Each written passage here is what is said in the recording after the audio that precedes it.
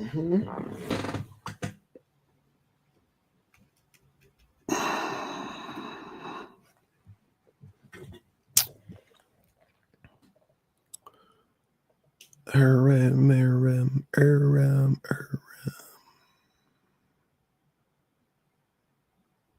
I want to do? Oh, there it goes.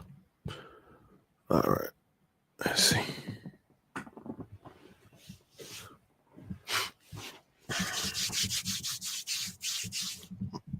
What's good, y'all? We doing a late. We getting jumping on a late night one. I couldn't go live yesterday, so I said fuck it. I did the little light live, but I didn't do my real live yesterday. So I was like, you know what? We gonna go live on Christmas. Ain't nobody doing that. I forgot how boring Christmas is when you grown at night. Let's get something going here. Get a little entertainment in our lives. Have some cool discussions. What's good, Lux? Merry Christmas, Merry Christmas, everybody. Merry Christmas. Merry Christmas. Yeah. I hope everybody's doing well. Hope everybody got what they wanted for Christmas. What y'all get for Christmas, man? What y'all give y'all babies? What was the gift that babies the most?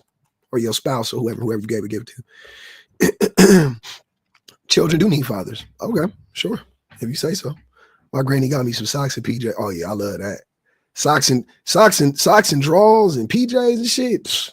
My brother-in-law got me some socks. I was like, good looking. Lazy boy recliner, that's lit. My gift to the world is myself. I love it. I love it. What's good?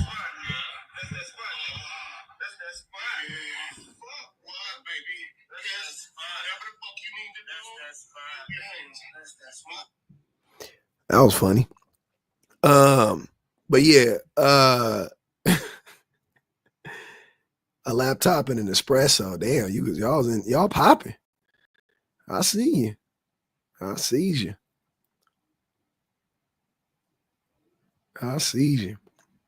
But yeah, man, it was a great Christmas. My wife got my baby a big ass teddy bear, and out of all the shit he got video games and remote control cars and clothes and all types of shit, chains, jewelry. The thing that made him cry was a big ass teddy bear. She got this nigga oversized teddy bear that's like his size. Like that was the thing that brought him to tears. So that was interesting. I love that. And my big baby, she got him a Moana toy, and all the stuff he got. He took the hook. It was a hook about this big, and he took the little hook from the toy, from the action figure, and he was running around with the hook all day. That was his favorite part of all the gifts. Hey man, people are people. People are people. When they little or big, they people. Appreciate the shares and the likes, man. Appreciate it for real, man. But yeah, so let's get into this, man. Children don't need their fathers. They do. I know that, Edwin. I say that all the time. But children don't need their fathers, though. And I say that unfortunately due to the conditions of due to the state of men, due to the state that most men are in. They don't need their father. They don't need the fathers that exist right now currently. Unfortunately, I would love to say the contrary, but yeah, it ain't. It's not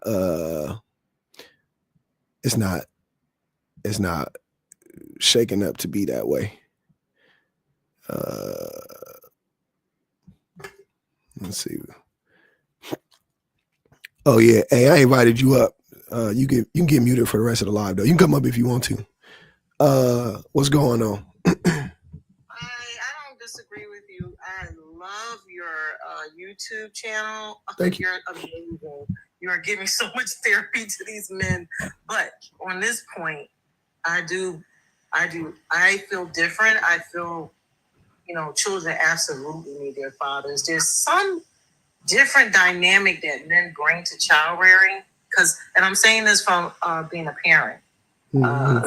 I watch the children that have their fathers around, and they're much more confident. Yeah. So in that aspect, I think they absolutely need their mothers from birth to like a certain age. And when they start entering that, when they start before adolescence, that's when the father is extremely important. Mods, anybody that I'm inviting up, like Fusion and all these other people that's saying stuff that's contrary, you can mute them for the live if they don't come up. You can just mute them for the live if you can. Yeah. Y'all can come up. All your videos, so I already know your background, how you explained, you were raised with your mom. You said you were raised in the projects. I heard your story as you explained it many different times and many different men.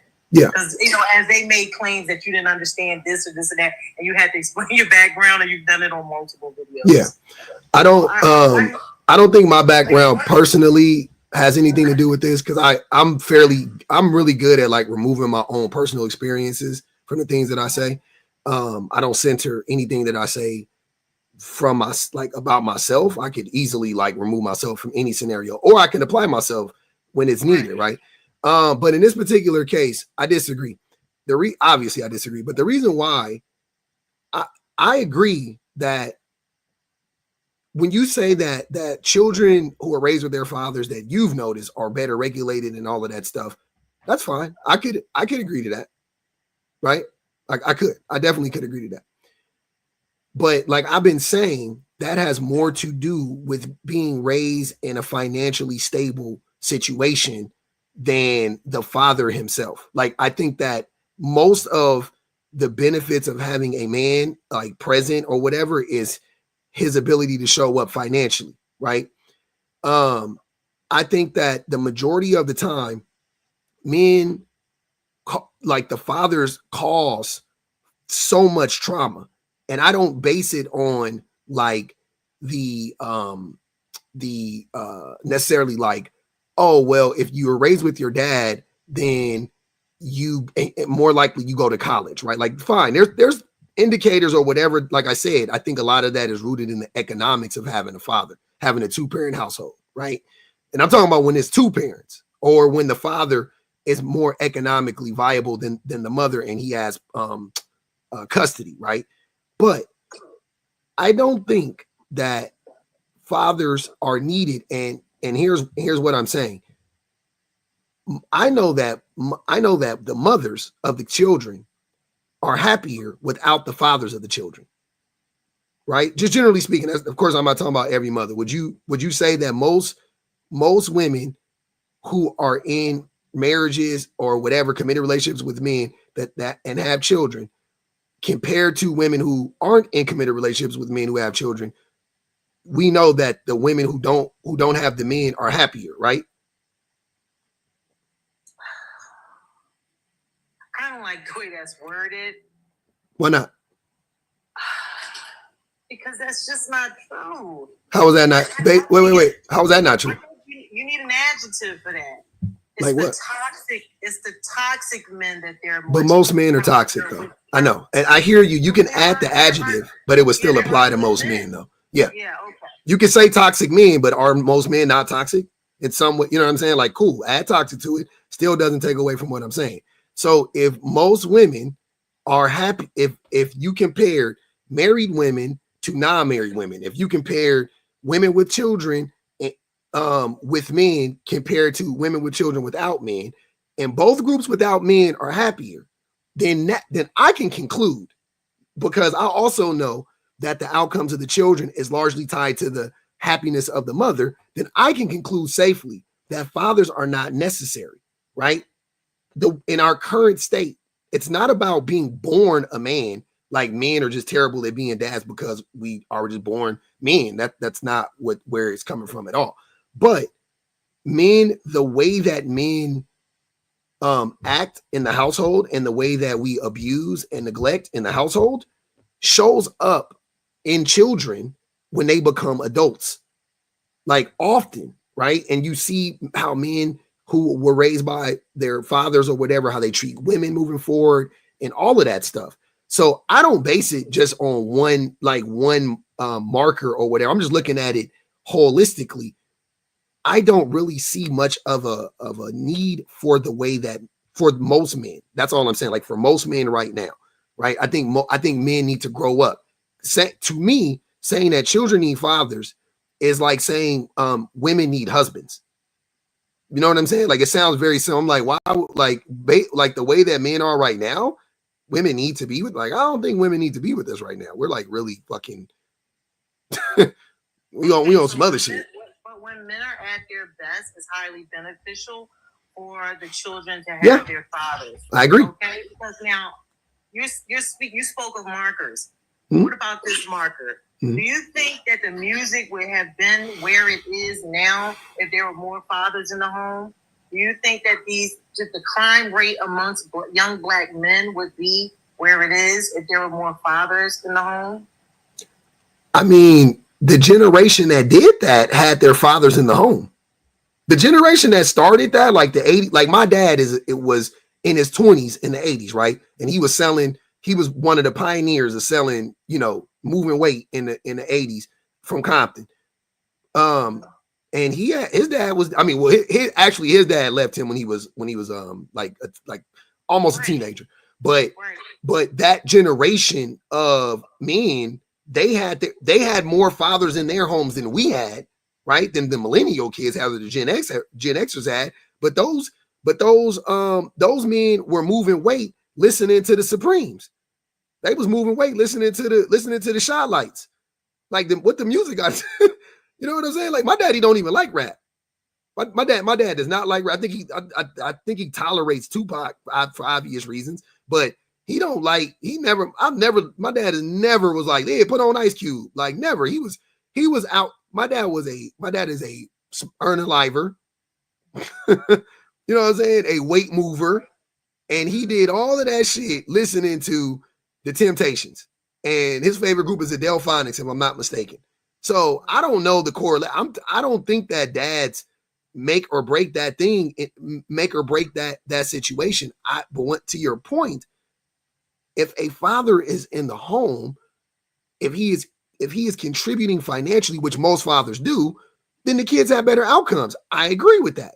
Like they have better outcomes, like in certain ways. Like they're more likely to go to school. They're more like, you know what I mean? Like so on and so forth. So which is important for community. It is. Our children are the next generation. So yeah, I'll land my plane. I just want to make I want to ask you one more question before I go. Yeah. Or drop, this concept of united we stand, divided we fall. Do you believe in that?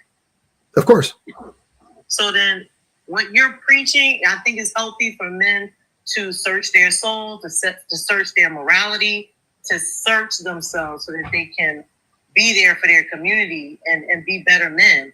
Mm-hmm. That's great, but I just want to make sure that, do you understand the importance of all you guys that have these podcasts to know that in the end we have to be unified?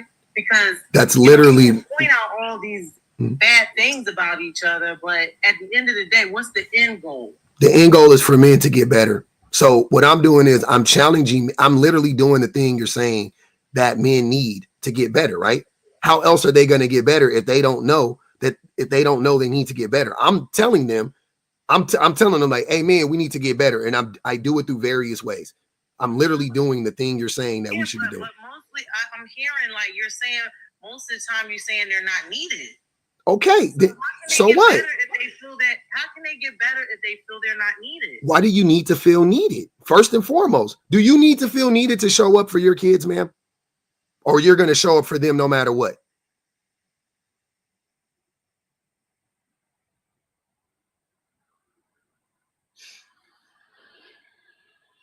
I think it's wrong to tell men they're not needed. Hold on. You can't do that. You have to answer my question. You don't have an answer for that? Or do you know what the answer is and you don't want to answer it? Do you need to feel needed for you to show up for your children? No. Okay, then why the hell does it matter if I tell men they're not needed? Why do we got to coddle men and tell men? Like, because if men hear that they don't, you're basically I'm hearing what you're saying is if if a man is telling other men they're not needed as a way to get men to understand that we have a lot of growing to do, right? If I'm saying that, then that's bad because they're going to go, well, if I'm not needed, then I shouldn't show up, which means what?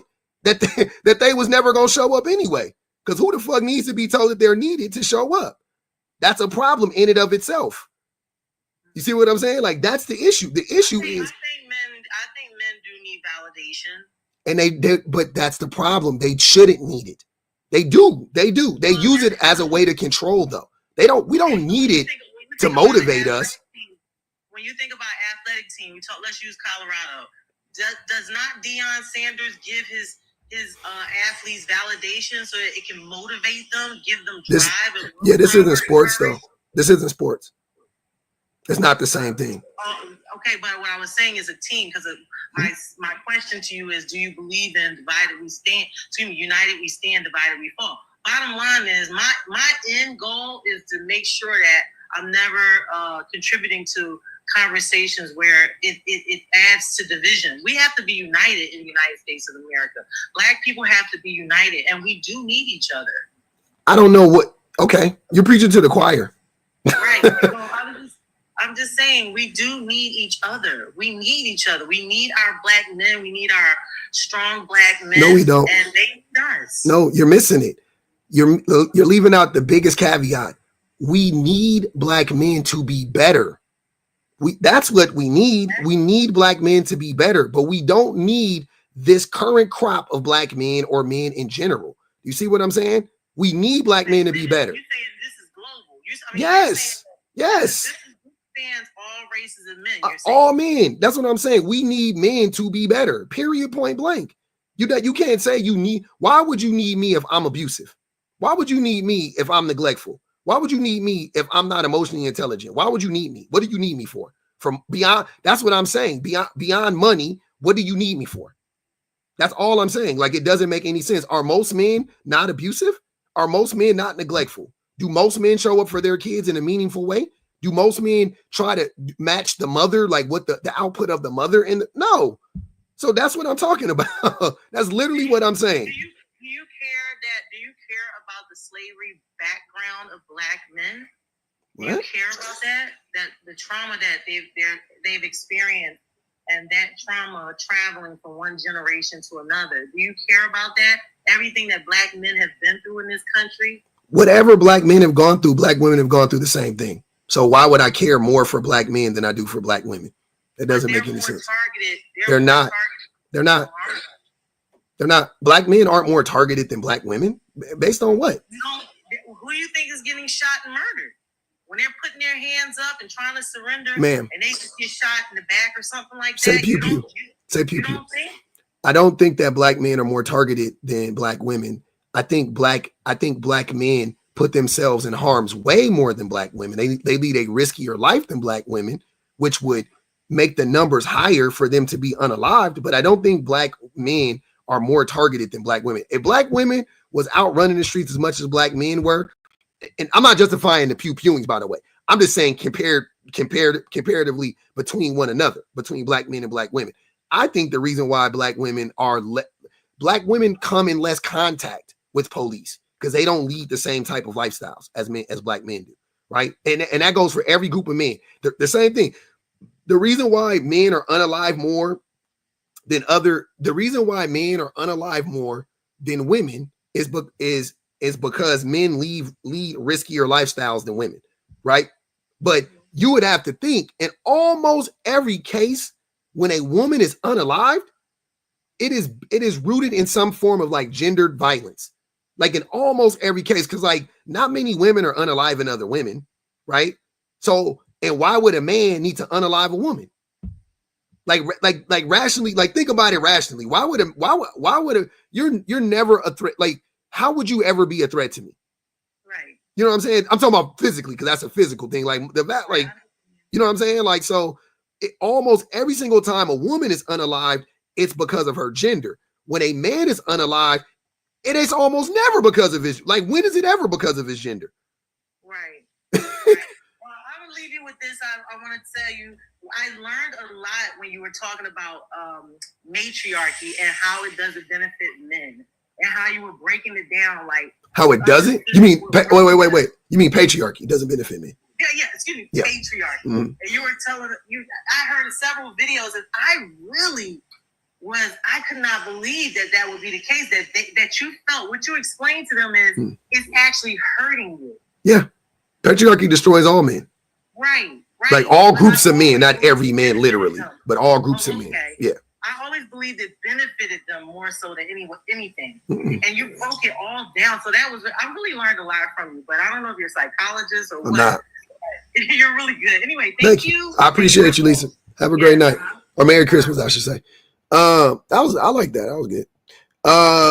Yeah, man. So we're back to it. Wait, let me see. TikTok hate. TikTok hating. Oh, I see. TikTok hating, huh? I might have to restart the live. It's looking like. I haven't yet, and it's sad because saying, I just want to say this too real quick. Women. I do not speak to these problems based on my own personal experience. I don't know how many times I got to tell people that. When I tell people, when I bring up my own personal experiences, what I'm doing is I'm either trying to include myself in the group to be like, look, I'm a part of it too. I've been through it too. I'm not above it. I'm not speaking from a place of ignorance. Like I don't understand what's going on. I'm telling you that these are the numbers. These are what the stats saying. This is what the studies are saying, whatever. And then I go and could be an example of that. I'll use my story personally. I don't need to tell somebody else's story. I'll tell my story, right? I'll tell everybody, hey, look, when I was growing up, my daddy wasn't there, yada, yada, yada, yada. This happened, that happened, this happened, that happened. You know what I'm saying? Like, and I'll break it down and I'll acknowledge that when I was growing up, I thought it was normal that nobody had their daddies in my neighborhood. I didn't think anything of it. There was no point in time when I was like, man, none of our dads are here, man. These dudes are deadbeats. Like I didn't even know what that was. I didn't even know what a deadbeat was growing up. Whole time my daddy a deadbeat. I didn't even know what a deadbeat was. My mama never called him a deadbeat. Nobody around us called their daddies. Like I didn't know what the fuck a deadbeat was. The women didn't use that language to describe their baby daddies or their ex-husbands or whatever. Never happened. My aunties never said it. My grandmama never said. I never heard it. I didn't know what it was until I was an adult. Right? So I'm not like a lot of this shit is shit that I had to go back and like retroactively re-experience to some extent and be like, oh, wow, that's what was going on. Damn, but during the time, I didn't even think about that shit. So trying to be like, oh, I know you feel like that because you didn't grow up, because you grew up without your father is hilarious to me. Because I did not feel like that. I did not feel like that. I had no resentment towards my dad for not being there for years.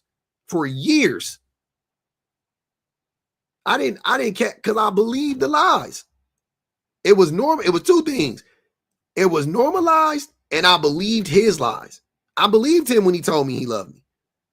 I believed him when he told me he just, oh man, I would love to be around. And you know what I'm saying? He just couldn't, whatever reason, he just couldn't be around. He just couldn't show up or whatever. I believed it. I ate that. I ate all that shit up, right?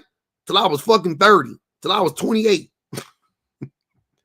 I had no fucking, I didn't know. It was a long time.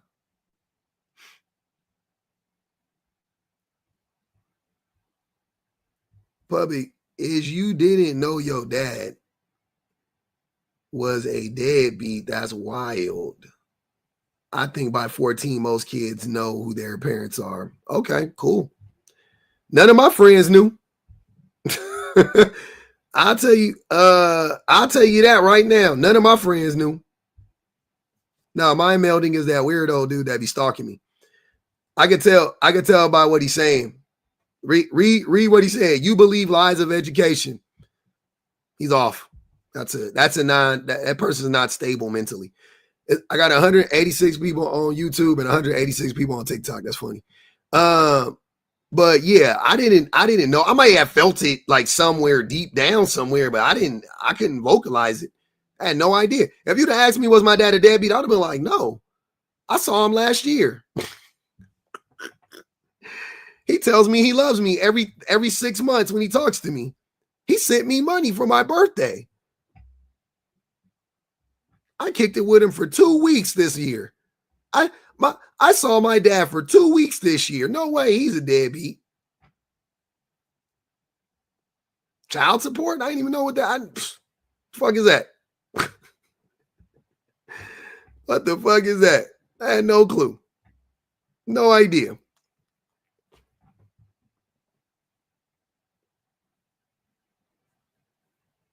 So talking to me like I'm talking from this like place of hurt or whatever y'all like to project onto me, because that's how y'all live y'all lives. Y'all can only see what's right in front of you. You can only speak to things from your perspective. You can never step outside of yourself. I don't have a problem doing that in these scenarios. I really don't. It's super easy for me to look at it from the other angle, right?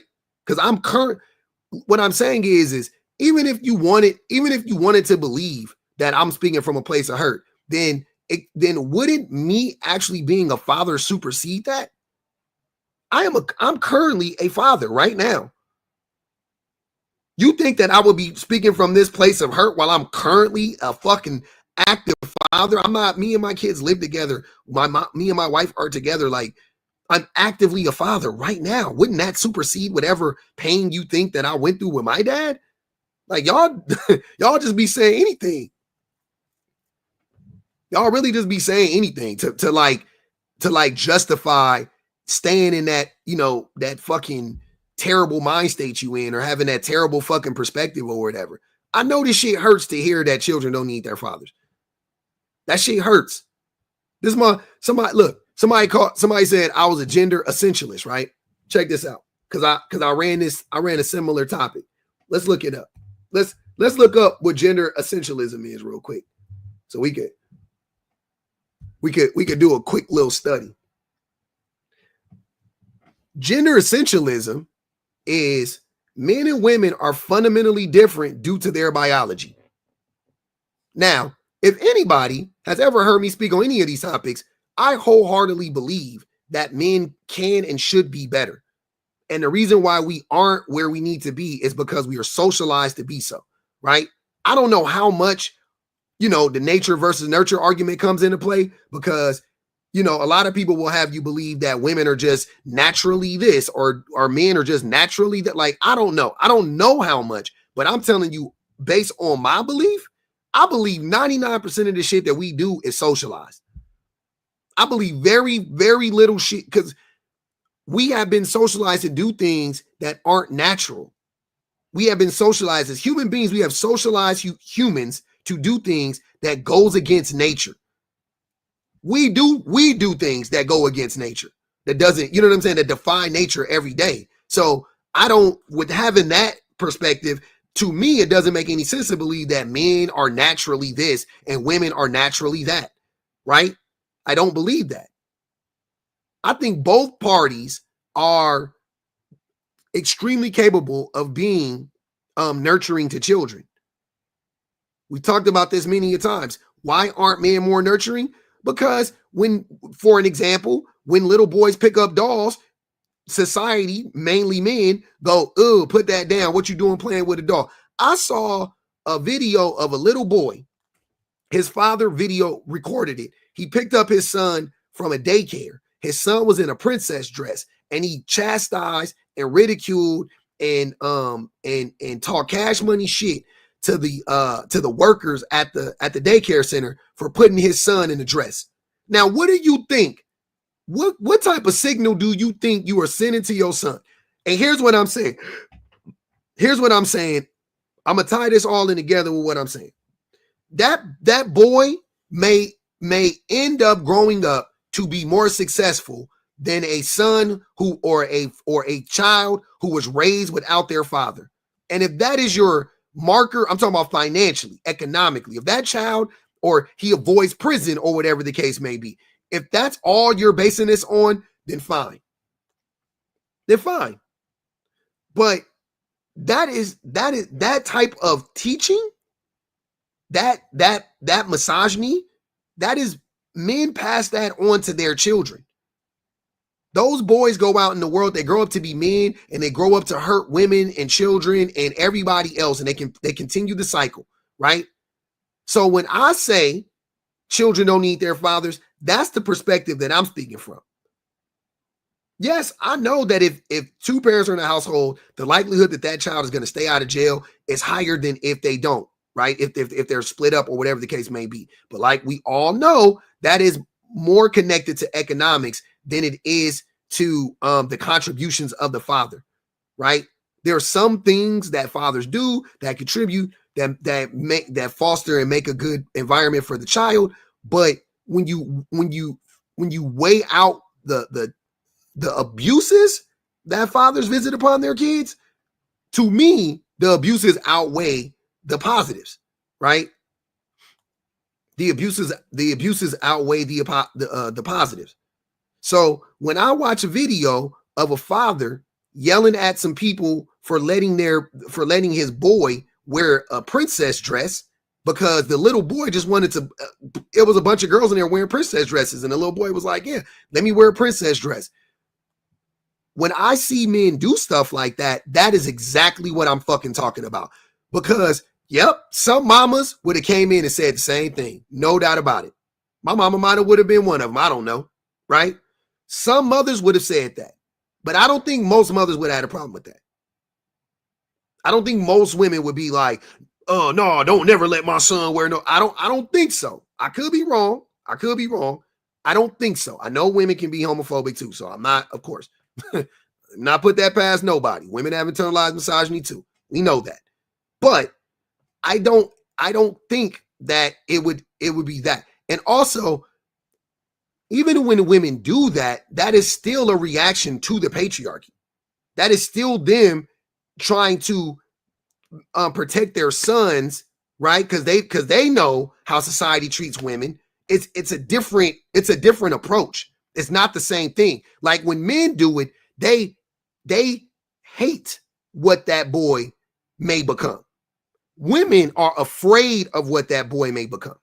Women are scared. Women are like, oh man, I don't want my boy to experience the same things that I have experienced as a woman or anywhere near it, right? For being feminine or feminine or whatever, feminine presenting or whatever the case may be, right? I think that's where women are coming from when they're like, hey, no, don't do that, son, or whatever. It's still them playing, they're like playing a role in the patriarchy. Men are coming from a straight place of hate and fear, like just straight hate. Like they just hate and they fear what they don't understand, but they end up hating it. Like it's a different places. Also, the man is more likely to abandon that child. The man is more likely to abandon that child. The man is more likely to unalive that child if that child grows up to be, you know what I'm saying? Whatever. Part of the LGBTQI community, identify as queer, whatever the case may be. The man is more likely to cause harm to that child. So the hate doesn't manifest itself the same. The mother not going to unalive her son for being gay, for being trans. Mamas don't do that. Mama's not doing that. Mama's not beating up their sons for being gay. That's not happening. Somebody said mothers hate too. Well, their hate shows up differently. It shows up completely different. It manifests itself completely different. When men hate, violence. When women hate, yeah, she may kick them out. Yep, I've seen that before. Absolutely. She may kick him out. Absolutely. You're right.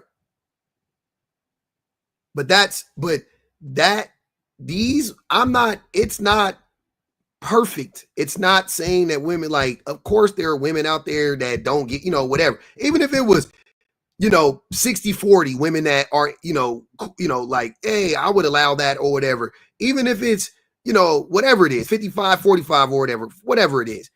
But with men, it's like 80-20. Like very few men are comfortable with their children, especially their sons, identifying as queer. Very few men don't try to live vicariously through their children.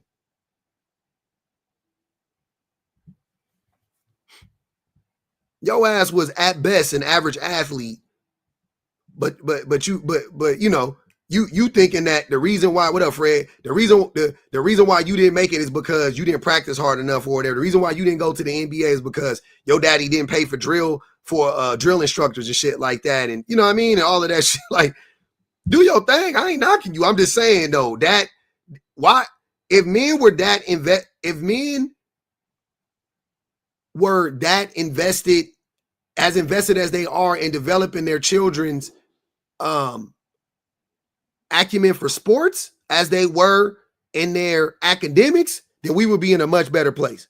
But unfortunately, far too many men are way more invested in like, oh, I'm going to make sure that my son plays on the football team.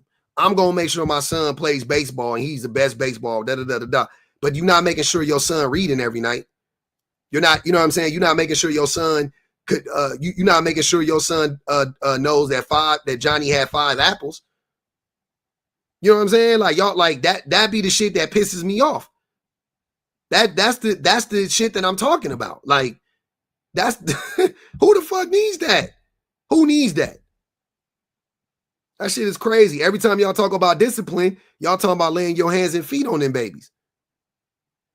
Every time men talk about discipline, what's your idea of discipline? Punching a hole in his chest, pinching her, pinching my baby when they like, for real? I only open hand swap my babies on the bottom. Like, shut the fuck.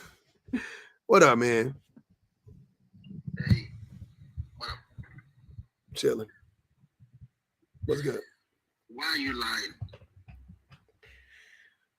Lying about what? What the fuck are you talking about? Get to the point. Do you have a son? 2 of them. Do you have children? 2 sons. So they don't need you, right? That's not what this is saying. They don't need you. So get the fuck off social media. Okay.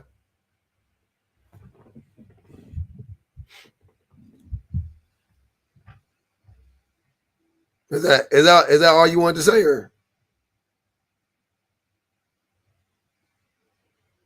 he might have got a phone call, or it might be God, I don't know, or Santa. It's Christmas. Santa might have did it. Your kids don't need you. It's okay. Mm-hmm. Right? Yep. So why are you lying to women? That still doesn't prove I'm lying, but okay.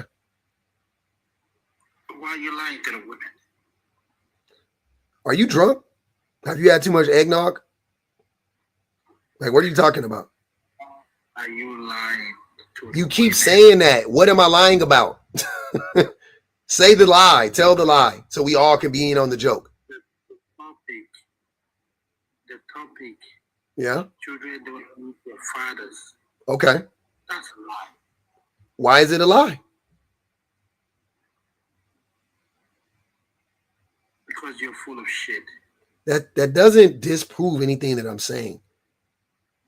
Do you have kids? So, Mr. Red Pill, do you have children? Yes, I do. Why would a child need a man that is illiterate, that can't articulate himself, to be in their life? What good are you to that child? An undereducated man. What good are you to your kid? Listen. But what do you bring? Hold on, wait. What do you bring to your child's life besides pain, grief?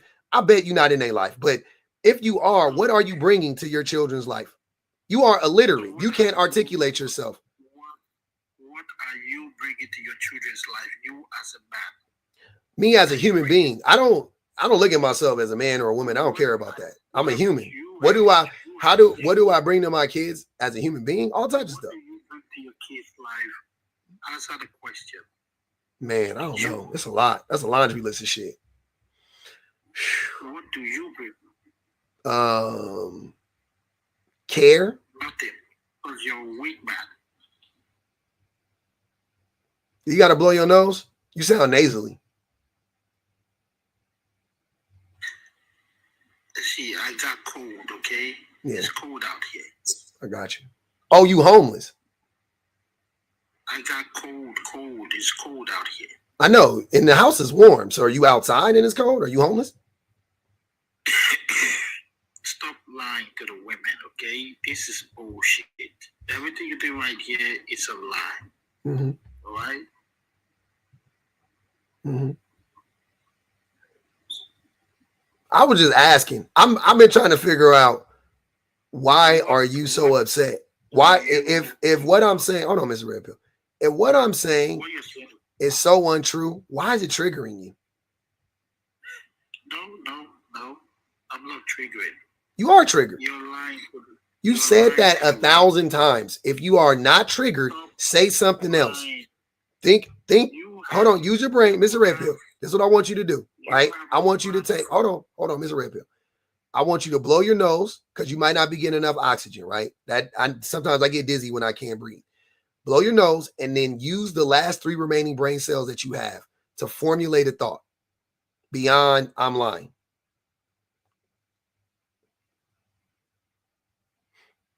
Of course, why wouldn't I add the man that name is Mr. Red Pill? That's exactly who I want to talk to. I am anti-Red Pill. She said, weather alert, Hurricane Dusty.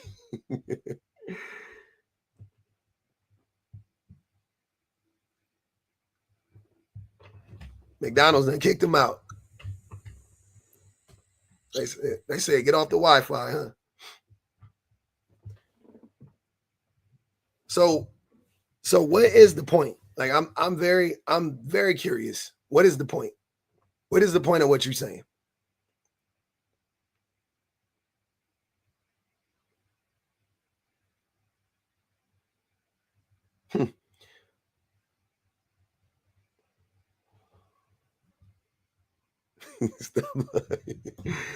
What we doing, Red Pill? You all right, man? Get you one of these, man. Get you one of these. See that? You go. Get you a handkerchief. There you go. There you go.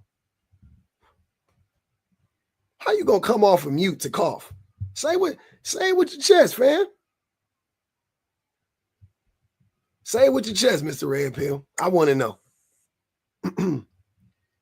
Go ahead, brother. Oh, man. What up, Jones? You already hurt bro's feelings, man. I guess so. The prompt hurt his feelings. He came up here mad. He was already yelling at me.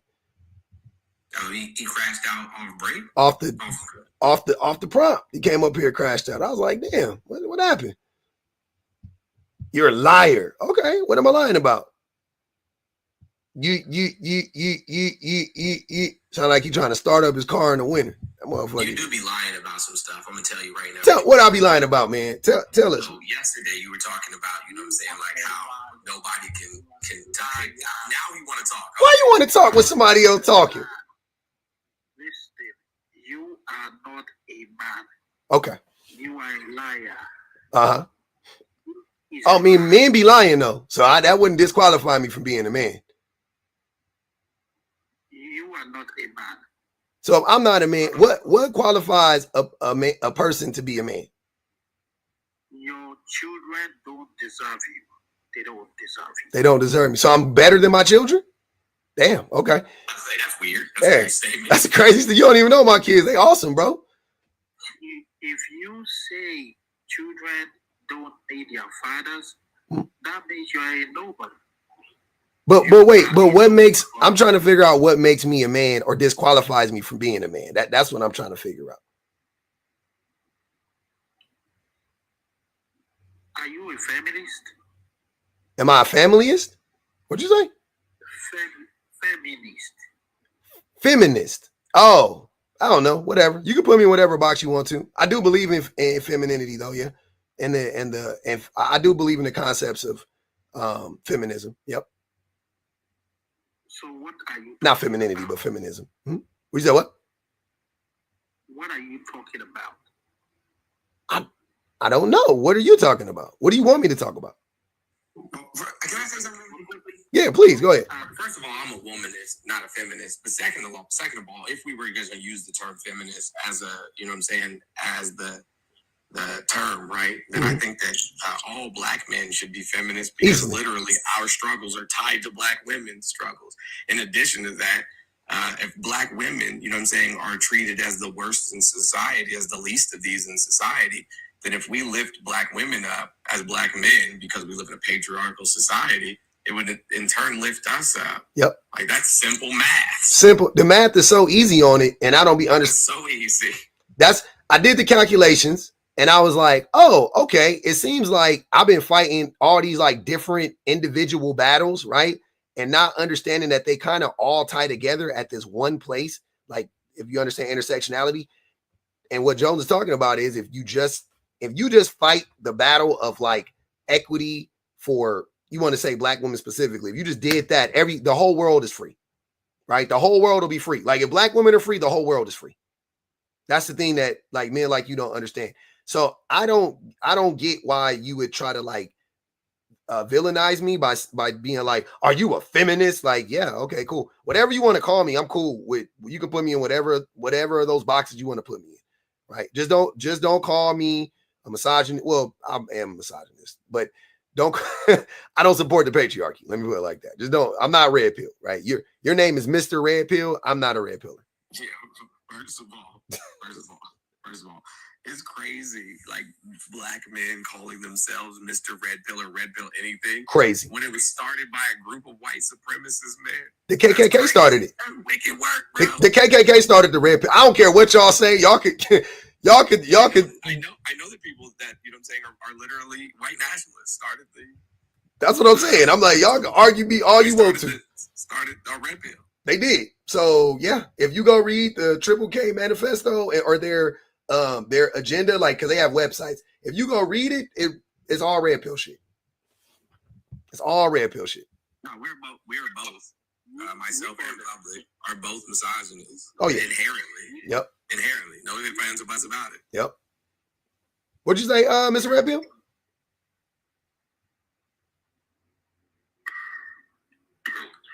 Anyway, it's crazy that you guys are acting this way. It sounds like you're doing like this now. Are you trying to degrade the men?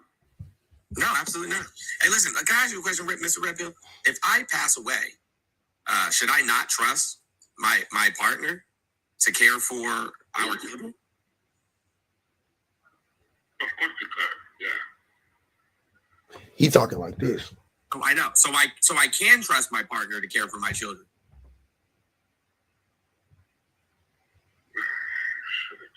Yes or no?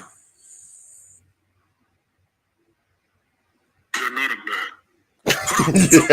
Hold on, Mr. Jones. Can I trust my partner? Hold on. Can I trust my partner to care for my kids? Can you just answer the question? He drunk, man. Just be careful. Just so you know, he a little faded. Oh, okay. Yeah. He ain't told us, but we can conclude safely. Guys, listen, guys. Okay, you guys are sick. Who? You guys are weak men. Hold on. Can you answer my question? You guys are weak. If I pass away, should I be able to trust my spouse to care for my children? Please pass away right now. I want you to pass away. You Passed away. Okay. Jesus Christ. Bro, you can barely, you know what I'm saying, grasp the English language, and you're sitting here telling me that I'm not okay. Okay. You did. I heard it. Can you answer my question? Can you answer my question? Would you trust your wife? Okay, that's wife. Take me out of the equation. Wife. That's fine. Wife? No. Your question is No wife. Yeah, sure. Would you trust your wife to take care of your kids if you die? You're the one that's going to die. Okay. No, this is absolutely absurd, bro. I'm going to ask you, since he can't engage, since he's not intelligent enough or educated enough to engage, let me engage with somebody who has intellectual honesty. God. Intellectual integrity. Go ahead. I'm listening. Hold on. Mr. Red Pill, hold on, brother. Hold on. You're a weak man. You're lying to women. But you said that several times, though. I just want to keep the conversation going. You want to stop it right there? Listen. Listen is crazy, bro. You pronounce that T is silent. But that's what I asked him before, Mr. Jones. I was like, why would their child need an illiterate father figure? Or like, I don't understand that. Oh, some real shit. I'm dead. I swear to God. I'm like sitting there like why would a child need an illiterate man raising them? Beyond, get him baby some money and move around. Like serious, like stay away from them. You can't read. That T is silent should go on a shirt, bro. That T silent as shit. He's saying it loud as fuck. That T is silent. It's not knife. That man said, "Listen, like Sonny Liston, or like what we talking about here?" That was crazy. Okay, I'm weak. I got you. Okay, I'm weak. I'm a simp. Are you married? I'm married. He's not. I'm talking to Mr. Redpill. Are you married? Absolutely not. 1804 Hustler, stop trying to talk to me from the comments, bro. Don't at me no more. If you want to talk to me, come in the box, bro. I told him to come up. Why would you say to them? Hold on. Why would you say to them don't need their fathers? I'm going to explain it to you right now. Are you married? Do you have children? Do you have with 5 kids? Great. Great. So if you die, you believe that your wife can take care of your children. Of course, she's a mother. She's supposed to take care of Good. children. Then you just proved my point. Thank you. Children don't need their father.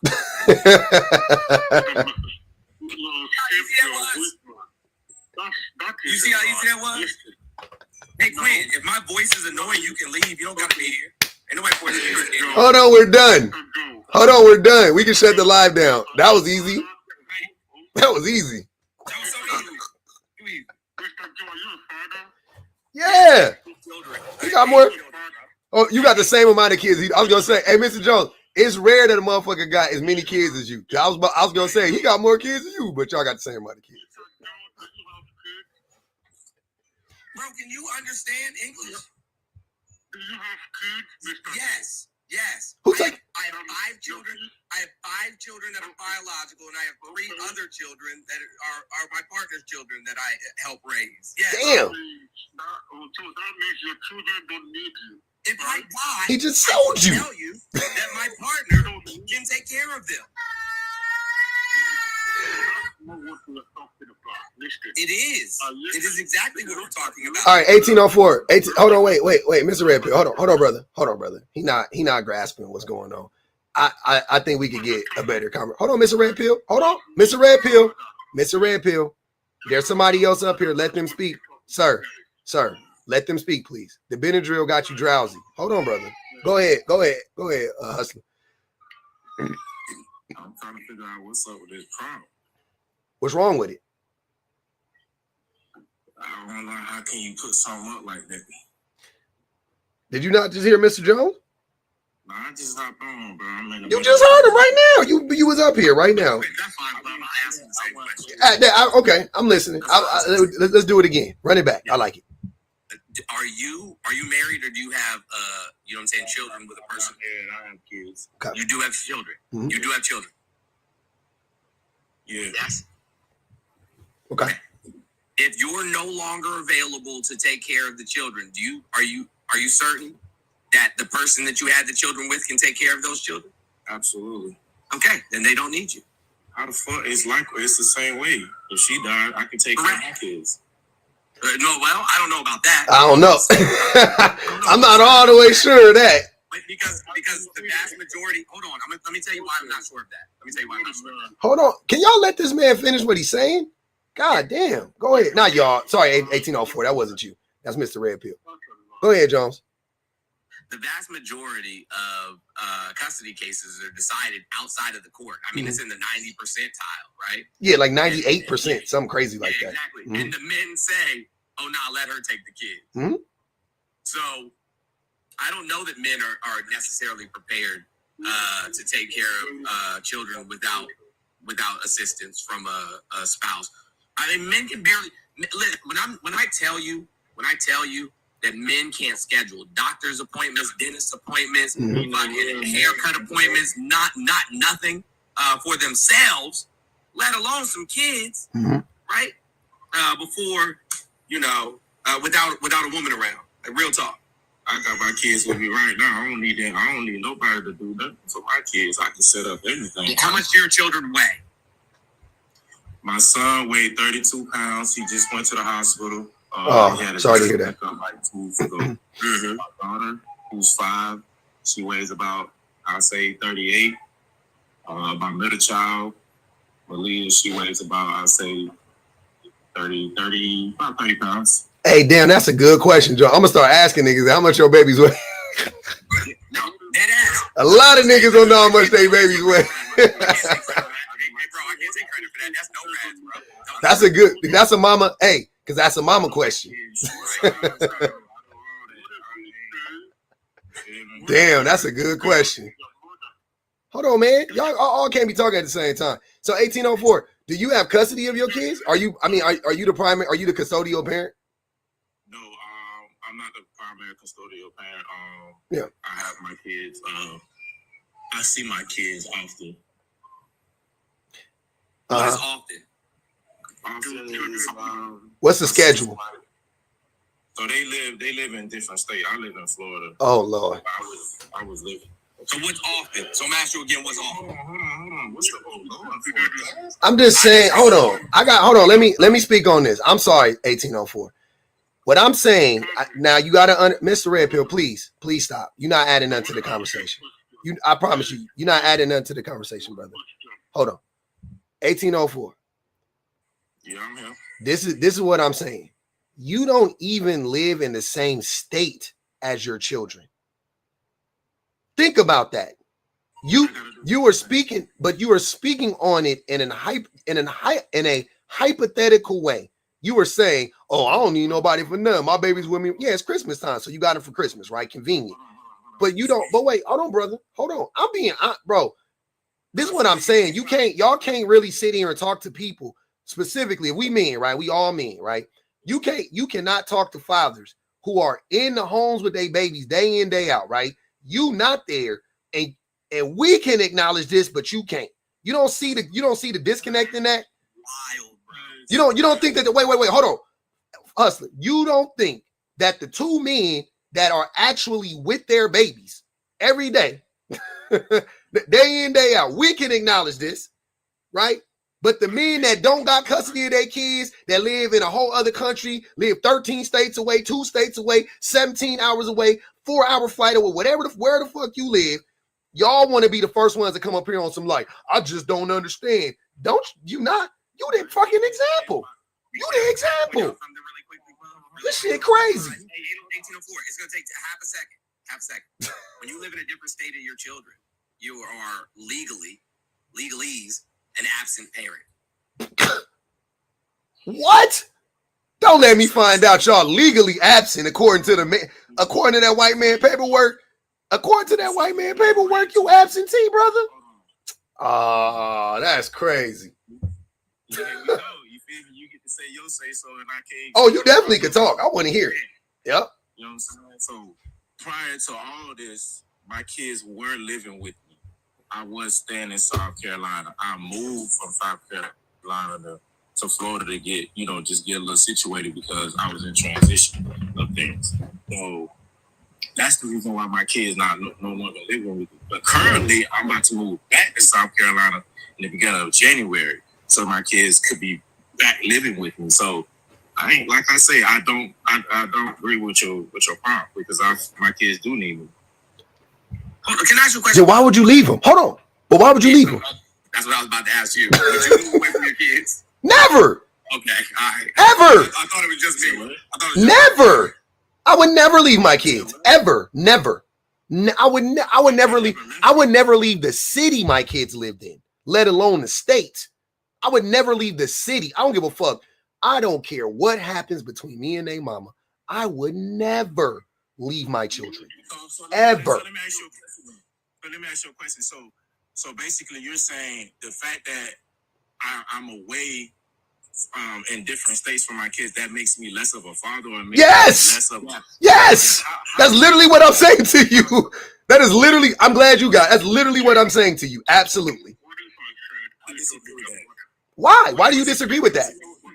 Because I'm gonna put it like this. Mr. Red Pill, please be quiet right now. I do more. I know niggas that live in a house with their kids and they don't do shit. They don't do nothing. Oh, so you making my wait? Some people that are worse than me, so that makes me good. That's number one. They're men worse than me. But secondly, so you making my point. Because you an absentee father and the niggas in the home is absentee fathers. So what the fuck? So what the fuck are we arguing about, sir? What are we arguing about? Seriously, where's the argument? This is not a. It would be more of an acceptance if it was a permanent thing. It's just a little temporary thing. Like I said, I just told you. Why would you ever leave your kids, sir? If your kids need you, listen to what I'm saying. 1804. Hold on.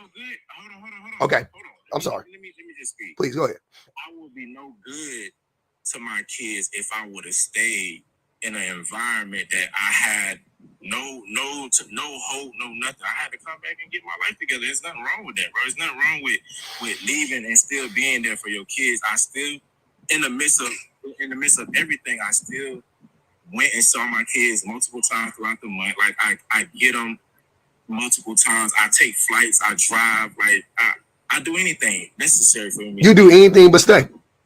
Right. I'm just saying, brother. I'm just.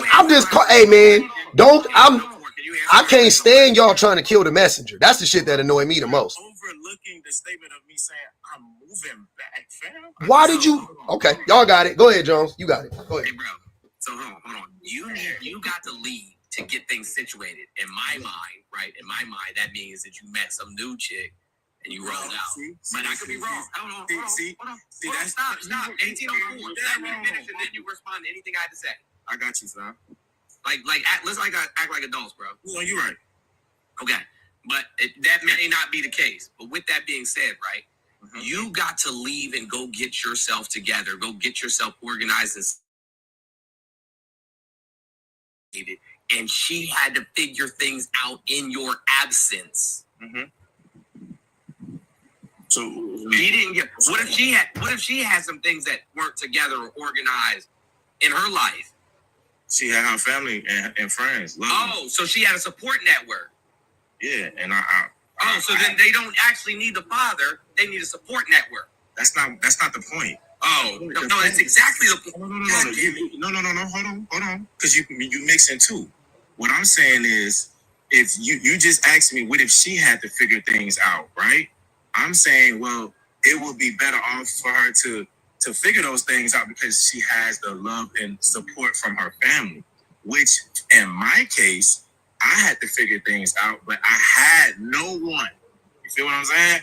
So I had to come back to family support to get my life together, rearrange some things, and then once I'm able to, I can prepare myself, go back to my kids. Yeah, women can do that with children in tow. Women can do that with children in tow. So all you've told me, fam, is that you aren't needed. Hey, listen, my kids go to daycare. I'm taking care of that. Awesome. That's your responsibility. Money. Thank you for doing. Hold on, Donnie. Hold on. I'm speaking, fam. All I'm saying is, I take care of all the financial responsibility. If there's anything that's being needed, I'm there. With just a quick phone call, I'm there. There's nothing. Me being away from my kids as far as different states is not stopping me from being a father. It's just like if a nigga in prison, there's some niggas that's in prison that's still being a father to their kids. Yes, the present, the actual physical presence is missing, but I'm still there. Phone calls every night. I'm reading books every day. Like, I'm still doing the things that I would be doing if I was there physically with my kids over the phone, over, you know what I'm saying? So it's wild how you don't understand how that's not the same thing. I feel like you're trying to gaslight 500 people in real time. I'm not saying that's not the same thing. What I'm trying to acknowledge is that I didn't move away and just completely, you know what? I'm not picking up the phone. I'm not sending no bread. I'm not making multiple visits to. Hey, yo, Paw Patrol and Dora the Explorer tell stories on the screen too, bro. Like, I don't understand what it is that you think you're saying. I don't know what it is you think. Hold on, bro. I let you talk. I stayed muted while you were talking. I stayed muted while you were talking. Can we have some emotional regulation? That was your last time. That was your first time. And then you said, bro, I just stayed muted while you were talking. Okay, I'm gonna go mute. I just don't understand. That's it. I just disagree with the prompt. As far as children don't need it. And I've proven you every example that you use. Bro, why won't you let me speak? Go ahead, bro. Literally every example that you have given thus far, I have proved why you were wrong. Like we've gone through several examples. You can't disagree unless you can disprove, sir. So let me ask you a question here. Right? So me and the mother are no longer together, right? So once I move back to South Carolina, right, and I'm not gonna have full custody or priority, main custody. So when my kids are not in the home with me, because what I'm hearing is you have to be in the home for the kids to need you. So if I'm not in the home, because that's what you just said, Pop. Don't shake your head. That ain't what I'm saying. That's not what anybody said. Not up here. Well, so what did you say? Because when I said, hey, I live in a different. Hold on, let me tell you what I'm saying. I'm gonna tell you what I'm saying. You are saying that your kids need you, while simultaneously not even living in the same fucking state as your kids, which to me says that you actually know that your kids don't need you. Because if the kids needed you, you would live in the same. You would live. Hold on, brother. I'm telling you what I was saying. I didn't say you have to be in the home to be needed or whatever the case may be. I'm saying, to me, you are proving my point. If you really knew in your mind, in your heart of hearts, you was like, man, my kids need me, you would do every fucking thing possible to remain in at least the same state as your children. At least the same state. But you didn't. So do you feel like you're 3 states away, my dude? That's crazy. Do you feel like your kids need you? Hold on, wait. Time out, y'all. Hold on. This is the thing that I hate. I hate when y'all act like I'm excluding myself or including myself. This is not, hold on, 1804. You are centering yourself. I'm not centering me. So it's not a gotcha. If I say, yeah, my kids need me, then that wouldn't prove anything. Because this doesn't mean no child doesn't need any father, because Jones's kids need him right now. I don't care they need him. They need him right now. I'm not saying that if he. How can you identify that? How can you identify? Because he got these fucking kids. Because they his kids. They in his house. He's the main caretaker of his children. So that's like custody of my children. He has his kids every day. They're his babies. I'm trying to get. I see you, Donnie. I'm just trying to identify the actual solution of kids needing their fathers. So is it only pertaining to you having sole custody of your kids, like full custody, or you are with the mother of the kids and y'all living together?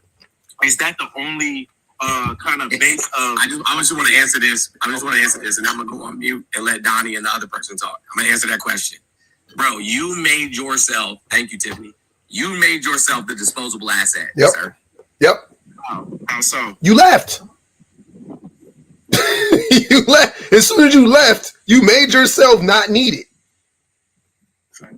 That's just the look, man. Hold on, brother. Hold on. Here's how I know. Hold on, y'all. Here's. Hold on, hustler. Hold on, brother. Here's how I know men don't be having them real conversations y'all act like y'all be having with y'all homies. Y'all don't got no niggas like us in your circle. Because these conversations, I'll be nigga. I'm gonna tell you right now. This shit I'm saying to you, I'll say the same shit the same shit. I'm not about to sit here. Y'all niggas don't be having no real conversations. Y'all be pussyfooting around. Ain't no nigga in your circle told you your kids don't fucking need you because you left. I can tell you ain't never had this conversation. You triggered by the prompt. No. Come on, brother. I'm not no. All right, bro.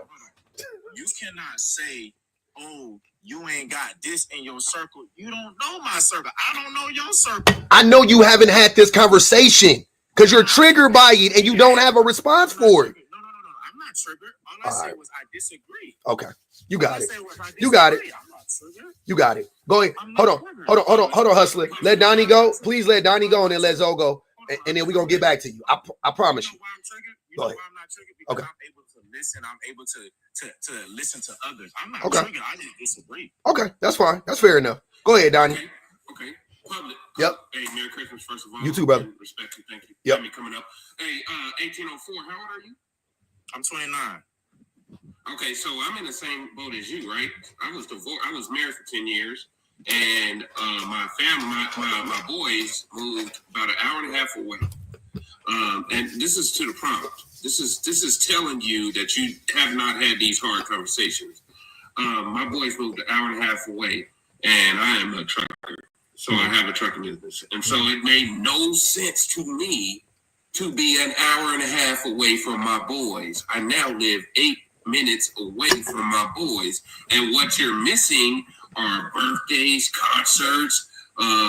Now you're missing. Nah, he missing the everyday shit, Donnie. He missing the little shit. Like the little shit. Reading to him at night, talking to him every day. Yeah. He missing all that shit. I get that because I decided to buy a house that was closer to my kids.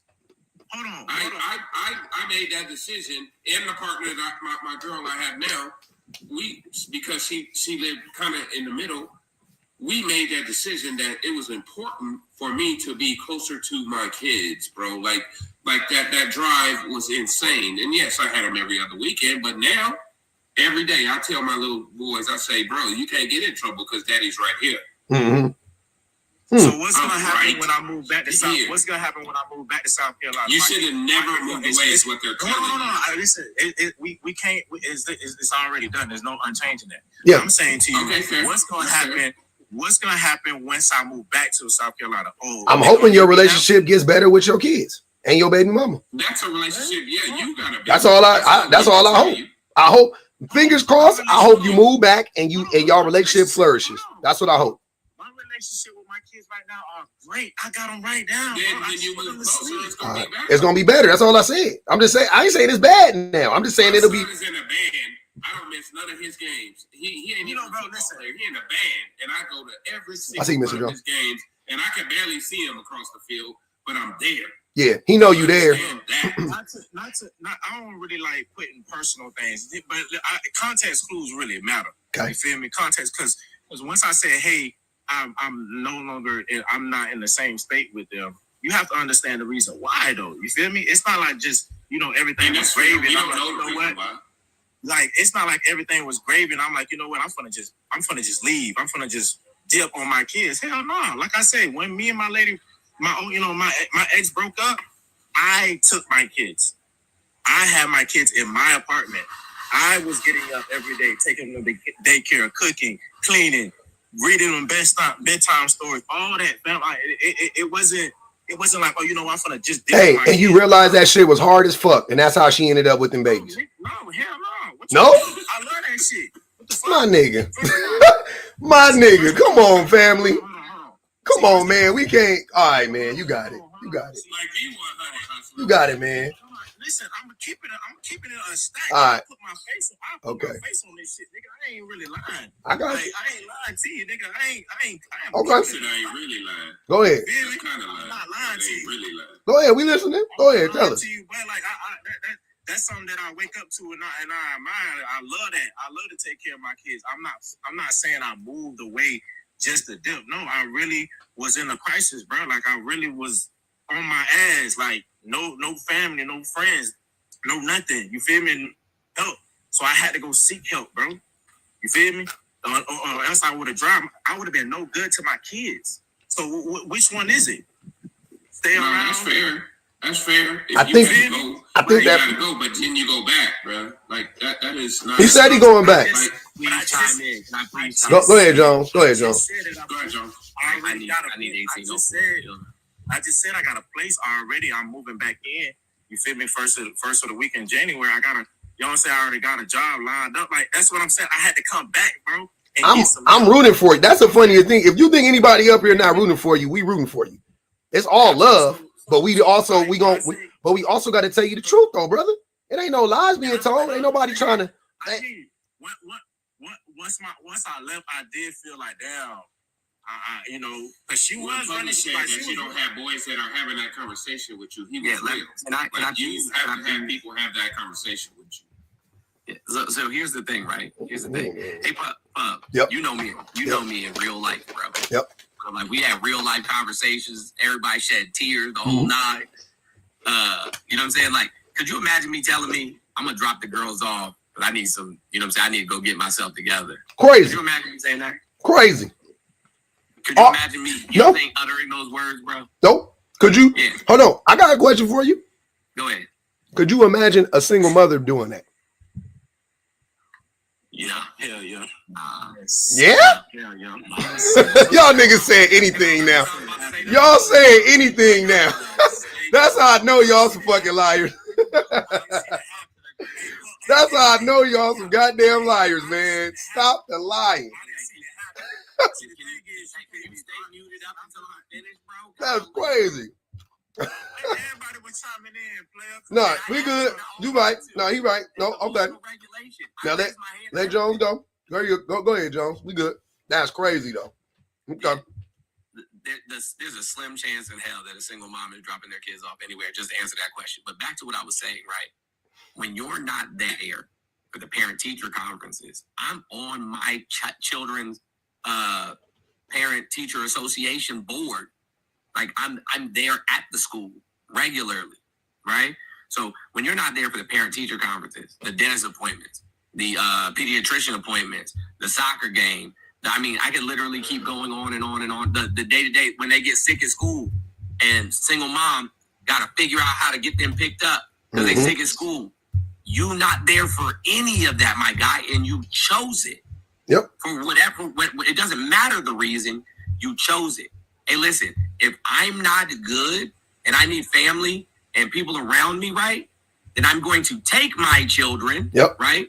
I'm going to take my children to where I do have community so that we are all good. And the reason why you were able to leave your kids, 1804, the reason why you were able to leave your kids was because the mother of your kids could handle it. That's why, because she could handle it, right? You couldn't. To my point, if you could handle it, then why didn't you keep them? That's what I'm saying. There's no, honestly, I don't even know how you refute that. You couldn't handle it. Go ahead. So I have a question. Mm-hmm. So what? Just based off what I said, it would have been better off if I said, you know what, I need to go get my life together, but let me have the kids and let me take the kids away from you where there's already a structure. No, bro, I didn't say that. I'm not saying you didn't do the right thing. Place for them to stay. I'm not saying you didn't do the right See what I'm saying? We're simply addressing the problem. Yeah. Sir. Like you making it like that's what I'm saying. You got to remove yourself from it because because you including yourself, so you making us talk about your situation. I'm telling you, based on your situation, you literally couldn't handle it. You're openly you're saying everything but that. You're like, yeah, I had to leave because if I couldn't have left and I couldn't leave, I couldn't take my kids. So you couldn't handle it. That's why you left. If you can handle it, wouldn't you have stayed? Or move 2 blocks away, bro. Like you couldn't, you literally couldn't handle it. So you had to leave. This shit is crazy to me. I lost my apartment, bro. I had to go, bro. I ain't had no place to Sir, stay. this is so crazy that, hold on. It's so wild to me that you think that what we're saying is, like Mr. Jones just said, you didn't make the right decision. That's not what we're saying. But the reason why you had to make that decision is because you couldn't handle it. That's all I'm saying. Where's the beef? Where's the disconnect? What's going on here? You can't just admit that to yourself? Okay, this is my only concern, bro. Right? Because I come on here and I listen to you speak and I listen to others speak, bro. Yep. You feel me? Like I said, I don't want to come at y'all like as if I'm, being argumentative, bro. Nah. I'm really, I fuck with you the long way, bro. You already know that. You know it ain't I ain't saying this shit for no hate or nothing. So this is what I'm saying. When it comes, like, for example, you a good example that I can use because you're married. You know what I'm saying? You got your kids with you. They living with you. You in their lives every day, 24/7. You're not missing a peep.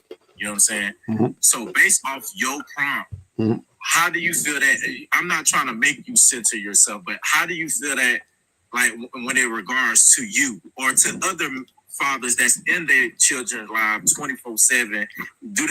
Are they supposed to feel like, man, you know what, my kids don't need me? I think I'm gonna give you two things. I think, I'm not 100% sure. I'll ask my wife, but I think that I am a net positive in my kids' life, first and foremost. Not perfect, but am I a net positive? I believe so. I work really hard to be a net positive.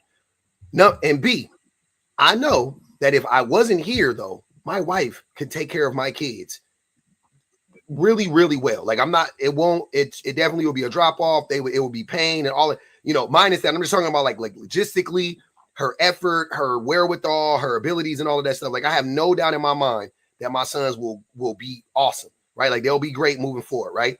No doubt about it. Yeah.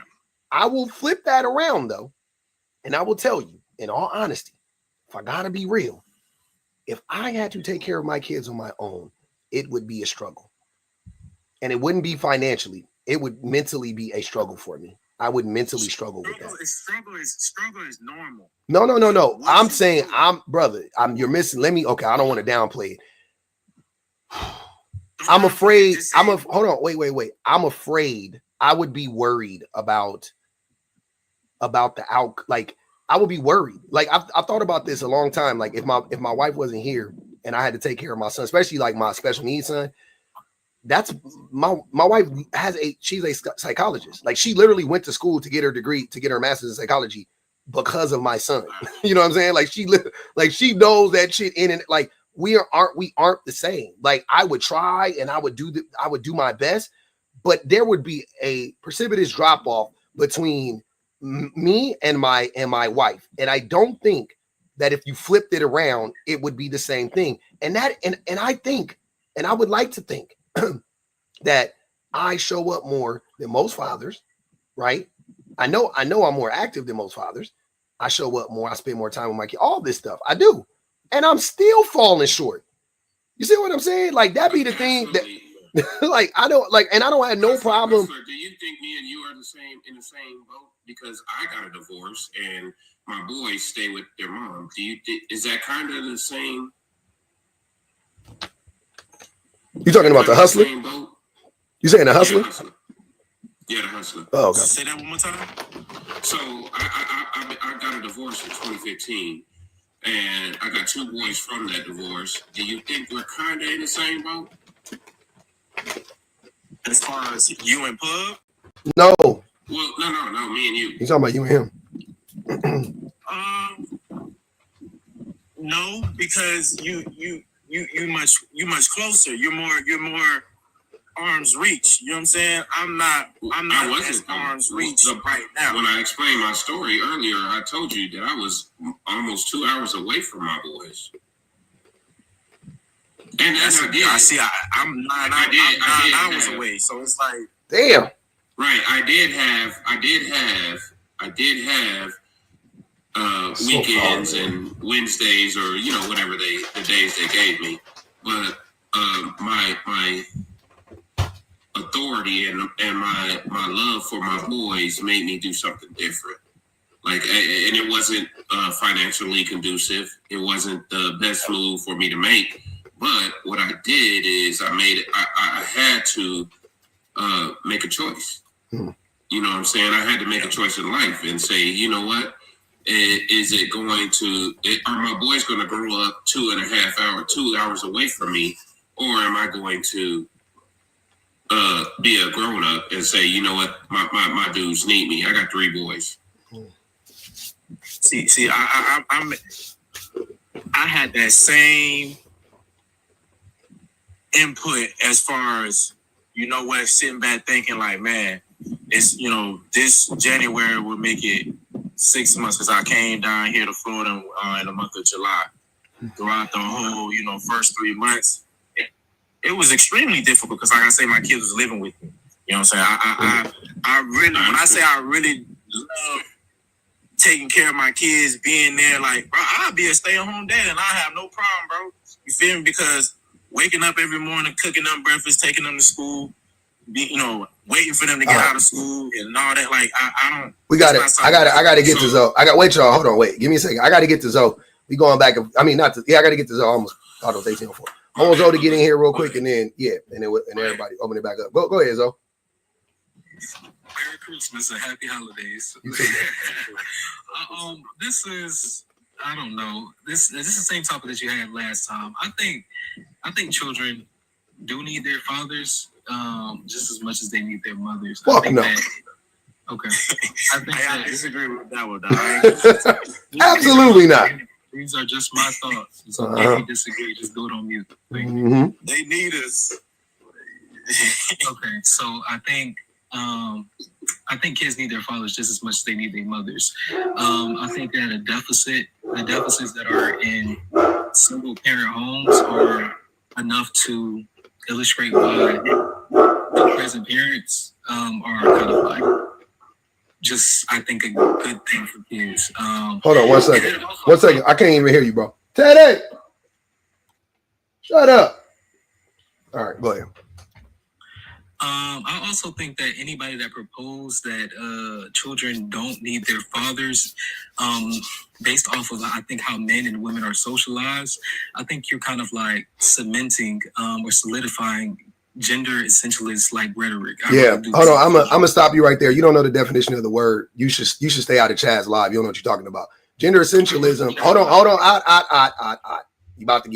Now. I'm so happy you said gender essentialism because we already addressed this. I'm gonna go back. This is how I know y'all don't be reading. Gender essentialism. Hold on. Wait. Hold on, brother. I don't care if you was done, brother. We gonna stop you right there. Gender essentialism is a belief that men and women are fundamentally different due to their biology. Have I ever said that men and women are different due to their biology? No, you haven't said okay, then I'm not on this right there. Gotta stop. It's not gender essentialism. I am speaking about how men are socialized and how it essentially leads us down this path where we are disconnected from humanity. And once you are disconnected from humanity, now you are no longer a net positive, aka not needed. Not gender essentialism. I told you, don't go to stupid people's lives, right? Who hate. And you go over there circle jerking, and that's how you get fucked up. Because you come back and you talk to a real nigga, and now here you go, looking stupid. So don't do that. I'm not speaking on gender essentialism. If I said men and women are innately different, and women are better at raising kids innately, then yes, you can say I'm a gender essentialist. If you want that rhetoric, if I say inherently, that's different. If I say innately, I'm not talking about that. But if you want gender essentialism, you can go talk to Dr. Umar, or you can go talk to a red pillar, any red pill. All of them are gender essentialists. You can go talk to what's her name, Princella. That's gender essentialism. I'm not like that. Could you repeat what I said when I first came up here concerning gender essentialism? Yes, you said. You heard what I said. You said that you said it's starting to get into the area of gender essentialism because you think that men and women are you brought up like the socialization of men and women, right? Okay, so I'll tell you what I think, but it's not based on socialization. That's what I'm saying. He was contradicting himself. That's why I stopped him and was like, you don't know. I said verbatim. They made you they made me drop you 1804. Go ahead. Sorry. So I said saying that children don't need their fathers reinforce gender essentialist ideas. I didn't say what you were saying. That's not what you said. Yes, it is. Okay. It is what I said. That is essentially what he's trying to say, but no, it does not. Okay. The reason why I believe that is because it assumes rigid traditional roles for mothers and fathers, and it implies that one parent's role is more vital. And it would have to be based on biology for it to be gender. It's not just based on biology. It is. It is. That's literally the definition of it. Gender is not about biology. We understand that gender is in the word. It would be meaning. Can you stop cutting me off? No. Is biological. Can you stop? It would mean that you think that gender is biological. Cutting me off so we can talk like adults. Can you stop cutting me off so we can talk? Sir, you've been rambling on about. I have not been rambling. I've been cut off 3 times by 3 different people. What the? It involves the. Send me an address. I'll send you. So again, gender is not just biological. It's not biological at all. Okay, exactly. Okay. So using the word gender obviously means that we're talking about socialization. It says gender essentialism. These are going to be social ideas surrounding gender that are influenced by biology. Absolutely. But I'm saying that you are reinforcing these ideas. I'm not saying that the ideas that you're using are gender essentially. I'm saying you're reinforcing these gender stereotypes. I'm saying you're reinforcing these gender norms. That's what I'm arguing. Yeah, I'm not. Like I said, I've said a million times, if I were reinforcing them, like we've been trying to tell you, if I were saying that men and women, like if I said, you can't hit the vape up there, brother, just so you know. Yeah, my bad, No, you good. I just wanted to tell you, 1804, you good. That's why they dropped you. Hold on, I gotta mute you up. So what I'm saying is, so for what you're saying to be true, I would have to be saying that men are like, if I say men are from Mars and women are from Venus, right? Essentially, that is that is like gender essentialism, right? If I'm saying that women are better nurturers naturally, or men are naturally violent or something like that, that now I'm talking about gender essentialism. If I say that based on the way that we are socialized, like I said many a times, which that's what I always talk about, the way that we are socialized, right? If I say that that is what is leading, that is those are the main contributors that are leading to these outcomes, I'm not talking about gender essentialism. I'm literally saying we can change it. Gender essentialism believes you can't change it.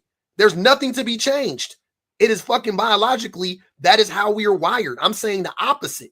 I think everything we do, for the most part, you know what I'm saying? Like 99% of shit we do is due to how we are socialized. That's what I believe. I'm the opposite of a gender essentialist. Gender essentialists will tell you women are like this and men are like that because they are born with a vagina and you're born with a penis and there are roles for men and there are roles. I don't believe in none of that stupid ass shit. I don't even fucking believe in gender. So how the fuck you gonna call me a gender essentialist when I don't even believe in gender? Like, what are you? A little bit. That shit is crazy. Y'all, like I said, y'all need to stop having these dumb conversations. This is what happens when you go to an echo chamber to hate on a person. You then adopt stupid ideas and it sounds good in the echo chamber, right? Then you come to educated spaces and now you look stupid. That's what I'm trying to tell you. I already know what happened, bro. You think I know, my nigga, I'm not dumb. And now you about to try to die with the line, be like, look, what I'm saying, you're going to circle back and try to just regurgitate the same talking point. It's already been cooked. So brother, this is what's interesting me. You're not interested in any concept of socialization within gender essentialism. We already talked about gender in itself not being a quote unquote biological phenomenon. That statement didn't make sense. Running back the same exact argument. Did you please be quiet, Mr. Jones? No. Running back the same argument. You about to just restart the same argument. Do you have another point to make? You never contended with the point. I did. Here, I'll do it again. Go ahead. Jones, I'm not. Right now. Are you gonna hold on? Wait, Jones and Zoe. Hold on, Jones and Zoe. Let me ask you a question, Zoe. Are you about to ask? Are you about to say something completely different than what you said before? No, I'm going to reiterate my Okay, then I don't want to hear it. Go ahead, Mr. Jones. Go ahead, Mr. Jones. Go ahead. I just don't want to hear the same thing. We already heard it. You're not about to. You think saying it again is gonna work? It ain't gonna work. You did get to finish. Go ahead. Hold on. Let him go. Go ahead. Let him go. Let him finish. Let him get it all out. Go ahead, brother. So when you're talking about gender essentialism, there absolutely is a component of socialization that is in there that it informs and that it influences. If you are not going to acknowledge that, you don't have an understanding of what gender essentialism actually is. You just have a part understanding of it, which was the definition that you read. You don't understand how gender essentialism translates into sociology or how people are socialized around gender essentialism that makes gendered norms, that makes gender stereotypes. These gendered norms and stereotypes are social phenomena based off of gender essentialism, but they take shape and form of people saying, well, women are more nurturing. This is absolutely what happens. This is how they transform. It takes forms of saying, well, men are, because they're stronger, they're the providers. Yeah. This is absolutely I got you.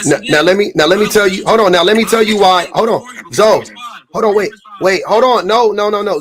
Zoe, I agree with you. Zoe, hold on, brother. Hold on, brother. I agree with you, Zoe. Hold on, brother. I agree with you. That's what I want to let you know right now. Everything you said, I agree with. Right? Everything you said, I agree with. The problem, the inherent flaw, though, in your logic is this. What you are saying is exactly why I'm against gender essentialism. I know why men do the things that they do. What I'm saying is women are more nurturing than men, but it's not due to our gender. It is not due to our nature. I'm saying that because of these rigid ideas that we have, exactly what you said, these rigid ideas that we have, right, of gender and sex, these rigid ideas that we have where we say women take care of children, men, you work and you go out, exactly what you said, that is actually leading to the outcomes that we have today, where women are indeed more nurturing than men. Women are indeed better. They take better care of children than men do. And I'm telling you that I don't think that has anything to do with our nature. I think that it has everything to do with how we are socialized by people who believe in gender essentialism. So again, I am against gender essentialism. You are making my case for me. Brother, Thank you. brother, you believe. Please speak now. He had. Go ahead. Yes, please. Go ahead, Zoe. Go ahead, Mr. Jones. Go ahead, Mr. Jones. Please. Like, gender essentialism requires that gender is biological. That's the point that you're missing. Gender essentialism requires that gender is a biological thing. That whatever your genitalia are aligns with what your gender is supposed to be. It requires that. That's why gender essentialism is not a thing. It requires that you are innately and genetically predisposed to a character trait. Mm-hmm. Like people, the unlearned, you know what I'm saying, especially when it's black men who, pose as, faux intellectuals, pseudo intellectuals, and try to, assert themselves as knowing more about a subject that they've never actually studied. Can't have it. That's butter in it. And your people on here going crazy, bro. Hold on. Go ahead, Zoe. Hold on, I don't care about the comments, Hustler. You already know it. So You're not reading the comments. This idea that I'm a pseudo-intellectual and using it to affirm your intellect, it doesn't do anything. You haven't contended with the point. This is what y'all do, right? Y'all cut people off.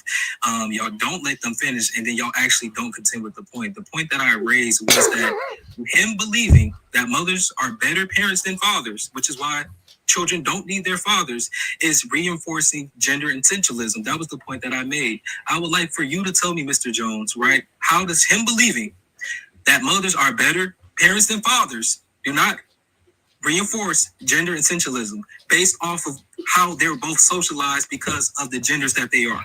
Because gender essentialism requires that you believe that gender is there's a biological factor, and that you have traits that are also genetic, biological, innate, right? That would cause you to do a thing. We understand that socialization is the reason that causes the thing, and not because of their gender and or sex. So if they're socialized that way based off of the sex, and he believes it based off of the socialization, which is based off of the sex. He doesn't believe that it's based off the sex. So listen, we get the social manifestation based off of the sex of the people. He doesn't believe it's based off of the sex. I'm not saying that. You're not following the conversation.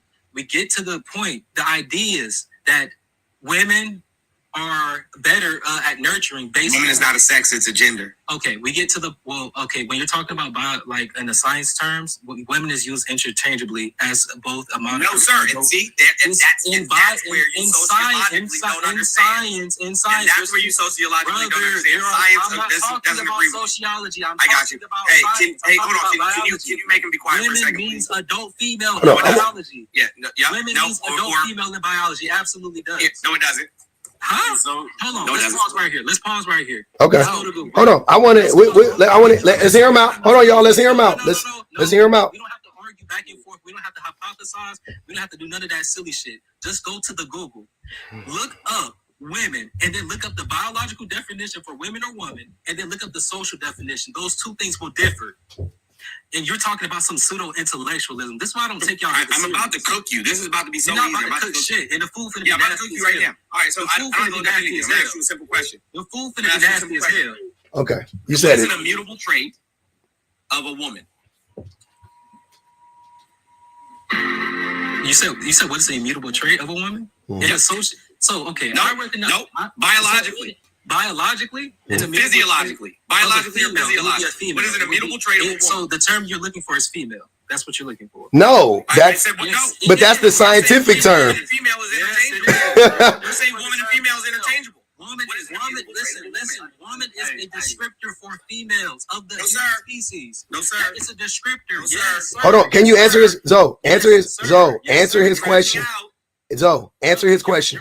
Your question doesn't make sense. Your question doesn't make sense. It makes perfect sense. Your question that doesn't make Hold on. sense. Oh, ask him the natural. Okay, so what is an immutable characteristic of a female? The female reproductive system. Exactly. Now do the same thing for women. Now do the same thing for women. How was that wrong? No, that's right. No. It's not right. Wait, It's not right. if you don't have, if you have, hold on, wait, what's a female then? No. How was that wrong? How was You can be born without one. system not even And be a female still? characteristic of females? Hold on. Oh, I don't know. Educate me. You can be I didn't know that. born without a female reproductive system. You can be born Okay, without one. now what is that called? What is the condition where you're born without an entire female reproductive system? You just making shit up as you No, go. no. This is what I'm saying. No, Mr. Jones. I'm saying, hold on, wait, stop, Zoe. I'm wait. I want to talk to Mr. Jones because he's actually saying something. I'm learning. So, are you saying you can be considered a female and not have the reproductive organs of a female? Correct. Yes. Absolutely. Okay, got you. And what? But I'm Zoe, be quiet. Goddamn, I'm listening to this Can you motherfucker. be quiet for a second? He actually saying something right now. You're not like let the man make a point. Jesus It's Christ. called vaginal agenesis. That's just the vagina. That's not the Oh reproductive my system. God, that is an. Born without a female reproductive That's system. not the vagina. Is not the entire. Oh my God! Can I please finish? Can I please finish? without this? This is crazy, bro. You gotta let this man talk. So seriously, please go ahead. In addition to that, right, you can be born. The only way that we determine how what somebody's sex is at birth. 1804. What's going on? You all right, brother? No, I'm good, man. Hey, my bad about the vape, man. You good, bro? We are in the middle of a conversation. We are so far beyond that vape shit. Nobody cares. I love you, bro. Merry Christmas. Listen, I swear to you, I wasn't trying to do You good? You good? Hey, listen. Hold on, bro. Let Jones go. This is crazy. You can be assigned female at birth because you're assigned sex. Yeah, correct. Vagina, but you don't have uterus or ovaries. Correct. Okay. Yes. I heard. Yeah. Okay. Yeah, I got it now. MRKH. Got you. Or vaginal agenesis, right? Either of those things. But you can be assigned female at birth based on your genitalia alone. Got it. Because we don't karyotype people at birth. So we don't know what their actual chromosomal makeup is. We don't know what their reproductive system is internally. We don't know any of those things. We're only going based on their genitalia. Got it. There's a whole group of people called the Guavadoce people that are born with vaginas and they develop, a penis later in life after, they go through puberty. So, so we can't determine gender based on sex. And that's why I said, what is an immutable trait of a woman and or female? You tell me. Well, not and or female, we use female. An immutable trait is the female reproductive system. You talked about. Well, obviously, that's not an immutable trait. No, one second. You talked about certain. No, sir. Hey, bro, you got to mute up. You got to mute up. Certain conditions, which is also. But this is what I'm saying. This is not a fair place for a conversation at all. Bro, you think? Hold on, Zoe. Hold on. I need for you to understand something. Do you think that we owe it to you to allow you to rant? Hold on, brother. I'm just asking you a question. You can answer the question. You can unmute and answer. Do you understand? I don't think you understand this because you're not self-aware. You be yapping. We want to move to the next point, but you keep wanting to circle back because your fucking little feelings be hurt. Do you think we owe that to you? Can I answer this question? Yes, answer that question. Do you think that makes the conversation more fair, like to let you just fucking crash out? No, my feelings are not hurt. That's the first thing. Y'all are on the walkie-talkie app. The idea that this person just talked about pseudo-intellectualism. See? See? A pseudo-intellect. But you see what I'm saying? You're triggered by that statement, and you won't let it go. Nobody fucking cares about that but you. Sir, nobody cares about that. I know. Okay, so to the point, right, in the conversation. Even the conditions that he talked about are literally conditions that impact the female reproductive system, which again illustrates the rule. You are talking about people that are exception to the rule, that prove the fucking rule. You cannot have that condition if you don't have a vagina. You cannot have many of the conditions you about. You cannot have many of the conditions that you talk about if you do not have a female reproductive system. They are only present. It can't exist without the female reproductive system. So again, right? The exceptions. I see you, Donnie. I love you. Appreciate you, brother. Jones, I'll highlight you in the morning. All right, fam. Jones. I gotta go too, man. All right, man. All right, some Jones. people be like this committed to wrong just because they like the person is actually. Can you tell me what immutable means, please? Immutable means unchanging over time or unable to be changed.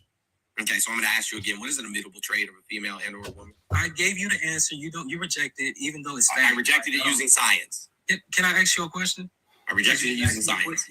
So are those disorders that you talked about earlier, right? Are they not something that is specific to the female reproductive system?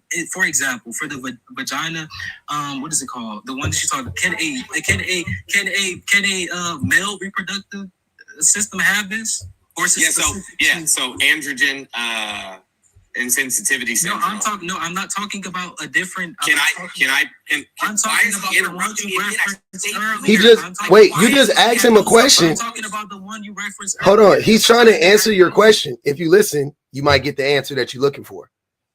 Go ahead. Androgen insensitivity syndrome will allow you to be assigned female at birth and have a male reproductive organs inside. Oh, brother. Okay, you're not going to internal testes, the whole nine. Correct. Now you're getting information from somebody in the back. No, she's just having a conversation where there's people listening, bro.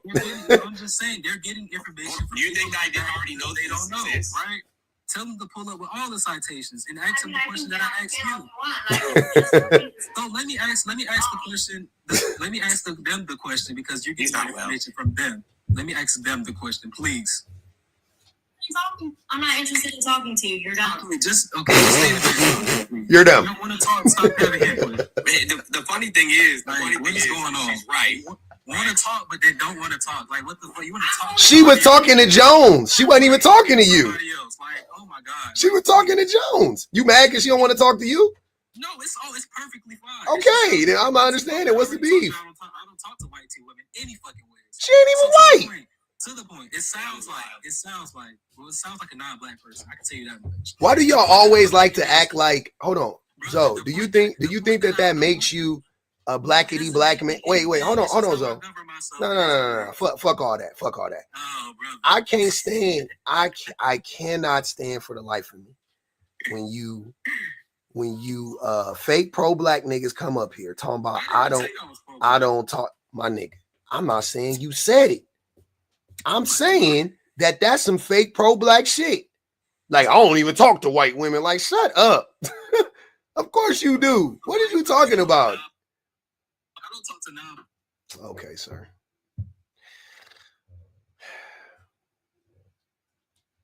All right. I just don't understand why he's not embarrassed, bro. Like, because he has no self-awareness. Okay, sorry. I got a phone call. I don't talk to non-black women on TikTok. How about that? Taisha said, get him the fuck out of here. She put 10 on his head. 1804, calm down. Just FaceTime your kids, not us. I got to read these. Ali said, all Zoe wants for Christmas is catching L's. Jackson has a fever. Oh, man. The texts are coming up right now. I just saw the text right now. God damn it. My other baby's sick now too. She said weather alert Hurricane Dusty. We already did that one. Teresa said, it's Christmas. Where are these men's kids? 1804 with his babies. I don't know where the other dude. I mean, I'm with my kids. No, I know. They ain't talking about y'all. I think that was earlier. I think that she was talking about Mr. Red Pill, slow ass. Reese Scholar said, A mother could never live states away. Only shows up on holidays and talk through the phone and still be considered a good mother. Put this 5 on anyone. We're going to put that on Zoe. That's 15 on Zoe then. She said put it on anyone. Gender essentialism died in the 20th century. Which Red Pill podcast resurrected it? Resurrected it. It should probably be renamed Smex Essentialism. Mr. Jones got this. Jesus Christ. I can't. Oh, my bad. Teresa said, ask him what essence is and how you socialize it. Oh, that's a good question. Teresa asked you a question. What is essence and how do you socialize essence? Oh. What? Yeah. What do they mean by what is essence? I don't get what they. I think you had mentioned that earlier when you were talking about like. I didn't say anything like that. Okay. I don't know where that came from. Smokey Court said. Essence has the essence of or female traits. Yeah, I thought he said something like that. I could be wrong. That was me. Oh, that was you. Okay, that was Jones. Never mind. Smokey Court says 20 on his head. Please be quiet. That's 35. Go ahead, brother. Now we listening. I'm glad you let me get through that. I know they're going to get me up out of here. Eventually. Not right now, though. You got time. Yeah, shout out to them, though. Right? Yeah. To them. Yep. So yeah, I think that Mr. Jones, you need to read more about this particular subject because please, hold on. You're getting your information on the fly. I'm literally one of the foremost experts in trans rights. I go around the country and speak on this. What are you talking about? You think that I didn't know that you this should read existed? more on this particular. We were just having a conversation. Yeah, but okay. We were having a conversation off the app. Huh? He was saying my partner and I were having a conversation off the app. You telling me to read more is absolutely insane. I can tell you how biblically. I can tell you how biblically trans people existed. I can tell you how they existed in African culture prior to colonization. What is going on? I can tell. But that's a part of gender essential. That's what he's trying to tell you. This is crazy. Do you not hear what he was saying right now? Like that's what he's trying to tell you. He's connecting it. Can't even pick up on what I'm talking about. That's crazy. Because you kind of just jumped topics. So he didn't. He's on the same topic. We absolutely did. All right, bro. You got it. No, you got it. You got it. You know what? You got it, bro. We were just talking about. He asked. Oh, I'm sorry. I don't know your pronouns, so I'm gonna say they. Or rather, let me just ask you your pronouns. Oh my God. They're he, him, friend. He, him. Okay. So he just asked. I'm that nigga. Type shit. So he just asked, right?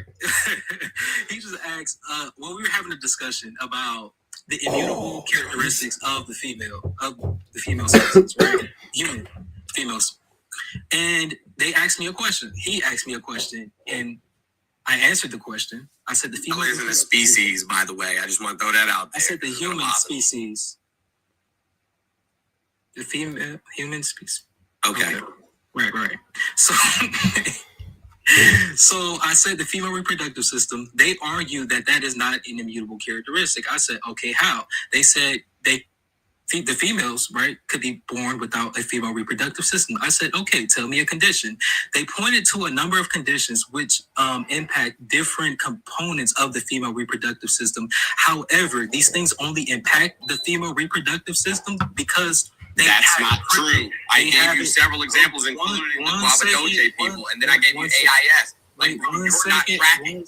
1 second, right? So the first one that they talked about, could you name it again? It was like vagina. What was it? Vaginal agenesis. Right. So can a person without a female reproductive system have vaginal agenesis? That was the question that I wanted to ask. Yes. How so? They could have neither a female reproductive system and or be born with a vagina. They could have what? Why is this funny? Hold on, wait. I thought that also if you were, I thought it was a chromosome thing, right? Like chromosome thing, like you know what I'm saying? Like so, if you are XX, you know, if you have XX chromosome, then that wouldn't make you a female. Like how? No, because you can have there's mosaicism. I mean, there's a vast array of intersex traits. What it doesn't matter if you have. It's a chromosomal spectrum. Yeah. Right. Got you. And so, like, you can have XX, XY, XXY, XYX. I mean, there's a vast array of combinations, almost infinite amount of combinations that you could have. Nice. in terms of what your chromosomal makeup is. So Got we'll it. close this particular segment of it, and we can get back to the gender and sexual. Yeah, because bro, listen, Yeah, no, you're we spreading can't. No, we misinformation. can't. That's You're what not it going to is. run from this because it No, destroys we're your not argument. running. You just told everybody here that you can have vaginal agenesis if you don't have a female reproductive system.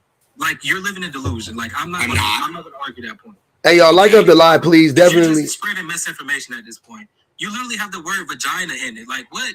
Like, okay. You can have ambiguous genitalia, right? Uh-huh. You can have ambiguous genitalia, right? All right, entire ambiguous. Why aren't you allowing me to finish? I stay muted so that you can talk. That's 45 on Zoe here, by the Your way. emotional ass start talking. Damn. You can be identified with as having a vagina, right? Because you have because it's ambiguous genitalia, right? Or your parents can say they're female, and then you not have the reproductive organs of a female and be classified as a female. That makes sense. Okay. So Damn. This is the thing. So this is the thing, right? The people that he's talking about that are classified as female, they have a component of the female reproductive system. We don't see cases where the entire female. Yes, it is true. Yes, it is true. No, it's not. We don't have cases where. Yes, we do. The entire female reproductive system is absent. Correct. These people are correct. We have people that don't even female. produce large or small gametes at all.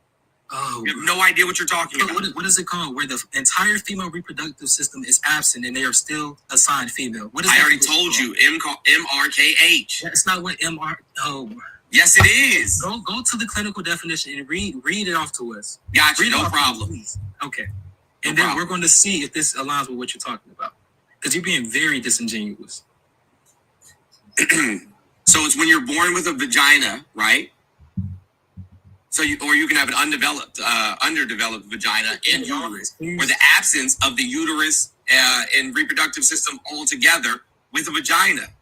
Okay, wait. External genitalia and secondary sexual characteristics like pubic hair and breasts develop normally. However, people with MRKH typically do not experience menstrual cycles because they don't have a female reproductive system.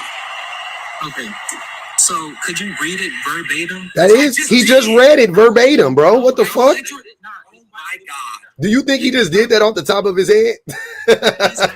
He's absolutely adding shit on there. If you just, that wasn't coherent. I'm not at all. Read it verbatim. Please read it.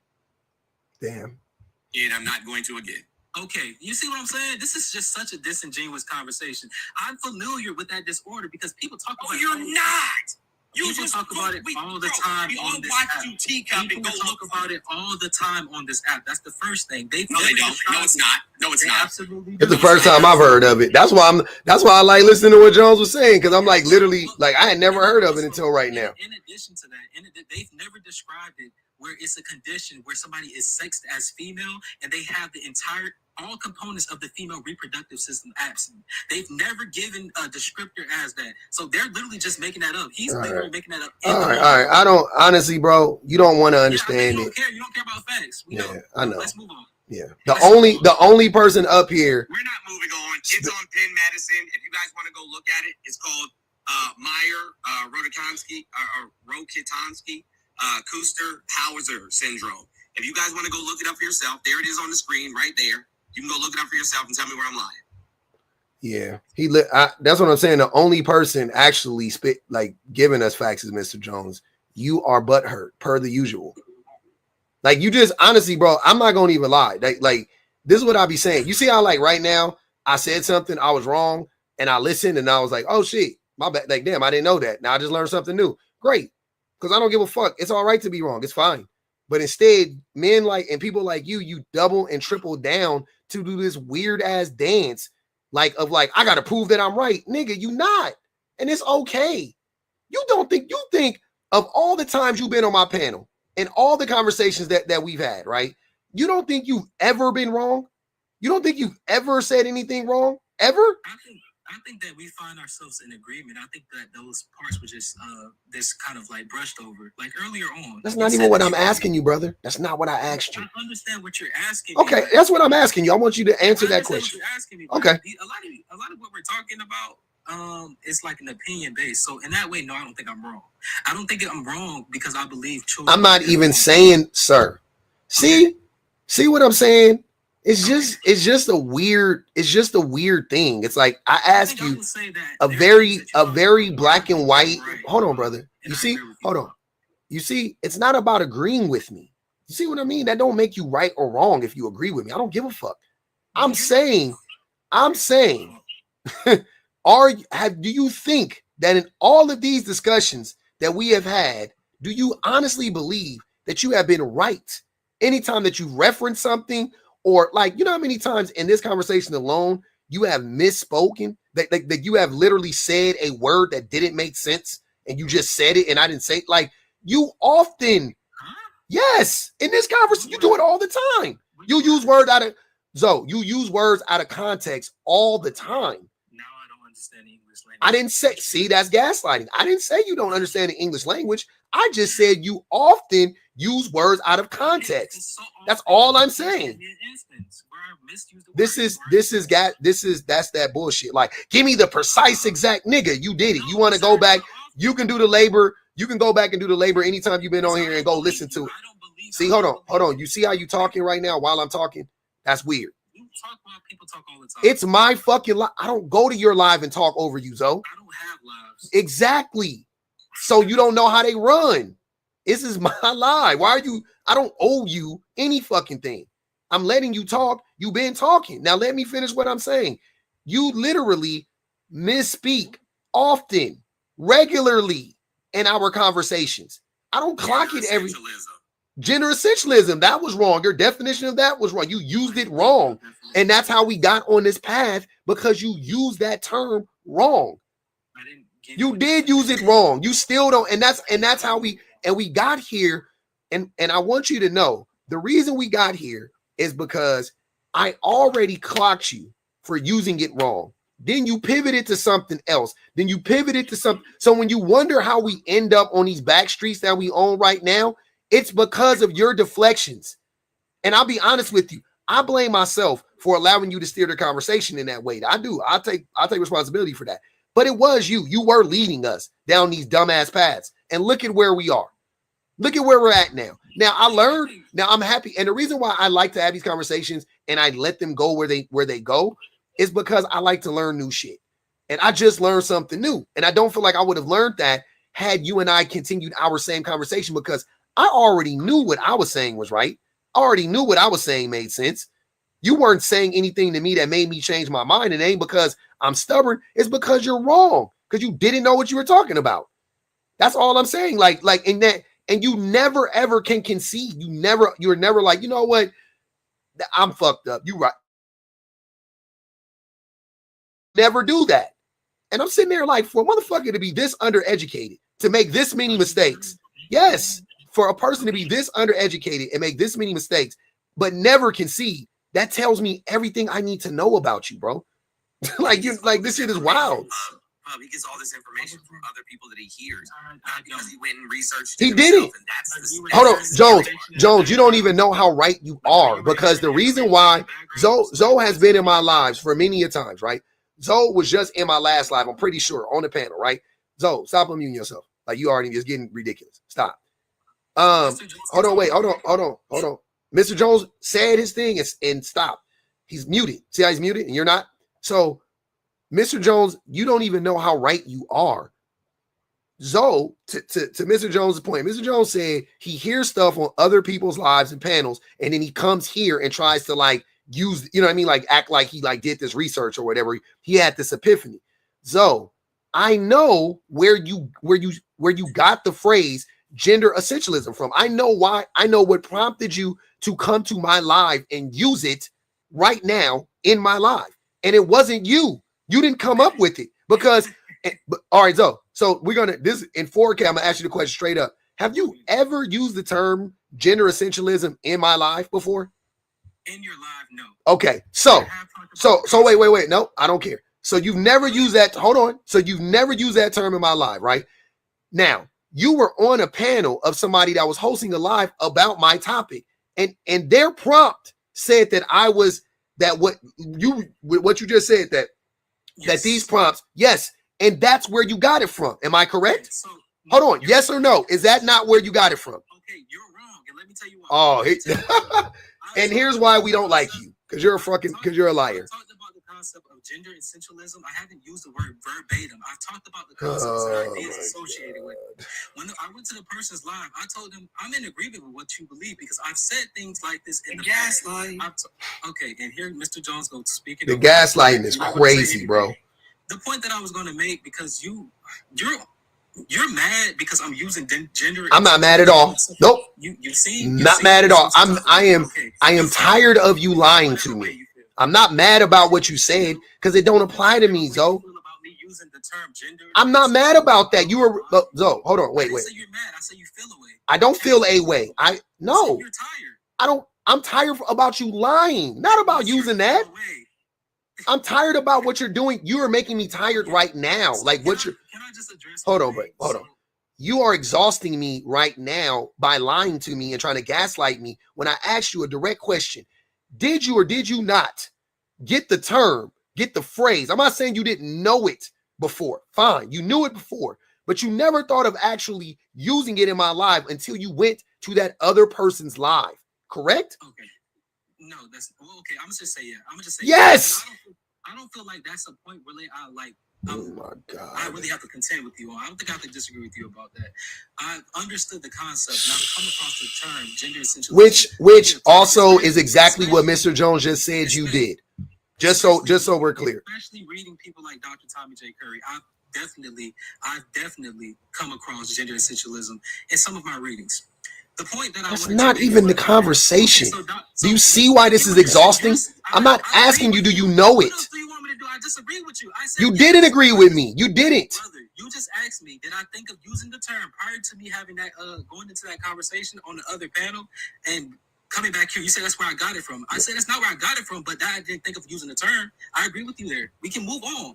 That's the point. Do you want? Hold on. That's not the point that I wanted to be made. I want you to hold on. I want you to understand why what I said to you initially and what Mr. Jones just said to you, what we are talking about. You didn't actually do any research. You literally went to that person's panel, and you heard what they were saying, and they were wrong. And you don't even know, and you don't hold on. And here's the thing, here's what I'm saying. Y'all really don't be understanding how much I be trying to save y'all from yourselves, from making yourself look stupid, right? Because you don't even understand why that person was lying on me in that. Well, you don't even know the history of it. He was wrong. He was lying. He was flat out lying. He's similar to you. He never said that. Hold on, Zoe. He never said anything like that to me prior to me blocking him. Him and I were mutuals for a year. He never said that to me. He never alluded to that. He never said, I feel like that. He never said that to me. Then I blocked him for being accused of rape. And now all of a sudden he's hosting lives making up lies about me. And you come on my panel, you often get cooked, you get booted, and you guys go and congregate in these spaces to lick your wounds and to circle jerk with one another, and you end up adopting bad ideas and getting bad information from other people. That's all I'm telling you. You're going to say, oh, no, that's not what it is. And I don't give a fuck. I'm telling you that that's what happened. It's clear as day in 4K. And I'm trying to help you not do stupid shit like that anymore. That's all I'm telling you. Can I ask you a question? Go ahead, man. So, am I going to get a respond or no? Yes, in just a second, man. In just a second. Yes. Yeah. Growing up, you know what I'm saying, during the crack era, I'm gonna tie this into it. Trust me. Growing up during the crack era, right? Because it's a sob story. That's not at all. We're the same age. We know each other. We grew up in the inner city. Growing up during the crack era in the inner city, right? We had to learn how to identify threats within, you know what I'm saying, the community, right? Mm-hmm. Yeah, absolutely. Yeah. Mm-hmm. And so we had to know, you know what I'm saying, like about our surroundings and what was going on. And we had to know who the people we weren't supposed to be around were. Mm-hmm. Yes. Yep. That's literally what you've been trying to do with Zoe. Yeah. And 1804. Mm-hmm. Like, stop listening to stupid people. That's all I've been telling you. Stop going around people, you know what I'm saying, who don't have your best interests at heart, right? because there's a good chance that you can harm yourself or harm your community, whether intentionally or unintentionally, using bad information. If you have bad information, you make bad decisions. And you look like an ass. That's all I've been saying. Like, you think I'm making this up? You think I'm lying? Bro, if you came in here and clocked me on some shit, I would do the exact same thing I just did to Mr. Jones. Oh, damn, that's a good point, Zoe. You made a fair point, brother. That's what I'm saying. But you never do. You come in here on this, like, it's weird, bro. I don't know, man. I appreciate the conversation, though. Don't get me wrong, but it's just weird, bro. Like, ugh. So, even though, right, when I come in here, I'm frequently denigrated. I do appreciate the conversation. I do appreciate. I like talking to black people. You know, I don't like when y'all try to force me to type to non-black women, but I do like talking to black people. Who denigrated you? Right now, so, did I denigrate you? No. Oh, okay. You, right? I just wanted to make sure. I was like, I didn't feel like I denigrated you. Because I said pseudo-intellectual, bro. He's been butthurt about the shit the whole time, and this has been the reason. I'm calling it the thing. I'm not mad about it. You just said it. It is what it is. I said it because it's true, and then you took jabs at No Raj. You know what I'm saying? Who was having a conversation with me. So, Mr. Jones, if I could please finish, I would love that. So, you came on here and you told your therapist about this. You came on here and you told everybody, and this is your ego sticking out right now. It might be a little bit of that middle ego thing. You told everybody that you can have MRKH syndrome if you have a male reproductive system. Please don't go back to that conversation. I never said that. I never said that. I literally never said that. Wait. I said it's literally uterine agenesis. I never said that. See, this is how I know he wasn't listening. Well, he just don't know, though. It's not that he wasn't listening. He just doesn't know. Hold on. Those are the same thing. Vaginal agenesis and MRK. I didn't say vaginal agenesis just now. I said uterine agenesis. Uterine agenesis. See, that's how I know you're not listening. The original term you used was vaginal agenesis. No? Different conditions, but they can have similar traits or share traits. MRKH is vaginal. They can share traits. MRKH is not the same. They can share traits. Both of them can exist at the same time. You see how this person keeps talking about. I don't want to. I know, but I really want us to move beyond this point because I feel like Mr. Jones, I feel like he did a thorough job educating us.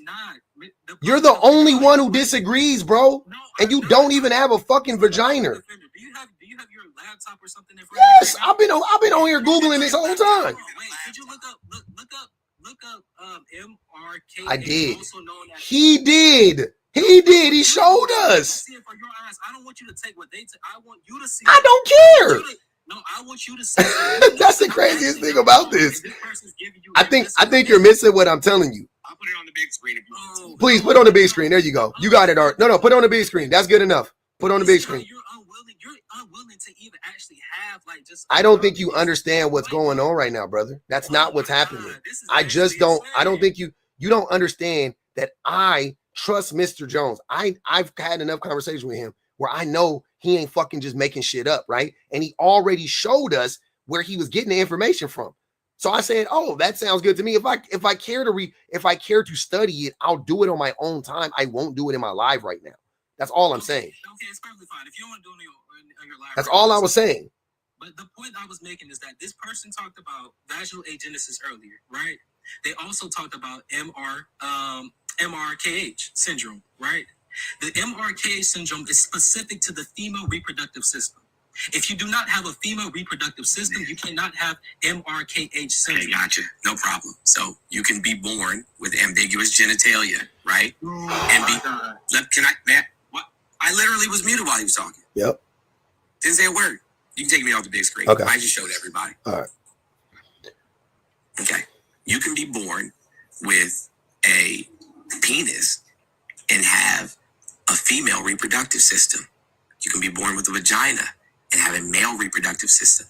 You can be born with ambiguous genitalia and have a male and or female reproductive system and be listed as male or female and it not match your reproductive system. You can be born with ambiguous genitalia and not have a reproductive system at all. You can be born and not produce male or small or large gametes and have either a penis or a vagina in an underdeveloped or undeveloped reproductive system. Like, bro, you don't know what you are talking about. No, you I've don't. gone through all Okay. the different levels of how gender and sex cannot This be is embarrassing. biologically aligned. I hope this is recorded because this is terrible. You hope this is very- recorded. oh my You God. know it's recorded. We're on fucking Okay, TikTok. Because this is really terrible, right? All right. This idea- I promise you. Come on. We got to move on, bro. Okay, so let's, I'm exhausted with this conversation. Let it go. You don't know. You think you know. I don't give a fuck. I just don't care, man. You're absolutely wrong. God damn, man. What's happening right now? This person just told us earlier on that somebody could be classed as a female and have the entire female reproductive system absent.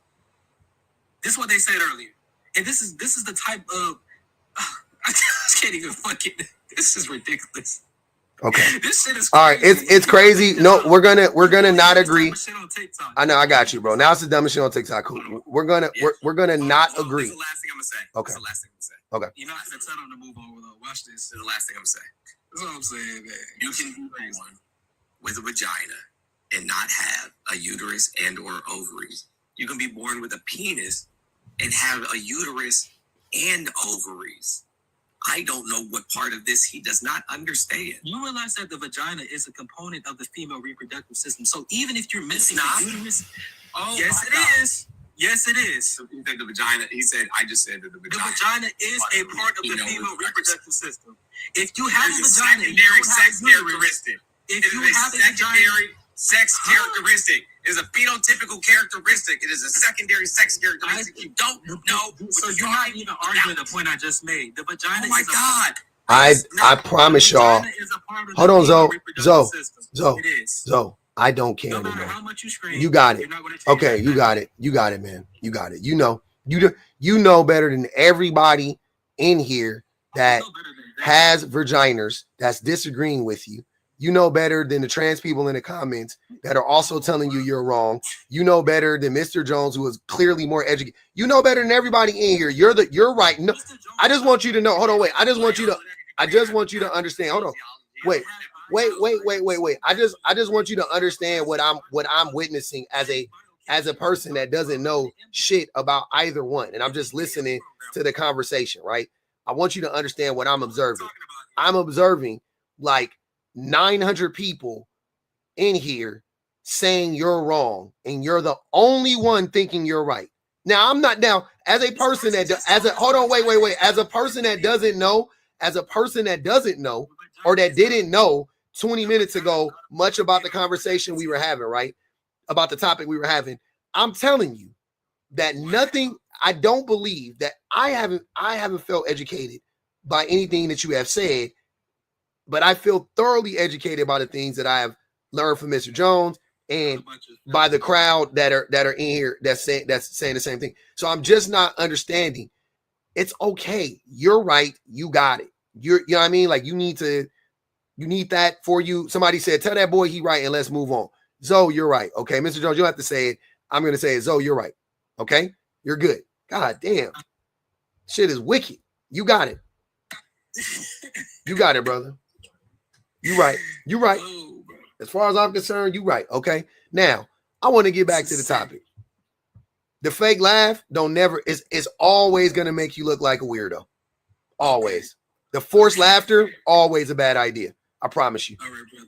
I'm trying to help you. Once again, brother to brother, I'm just trying to help you out. The forced laughter always makes you look weirder. Always makes you look like your perspective of me is your prerogative. I'm not bound on changing your perspective. I know that. I'm just telling you. Has anybody ever told you like the mayor of Atlanta or the dude from House of Pain? No. I don't know who either one of those dudes are. Well, I know Look the up, mayor. I think it's Andre. What's his name? Andre Dickens. You look just like. I meant to tell you that last time. Like it's kind of crazy, honestly. Like y'all could be fucking brothers or some shit. Maybe. Okay. So are we going to get back to the topic? Because I would love to talk about the topic. I think it's a good topic. At least I thought it was. I don't know. Are you flirting with me? Was that? I don't understand. Was that just out of curiosity? Were you flirting with me right now? What's going on? Are you okay?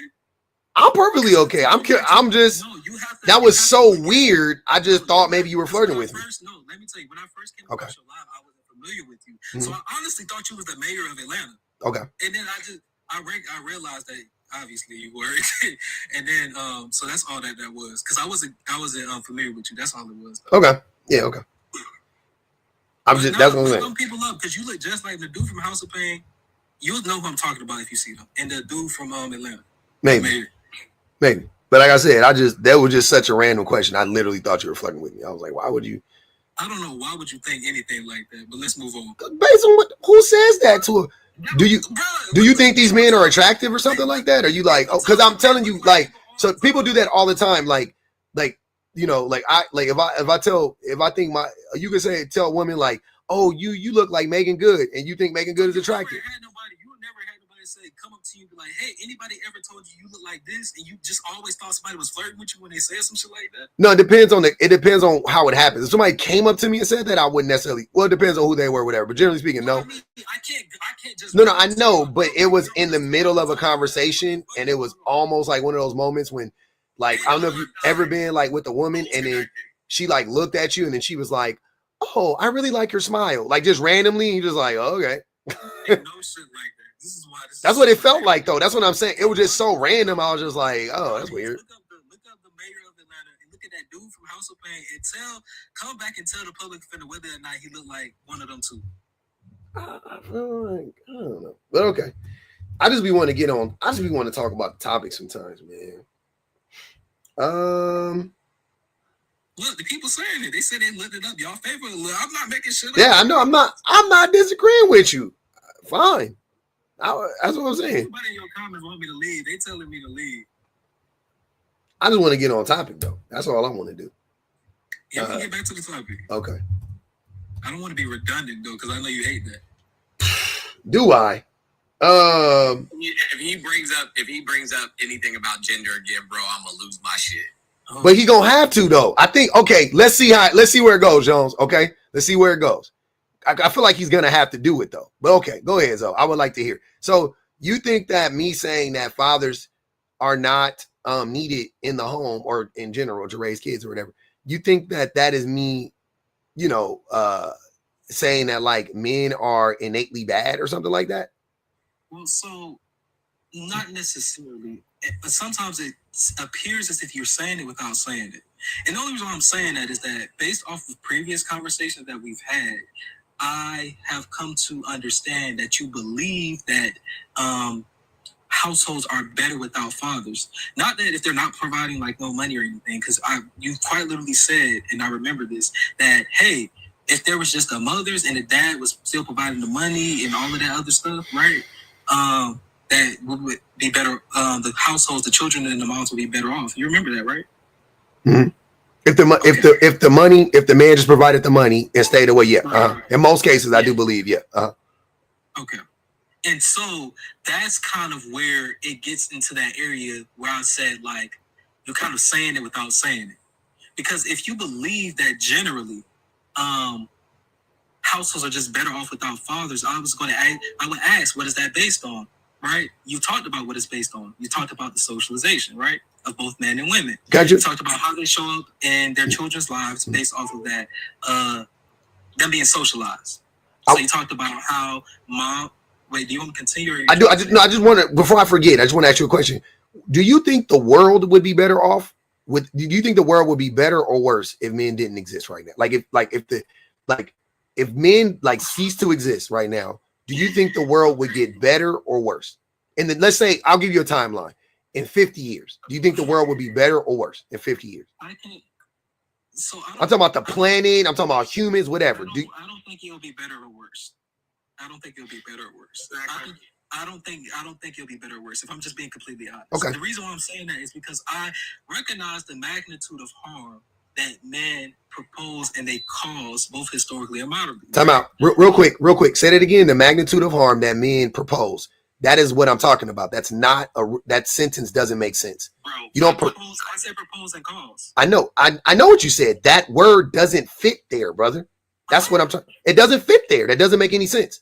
Oh wait, I can't say the magnitude of harm that men propose. That doesn't make sense. I promise you. That's Oswald Bates type rhetoric. That is illogical. How does it make sense? Make it make sense. Okay. You mean perpetuate?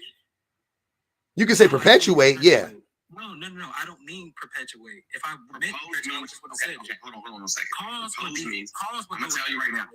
I know what propose means. You don't have to tell me. Then why are you using it? If you know what it means, then you should know that the way you're using it right now is wrong. And this is what I'm saying. Okay, hold on, wait. Okay, let's get this right. Okay. Do you have a background in English, like officially? I don't know what that has to do with anything. Okay, no, I'm good at English though. I am proficient. Like I don't have a background in it, but I'm proficient in it. Yeah. Okay, we're probably equally proficient. No, we're not. I think we are. No, we're not. I totally. Hey, that I'll be willing to put to it. I'll be willing to put that to a test. Like we're not. I don't know if y'all want to take proficiency tests. I don't know if y'all want to take SATs. I've been challenging. I've been levying that challenge across this app for 2 years. I mean, I'm a member of Mensa, so I don't know. Let's go get real scary. So I don't know. Test scores. Yeah, let's do that. So let's just smile and keep it moving. But tell me why. I want you to tell me why, based off of the rules of like grammar, why can't I use propose in the way that I used it? I want you to tell me because you called it. But you made but you made the sentence. I know, but go ahead, Mr. Jones. I'm not asking you, Mr. Jones. No, I want Mr. No, I wasn't gonna answer it because I was gonna ask you. This is what I'm talking about. Okay, go ahead, Mr. Jones. Because in the context of the conversation that we were having, you wouldn't insinuate, right, that men are proposing, meaning that they're putting forth the idea that violence and harm should occur to people. You would say impose. Propensity to. You would say that they have the propensity to or perpetuate violence and harm. Or impose. You know what I'm saying? Yeah, exactly. Mm-hmm. Any of those words would have worked better. Perpetuate, impose. So this is propose made no sense. It doesn't work. It's just that you prefer a different word. No, it's not that. I promise you. It just doesn't make sense in the context that you were using it in, brother. That's all we're saying. Okay, explain to me why it doesn't work. Then. He just told you. No, he didn't. He told me why other words work. He didn't tell me no, okay. So when you propose something, you're basically if you in this case, in this context, you wouldn't say that people or men are proposing violence. We're not proposing violence. We are actually committing violence. It's not a proposal. We are actively causing violence. We're actually causing. So my entire sentence was that I recognize the magnitude of harm that men propose and cause. You said, no, that's wrong. I want you to tell me why that's wrong. I already recognize. Okay, so wait, I get. So it just was stupid then. I got you. It wasn't that it didn't make sense. I'm gonna tell you why it was dumb then. Because for it to make sense, basically what you're saying is you're saying that men speak about violence, right? We put forth the idea about violence and we perpetuate it, right? That's what you were saying.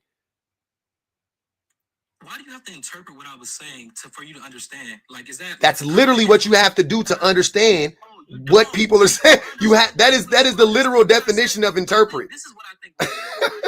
What the fuck? I think that you guys are so adamant on trying to pick out every single thing because you can't really kind of contend with the points I'm raising. That's projection. This is my opinion. Right? I know your opinion is rooted in projection. It literally, by no rules of grammar, is it inappropriate to say propose in the way that I used it? Did I say it was grammatically correct or contextually incorrect? Hold on. He don't want to hear it. By no rules of grammar were you all able to illustrate that it was inappropriate for me to use propose in the way that I did. Actually. But you did not. What rules of grammar is that? You're just making shit up. You're just saying, I'd rather hear you say propensity. That's all you're fucking saying. That's not rules of grammar. Stop making shit up. You're very pseudo.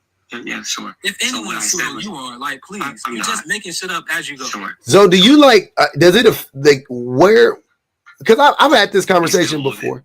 Do you get overtly triggered when people call you a pseudo intellectual? Where does that come from? I get overtly triggered. I get triggered when people play in my face and kind of overly. Do you get overtly? Do you get like overly triggered by that? Because I can understand being like slightly triggered by that, but it seems like you are having like a visceral reaction. When you build arguments based off of that, and I think that it's a combination of things, right? So it's the environment first off. It's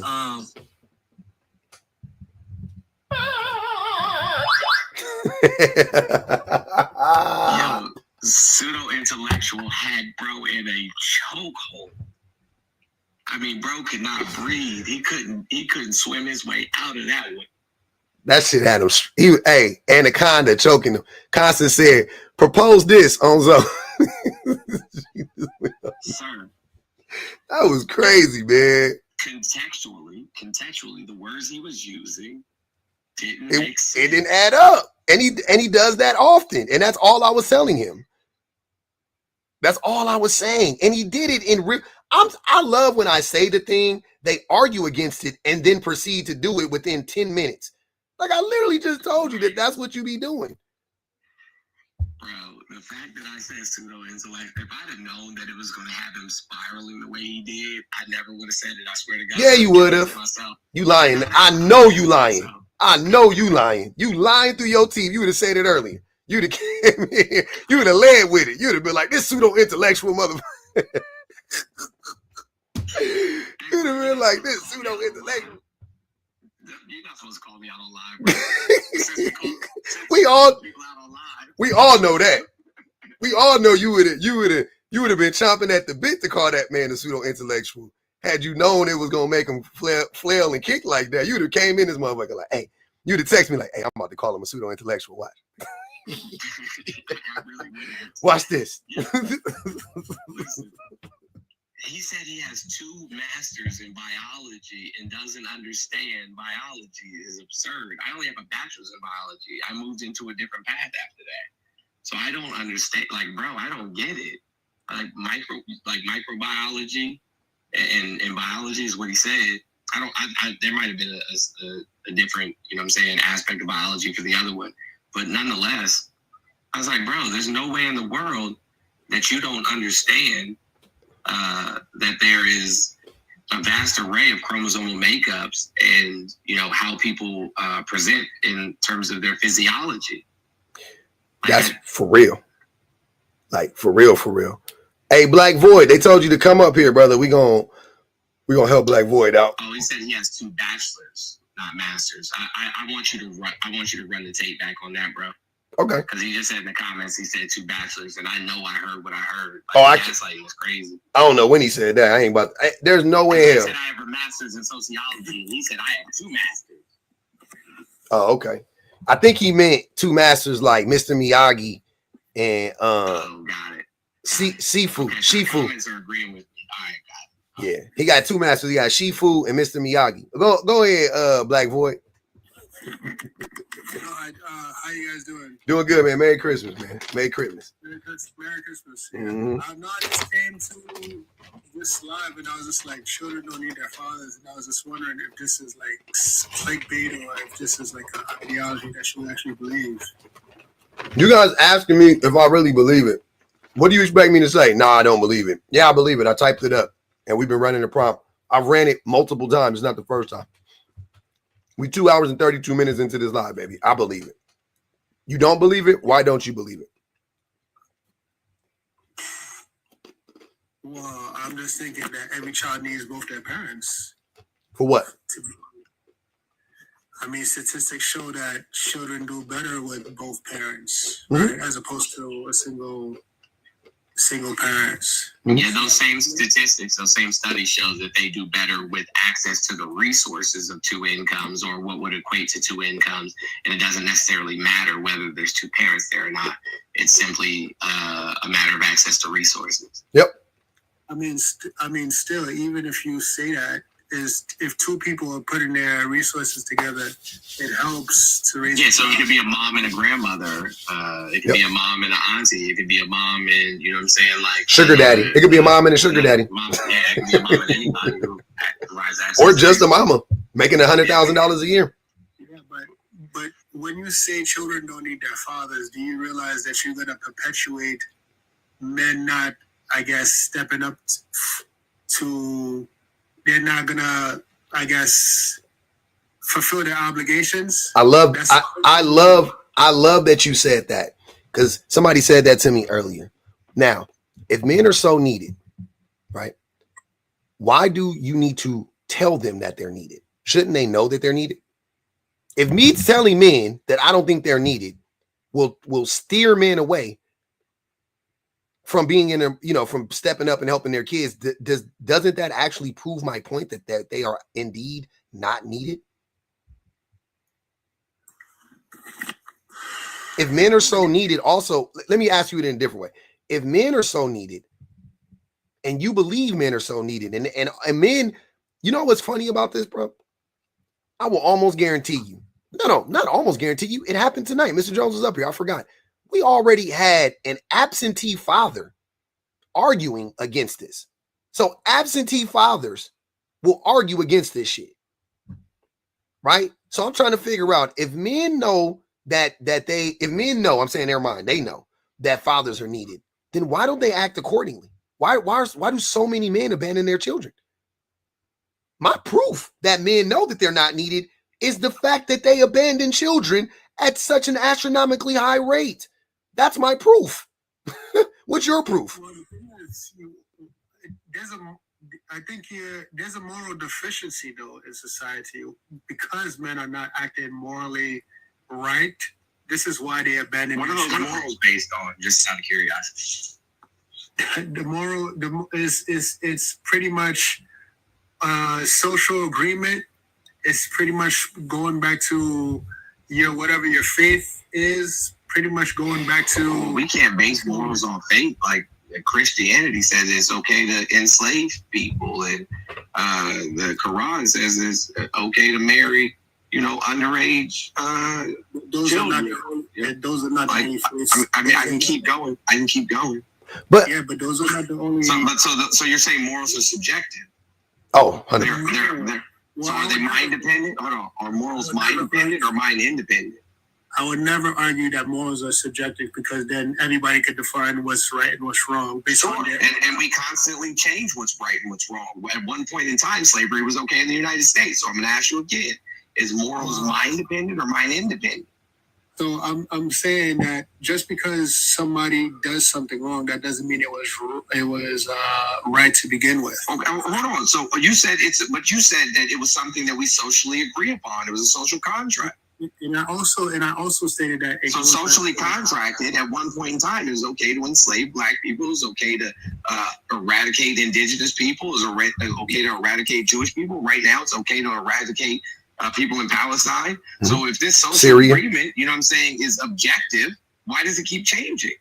Is it mind dependent or mind independent? Friend, you're not doing well in this right now. I'm just going to be honest with you.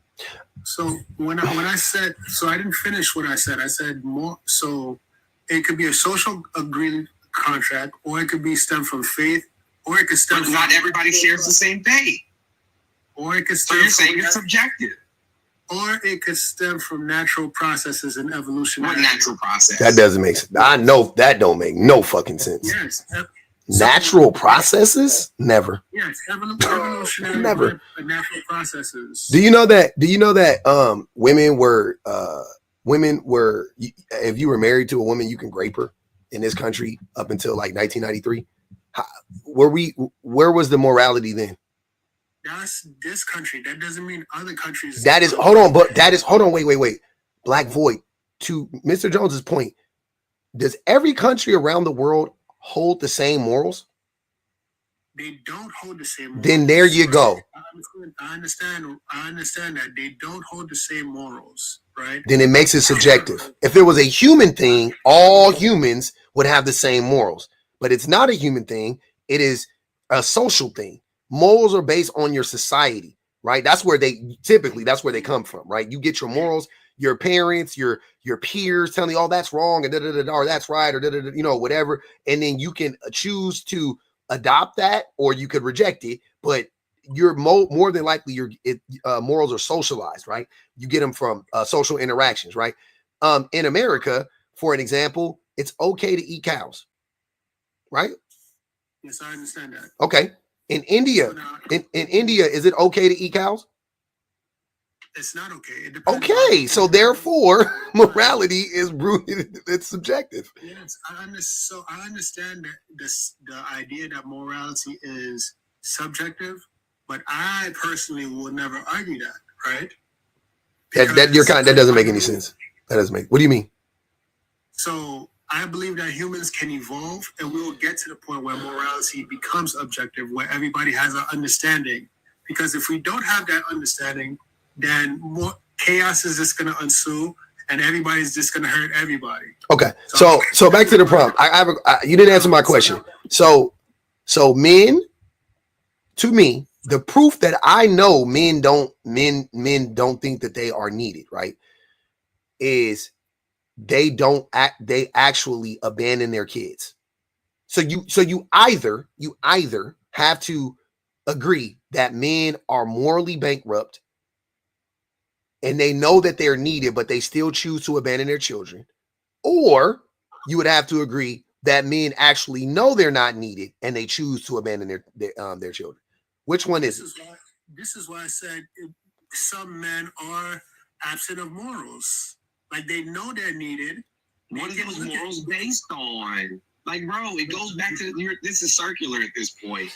It's not circular because if we live in America, right? Let's take America for example, right? Because men automatically know that they're supposed to be there for their children. Who told you? See what I'm saying? That's a lie.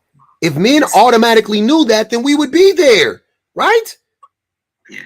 Hold on. That doesn't make sense. I just want to ask you a question. Okay. Really quickly. So, Homo sapiens have been around for 285,000 some odd years. Mm-hmm. And prior to the advent of Abrahamic religions, right, people just had children with people. Mm-hmm. And then communities, most indigenous communities around the globe, just like raised those children collectively. Mm-hmm. And how they determined who they had children with were out of mere attraction and or who they thought was going to produce the best offspring, right? So a father could be a father of several children by several different women within a community because they were the best example, or, you know, whether it be physical or social example of who a person should be in said community, right? And so were those people being immoral by communally raising their children? So they have a community, right? We don't have that robust community today. Okay. See? So, right. So hold on. But you didn't answer my question. Were they being immoral? No, because that's based on. So morality is subjective and it can change. Okay, fine. You can argue subjective. So when you say immoral now, what exactly are you saying? The logic has to align, friend. There's too many symmetry breakers. This is why I said in America. This is why. Oh my God, sir. This is. Does it say children don't need their fathers in America, or does it say children don't need their fathers, bro? It's so you asking me. So the prompt says children don't need their fathers, right? And I'm saying based on the social agreement that we have in America, right? Does it say that? Is that what the prompt says? But you're arguing that fathers are not needed, and I'm trying to argue the different point, right? But you still can't make the point, though, because every time I ask you the question of, hey, if fathers are so needed, then why do they abandon their children at such a high clip? Why don't they show up for their kids why aren't they're morally bankrupt? Okay, so they're hold on, Black Boy. Let's take it step by step. So if the men are morally bankrupt, then how can they also be needed? Thank you. So the idea is to have men actually be. Oh my God! Do you see how we cannot have a logical discussion with people who refuse to be logical? You just walked right into the point. Brother, you just hold on, Black Void. Please think about how we just came to this conclusion right now. You just said that those men are morally bankrupt. I agree. Do you think? I'll ask you the question again. Do you think that children need to be around morally bankrupt people? No. Okay, so they don't need that. Like, come on, family. Yes, but hold on. But what I'm trying to say is that if these people are morally bankrupt, the idea is for them to be morally righteous. Isn't that the case? I don't care. That is not the discussion. That is a different topic for a different day. I'm not. It's not about what could be. It's about what is. Right now. Plenty of men. I know plenty of men who are not great, you know what I'm saying, in terms of our socially accepted morals, right? But are great fathers. Shit, I'd say that I'm probably one of those people. Like what we consider morally acceptable in the United States, I don't necessarily believe in most of that shit. Yep. If you tell me I'm not a good father, or if you ask my children, that they would argue differently. If you ask my partner, they would argue differently. But do you realize you're also incentivizing women also not to possibly enter into relationships? Yes, I'm okay. I'm happy. Good. Yes. That's a good thing. Absolutely. That's perfectly fine. That's perfectly fine. I'm okay with that being because then we have to have the discussion of, okay, so based on the conditions that men currently, exist in, right? The way the state that we're in right now, would in good conscience, should I be pushing the idea of women being in relationships with these men? No. I'm literally walking them into the lion's den at that point. So I'm okay if what I'm saying, because I'm not even telling women not to be with me. And I'm just saying, but I'm okay with, by proxy, right? I'm saying something that could potentially persuade some women to avoid relationships with men. Absolutely. I don't care about that. Good. Good. You'd rather me lie to them? And there you go. That's the problem. You want me to lie to women and tell them, well, it ain't all men. And, he's a good man, Savannah, and literally walk them into the lion's den when I just won't do it. I refuse to do it. I'm not going to do that. Because I look at these women the same way that I look at my wife, the same way that I look at, when it comes to this, the same way that I look at my mother, the same way I look at my close female friends and family members. If they were to ask me my advice, I would tell them the truth. I would not pussyfoot around.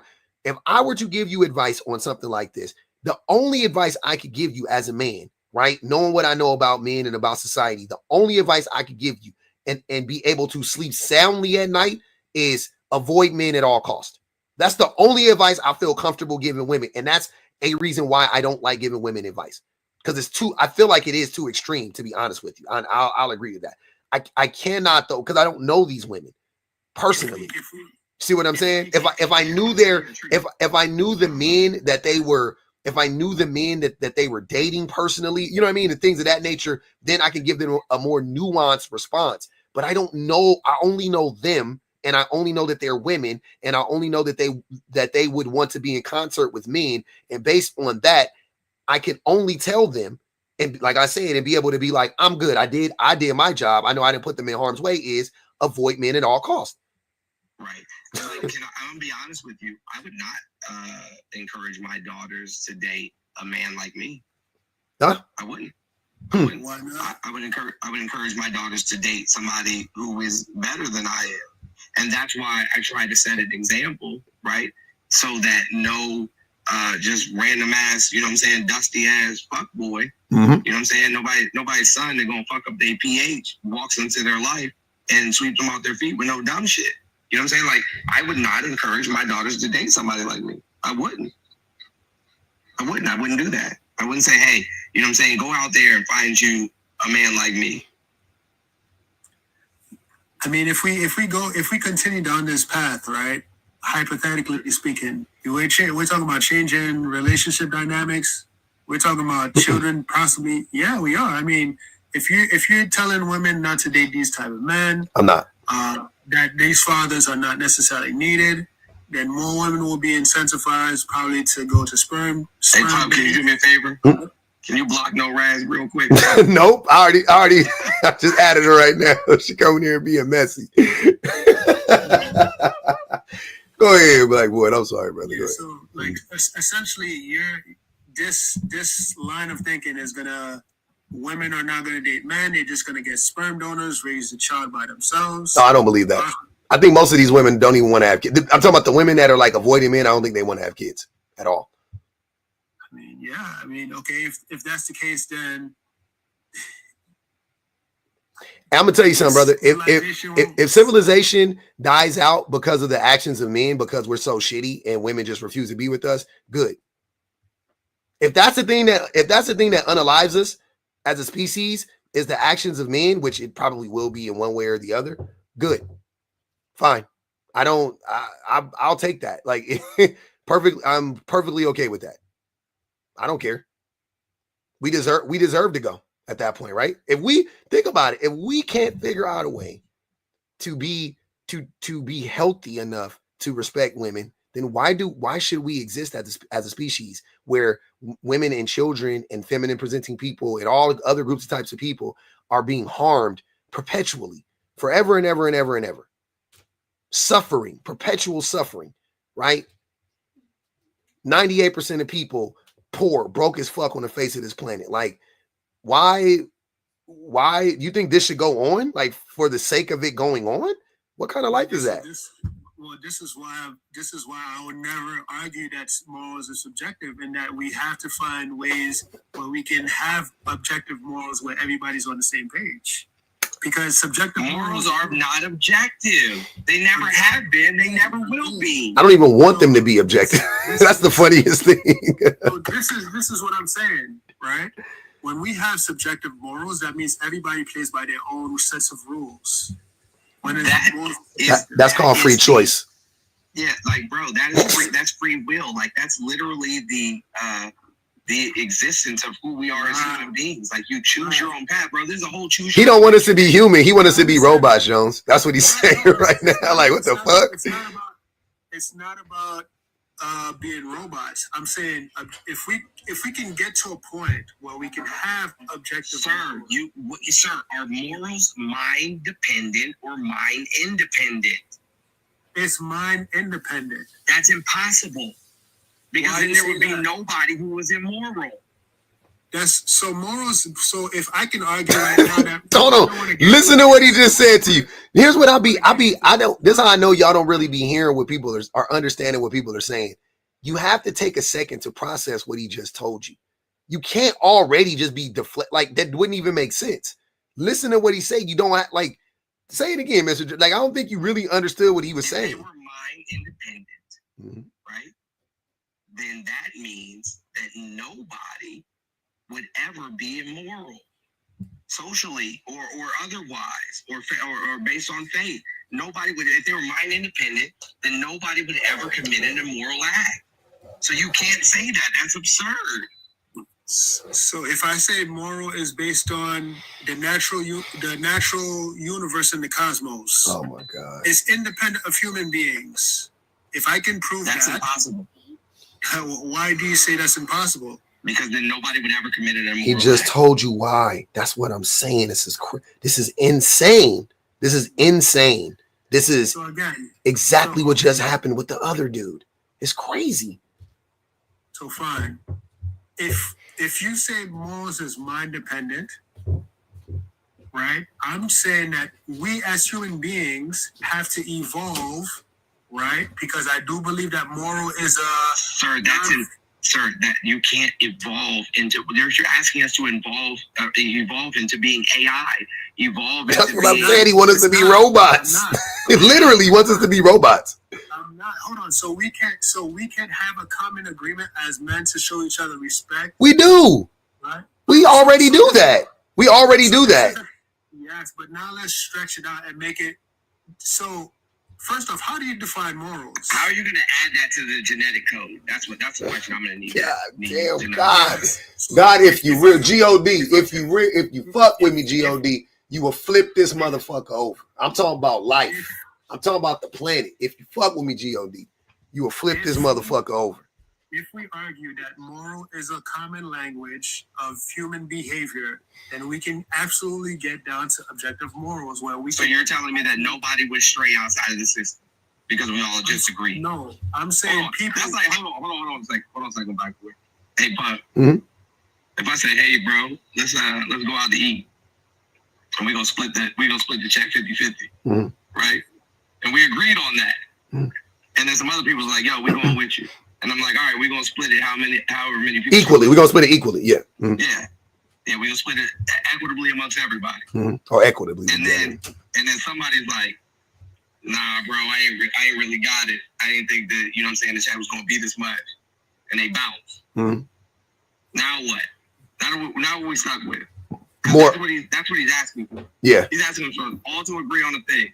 Like, oh, you know what I'm saying? We're going to do a Secret Santa. It's Christmas. I'm going to just throw this out. Well, it's not Christmas anymore, technically. Oh, no. Yeah, it is where you're at. Yeah, it's still Christmas. Secret Santa. And we all agree that we all spend no more than $20.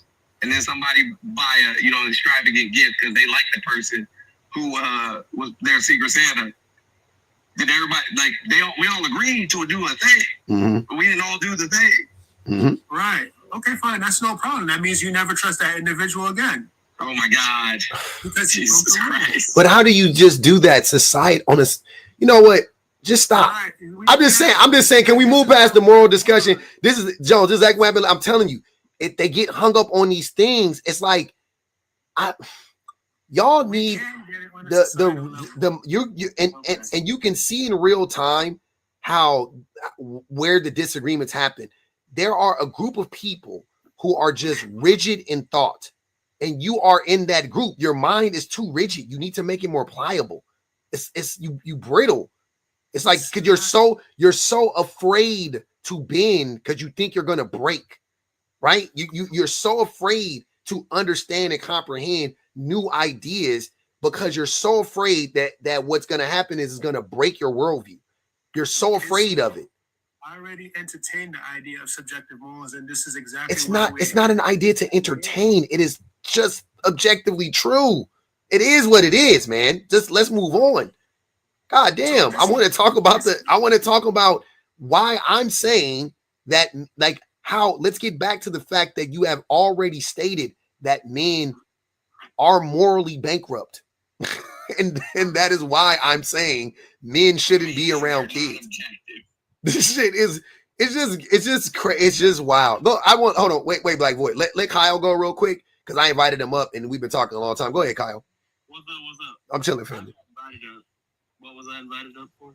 I don't know. You had made a statement. Man, you said something like when I was needed, or that yeah. You were like, I was just wondering, like, where any confident man who knows he's needed, right? So my little boy's mother, she was on, drugs. She passed away. I'm the only parent. Gotcha. So I definitely know that I'm needed, right? And I took my kid out of that house because every time I would go over there was needles and yeah. My question to you would be, could have ended his life. Anything could happen. I hear you, and I think that's why I brought you up because I'm trying to figure out what does your story have to do with what we're talking about.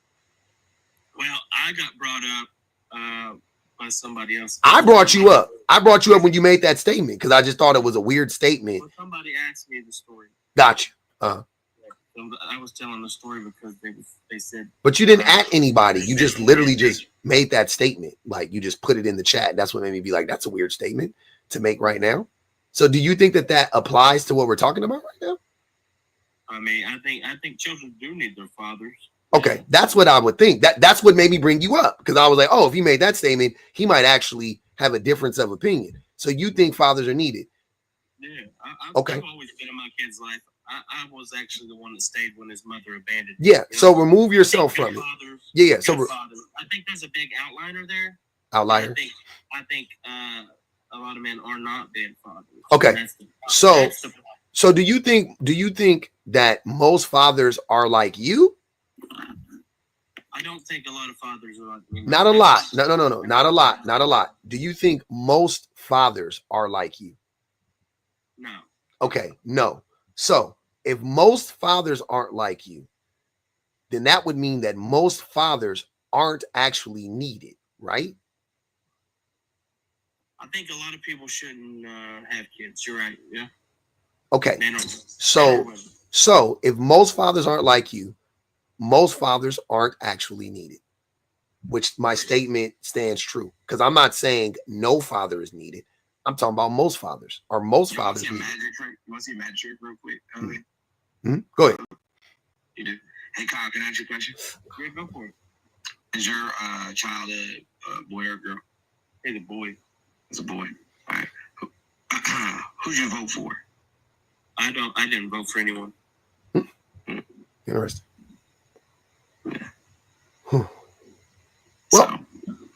actually, I'm 34 years old. I've never voted.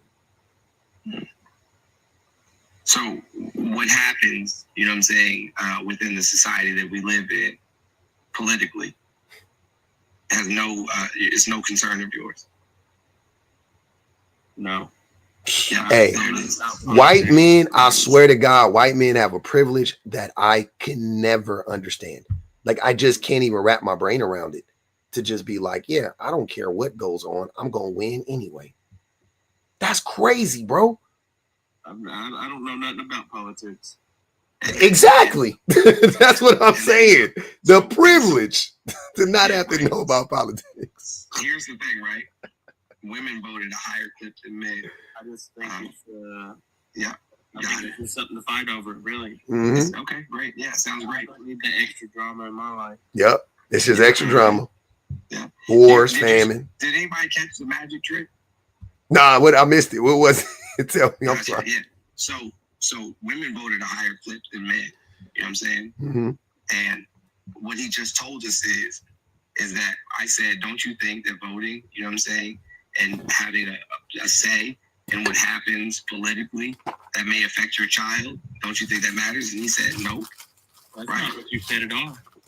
You might have subconsciously thought that. And BBG, is that not what I said? That's yeah, okay. Yeah. Yeah, that's... If you said that, I didn't hear it. You just asked if I voted. I actually, no, oh yeah, you know, he asked you, who did you vote for? And then you said you didn't vote. But I didn't vote. Yeah. And then I said, right, that you didn't take an active role in the things that may affect your child's life. Damn. I said, you don't think that matters? And you said, nope. Damn. Oh. Damn. That's the future of your child. Yeah. That's the difference. That makes the difference of whether or not they have a school to go to in the upcoming election. And if they have any IEPs, right? It affects whether or not, you know what I'm saying, they're going to be served in the best manner possible. Which I'm gonna guess they probably do need an IEP or would need an IEP based on what you were saying from their mother. You know what I'm saying? Like a lot of kids, but 100%, like they for sure, right? Most of the time. Huh? What? My kids in private school. What does that have to do with anything? What difference does that make? You get IEPs in private schools too, brother. Yeah. I'm just saying. Okay. You got it. Hey, Jones. Hey, man. Jones, come on, man. You did it. You could lead a horse to water. That's what it is, family. Sometimes you try, and you know, it is what it is. I'm gonna pass it off to BPG. At this point. I love the sprinkle of white supremacist historical, the little historical reference of, you know, privatizing that kid's education. Because who even cares about public school? Because that's where all the colored kids go. Yep. I think that's dope. I literally just... That's what I was saying, BPG. That's crazy. That shit crazy to me. You ain't got to worry about politics. That's fucking crazy. Oh my God. Amazing. That's like historically white. That's white. That's MAGA white. That's vintage. That's vintage. Classic. That's amazing. And I think that it kind of, you know, it does tie right back into your topic. So shout out to you about children not needing their fathers. And it's funny, the conversation I had earlier, we talked about how men, how can I put this? Men manufacture a need that they don't plan on fulfilling. They manufacture a need that they don't plan on fulfilling. So they create these standards for themselves. They don't abide by those standards, and then they just blame, you know, the women and the children for whatever reason they can't. In the courts. Yeah, like the courts or child support, or, you know, women get alimony or women got rights, and that's the reason why they can't abide by the rules that they set in the society that they own and that they control. Like, it's very weird, but men could create a society where, as a father, you are effective, but choose not to. Like, we see it with the whole weaponized incompetence thing. We see it with the ways that men value themselves and, you know, within that sort of masculine framework, which is They only see themselves as valuable if they make enough money. They only see themselves as valuable if they, work enough. If they're strong, if they buff and strong and can fight off 10 ninjas. And more important, they only see themselves as valuable to their kids based on the fear that they inflict on them. Like you hear a whole lot of dads when we have these conversations. They talk about how they bring discipline and they, when my discipline. Yeah, when the mom says something, the kids don't move. But as soon as they hear my footsteps, like they so scared when I come home that the homework gets done. And it's like, that is the legacy that you're fighting so deeply for, is that when your children know your footsteps and they know to be afraid the moment that they hear those footsteps. So you don't ever foster community with your own children, let alone with other people.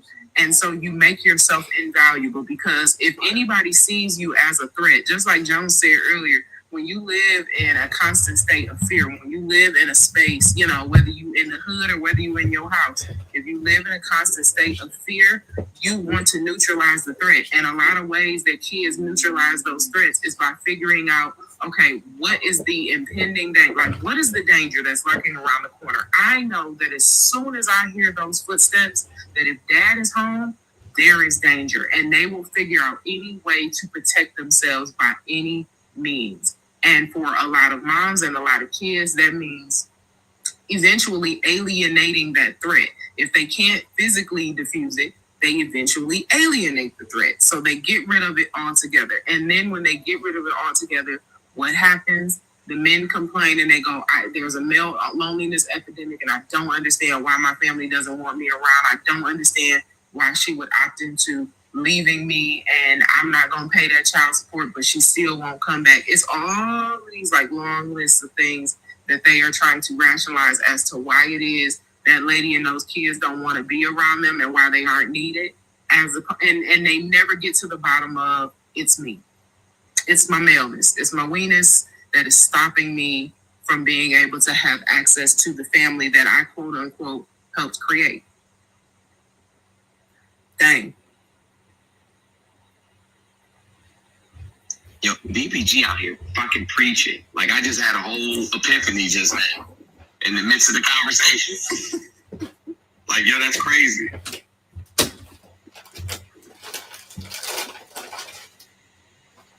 Yo, the crickets is loud.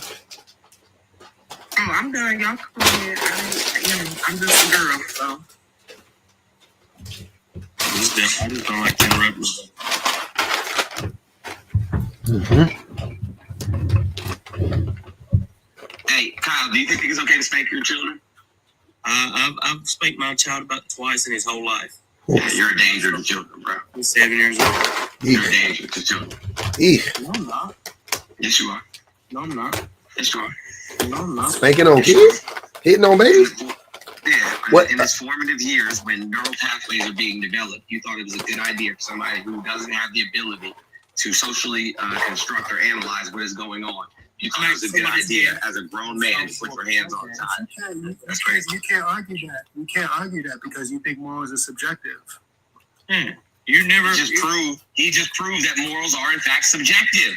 Like what the fuck? But you can't objectively say that what he said is wrong. I can use science. I can use science and data to prove what he said was wrong. He's talking about Just the same way I use science and data to prove that children deserve both their parents. No, we already disproved that. That argument. That's already been disproven. How? Go do it again. Do it again. Essentially, no. I heard you guys the first time, right? Because you're gonna argue. What did I say? You heard me. What did I say? You heard me. What did I say? You're gonna. So the first time when I said fathers, you said, children can be raised by their grandparents. They don't need their fathers. We was raised in communities, and you mentioned Homo sapiens and all those things, right? Well, I just told y'all I don't vote. I didn't vote for Trump. Bro, no, chill out, man. We having a whole nother conversation right now. Go ahead, Black Boy. I'm listening. Right. So you mentioned those things, right? But you failed to realize in those same communities, fathers was involved as well. They had jobs and duties within the community. Sir, if fathers didn't exist, the community would take the place of the father. It's access to resources, access to, you know. Exist. No, sir, can I finish? That's not true either. If fathers didn't exist, people wouldn't exist. That's not true either. Women don't need men to procreate. So if women don't need men, then essentially, then you're just then there will be no procreation at all. That's not true. You said women don't need men, and if fathers were absent in the communities, that doesn't make sense. What you just said. You know what? No, it does make sense. You sure you want to eat those? Women can literally procreate using bone marrow, using their own bone marrow from another donor, and not use men at all. But in addition to that, right, if there was children being raised by full communities of women, and all of those women were actively participating in the raising of that child, and they had access to resources, that child would still be a productive member of society. You know how expensive that procedure would be to. That's not the point. No, what does the expense have to do with what I said? Because it's not feasible. Of course it is. It's not something that's practical. It's not practical. Of course. Practicality has nothing to do with, you know what I'm saying, the facts of the matter, sir. Practicality has everything to do with it because it talks about accessibility. Oh my God. Do you know what a need is? A necessity. That means it's vital. It's important. So if you say fathers are not needed, not important, completely erase fathers completely, right? Remove all the men. How would you propose civilization grow or people come to being? If women only had, okay, I'm going to answer a question. Let's say we keep them in.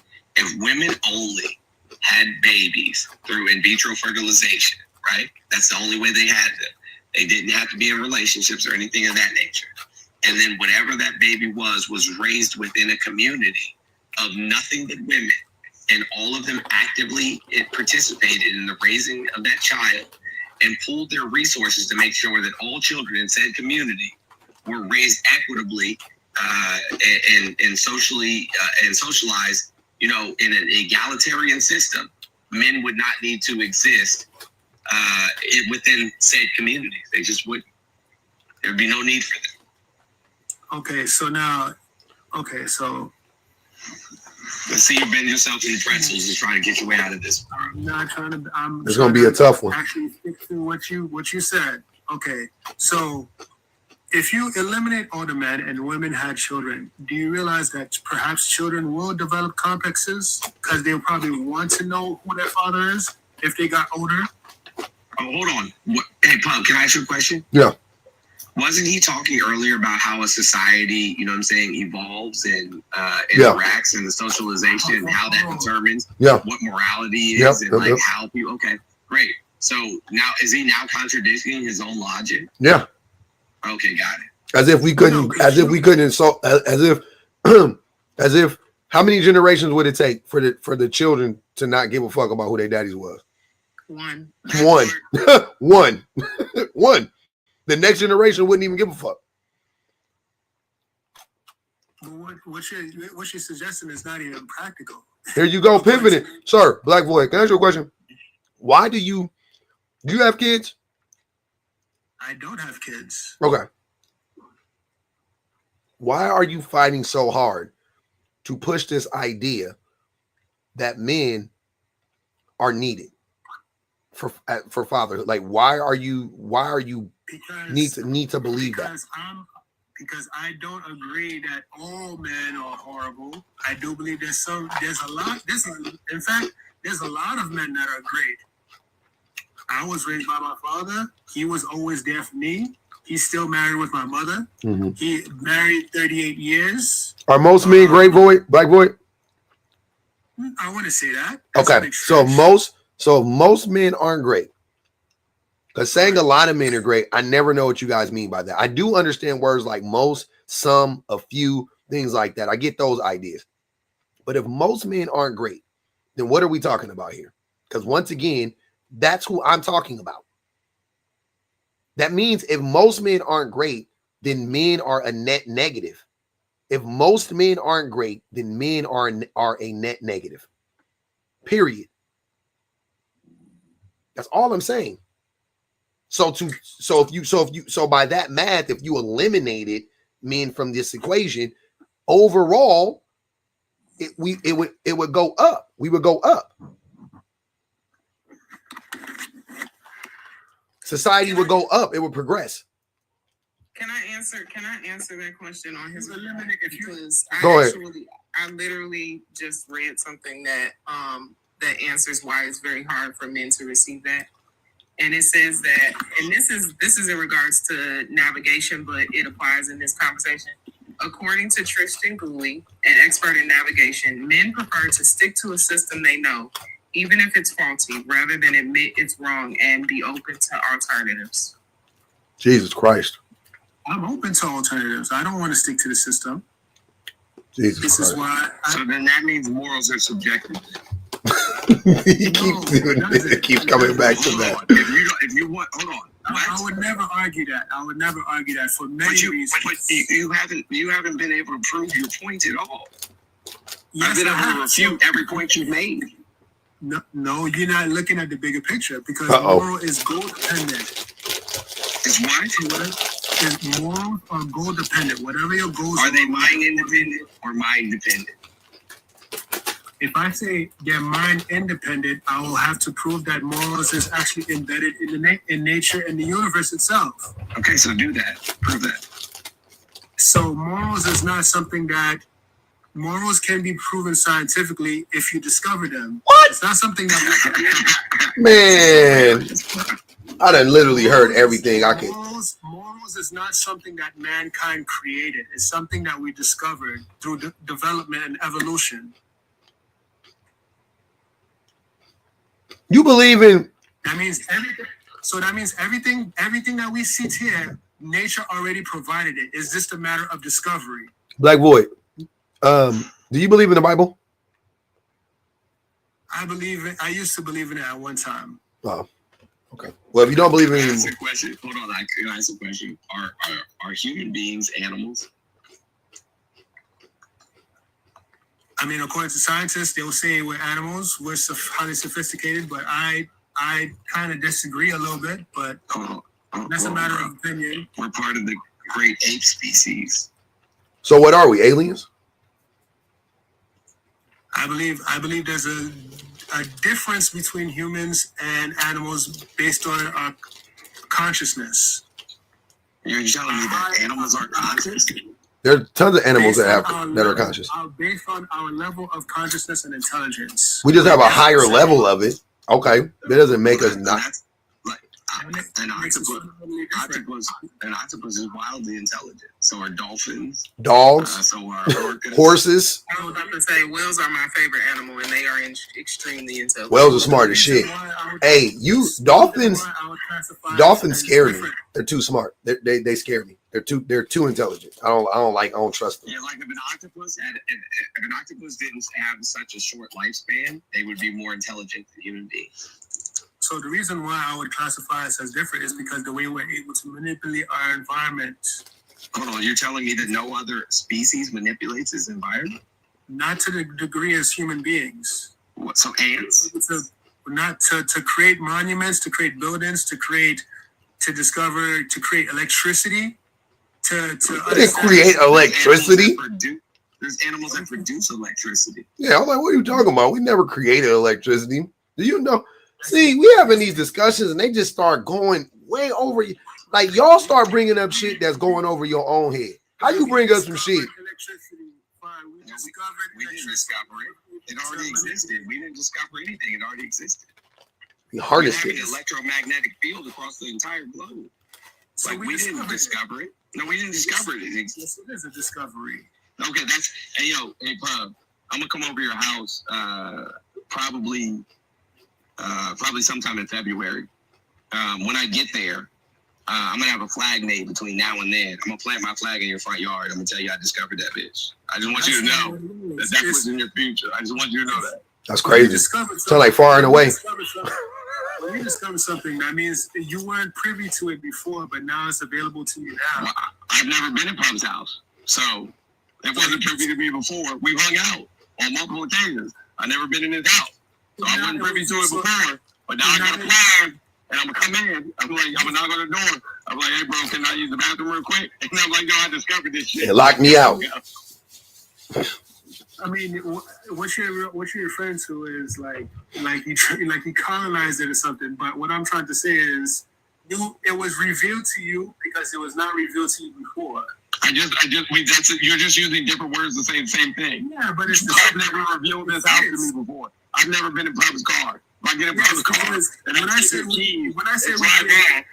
so the reason why, because when I said we created electricity, public said we didn't create it, so I said fine. We didn't create it, so we discovered it then.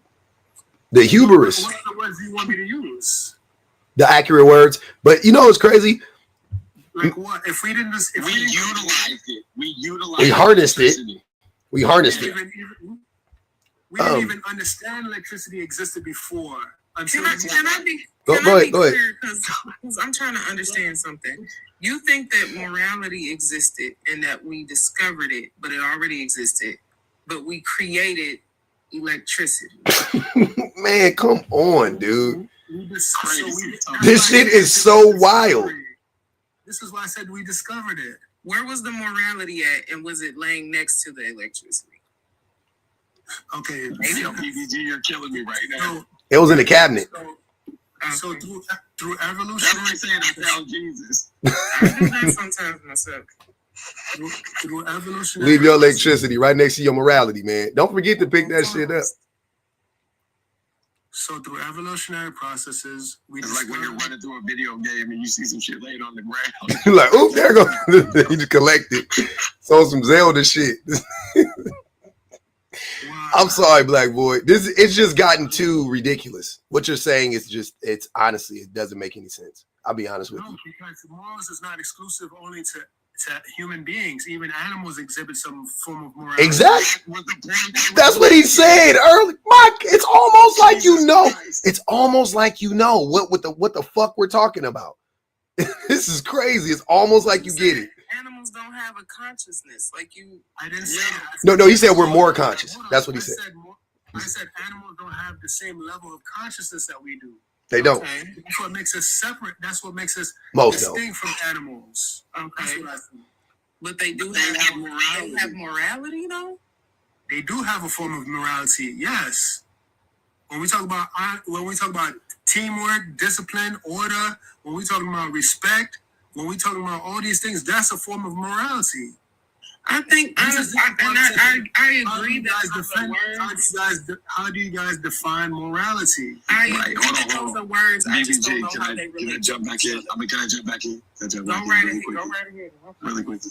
So a male lion in the lion tribe, right, will sleep with the vast majority of the female lions and procreate. Are they being immoral? That's moral to them. Okay, gotcha. Oh shit. Yeah. Thank you, Bob. Oh shit. Goes back to being subjective. How is that being subjective? Because it's to them. That's what makes it subjective. If it was right. So now I'm do this. I think you guys are not allowing me to.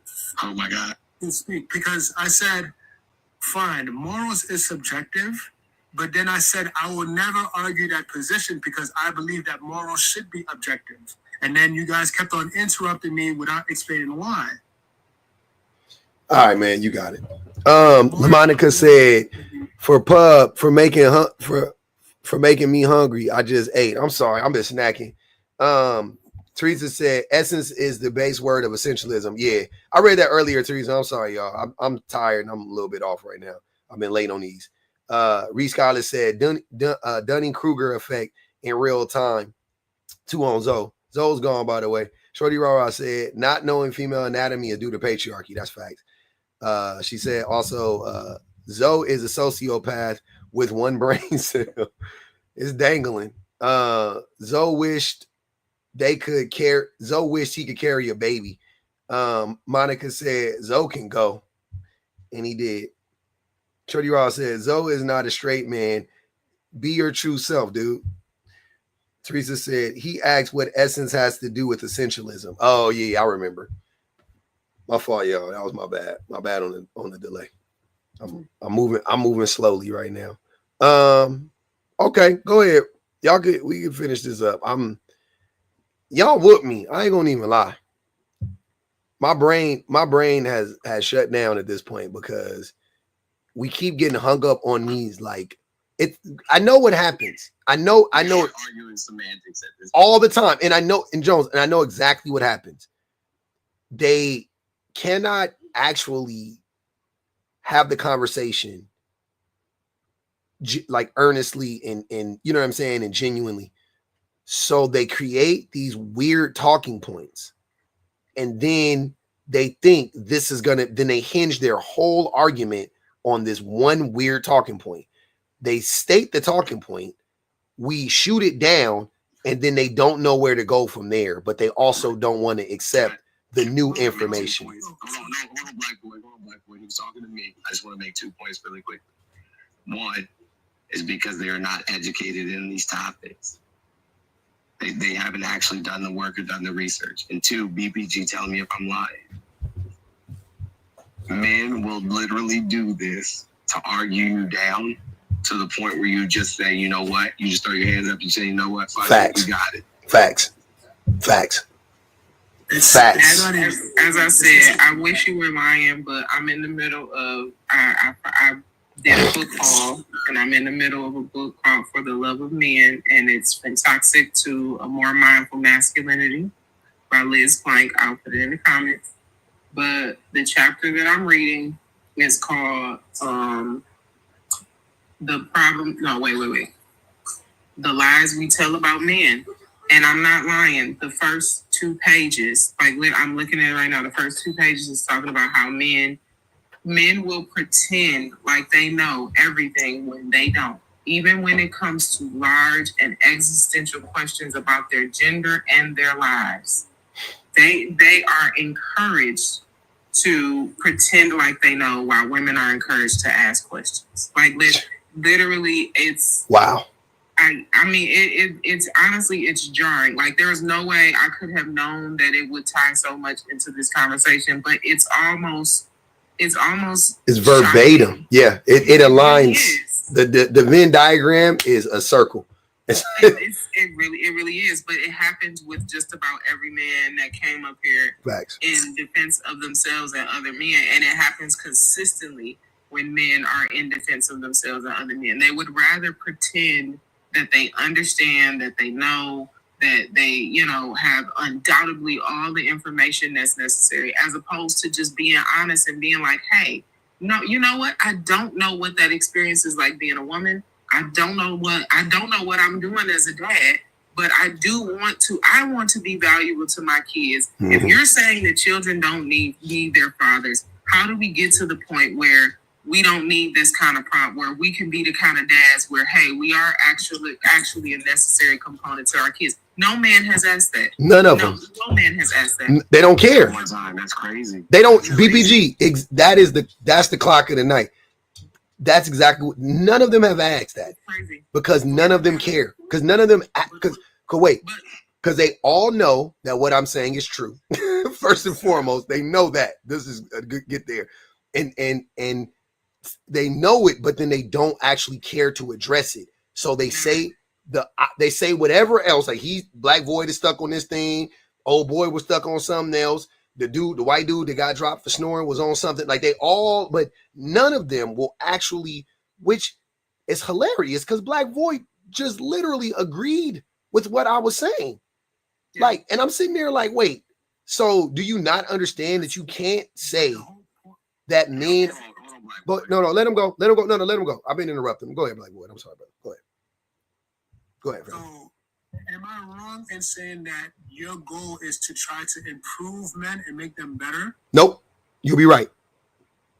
Okay. So, if the goal is to try to make men better, mm-hmm. then we have to have some sort of agreement or a moral code to facilitate that. No. Hey, right? God. Hey, I can't, bro. I can't. Can I respond really quick? Go ahead. So how else can men be better if they don't have like a guiding, something to help them to become better? Ask. And especially Ask is the best. You can ask. I have homegirls, and I don't mean to interrupt you, Jones, but I'm in a group chat. I'm in a group chat with a bunch of other moms, and I'm not lying. Almost every day, moms are in the chat. It's 6 women. Moms are in the chat asking, I'm dealing with my kid on this. I don't know how to do this. And I mean, the age ranges are literally from about 6 weeks old up to 14. Every single day, there's a mom in the chat asking, how do I do better as a mom? Y'all don't want to ask. I haven't had one man in my personal life have that conversation with me before. Well, yeah. We had those conversations. No, I know. I mean, but not in that way. Not in that way. Yeah. I'm saying I haven't had one man actually be like BPG is describing. I've had one man ever. Never, not once. And I don't think, and I don't think they've done it with their partners. You see what I'm saying? Like, fuck doing it with us. Like, all right, whatever. You don't want to talk about it with me. I don't mind that. But like, they've never asked their partners, how can I be better? See, the most telling aspect of all of this, and this is what I always say, and this is what I've been saying since the moment I got on this app. BPG, you've heard me since the fucking beginning. Pub, same as you, for the most part. Like, if there's something that I see on somebody's background, and it says something about men, like what you have on the background right now, you know what I'm saying? Bro, you know me. You know that you know what I'm saying? I spent, 2 years being a single dad. And never, when people are like, oh, you're such a great dad, I'm like, nah, bare minimum does not make me a great dad. Like, I'm just doing what is required as a parent. A parent. Yeah. Yeah, exactly. Like, no ifs, ands, or buts. Like, what is required as a person who brought or helped to create a life that exists on this earth, right? I don't think that, like, I personally, I'm not gonna be like, oh, bro, what is this about? What do you mean they don't need their fathers? I'm a single dad. They need me. Oh, wait. I got another scenario for you. And also, you wouldn't say, well, to the people, because there's men who don't have kids and they were raised, and their fathers were in their lives. And you also wouldn't say, well, you ain't talking about my dad. Like, never. Cool. Yeah, but don't you think that this can be very insulting? I want you to be insulted. Yes. That's yes. We've got answer that really quickly. Go ahead. So this is why I said we've finally gotten to the place. Go ahead. Yeah, Black Boy. Yeah, this is the spot, bro. This is the spot. You do not grow in comfortable spaces. You're not growing comfortable spaces. That's just life. Like, you don't change as a human being, you know what I'm saying, when things never challenge you. It's impossible. You don't grow in the places that harm you. You have to step outside of, you know what I'm saying, the area that you exist in order to grow. Like, this is not a hard concept to understand. In order for you to change as a human being, and I don't believe that people change. I believe that people adapt.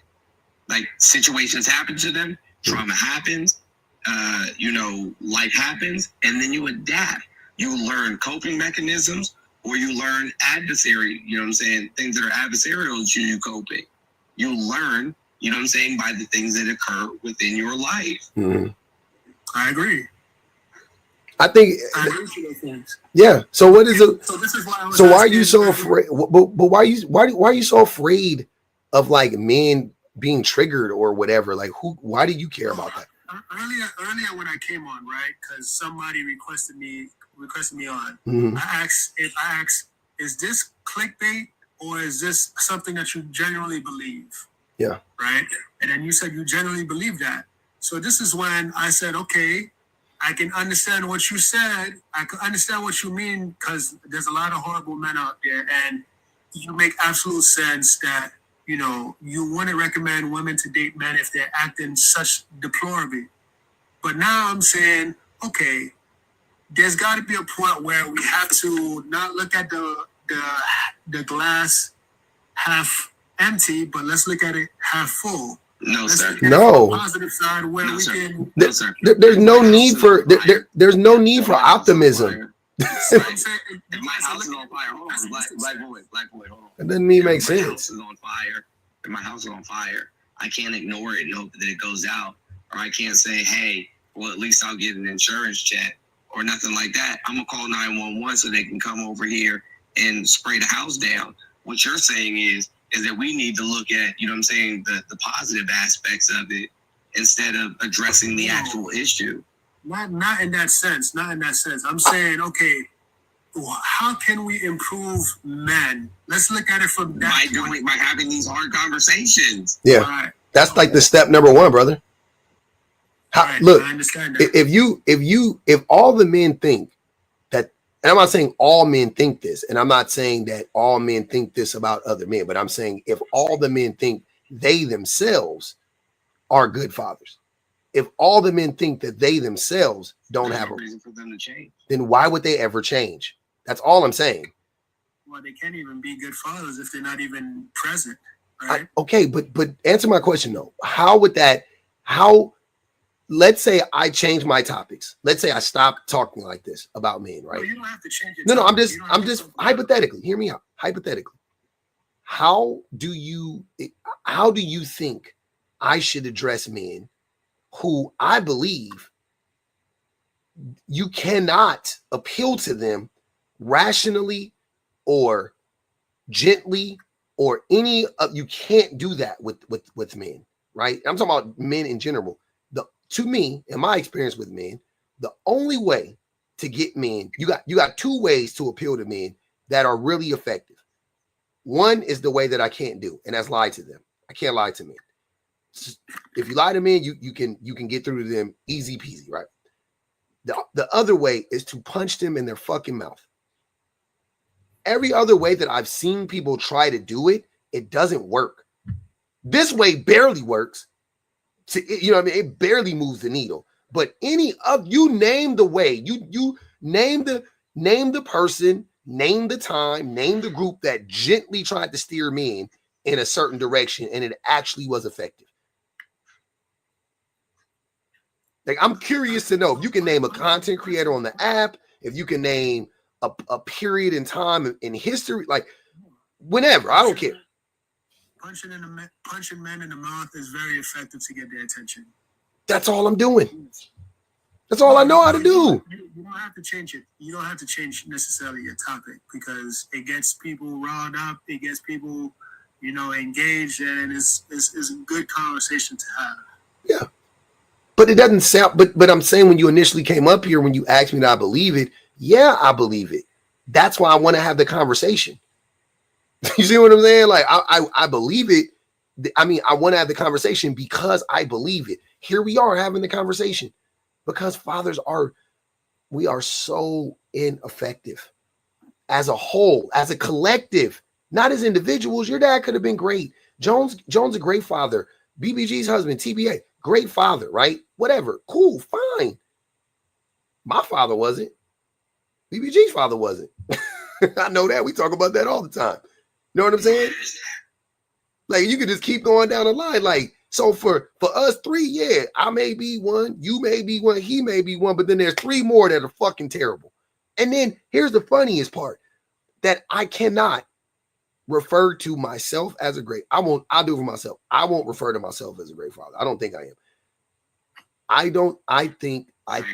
I won't do that, right? Because whatever I'm doing, it is within the scope or the range of things that I should be doing anyway. I have not done anything for my kids that I can say is like outside of like normal expectations that a parent should do for their kids. Nothing. I can't. I promise you, I can't think of one thing where it's like, yeah, I don't know. Most parents wouldn't do that. Like nothing. Everything I'm doing, to me at least, because it's where the morality, I won't say more. Yeah, I guess you could say morality. For me, it just seems like, oh, that's what you're supposed to be doing that as a parent, right?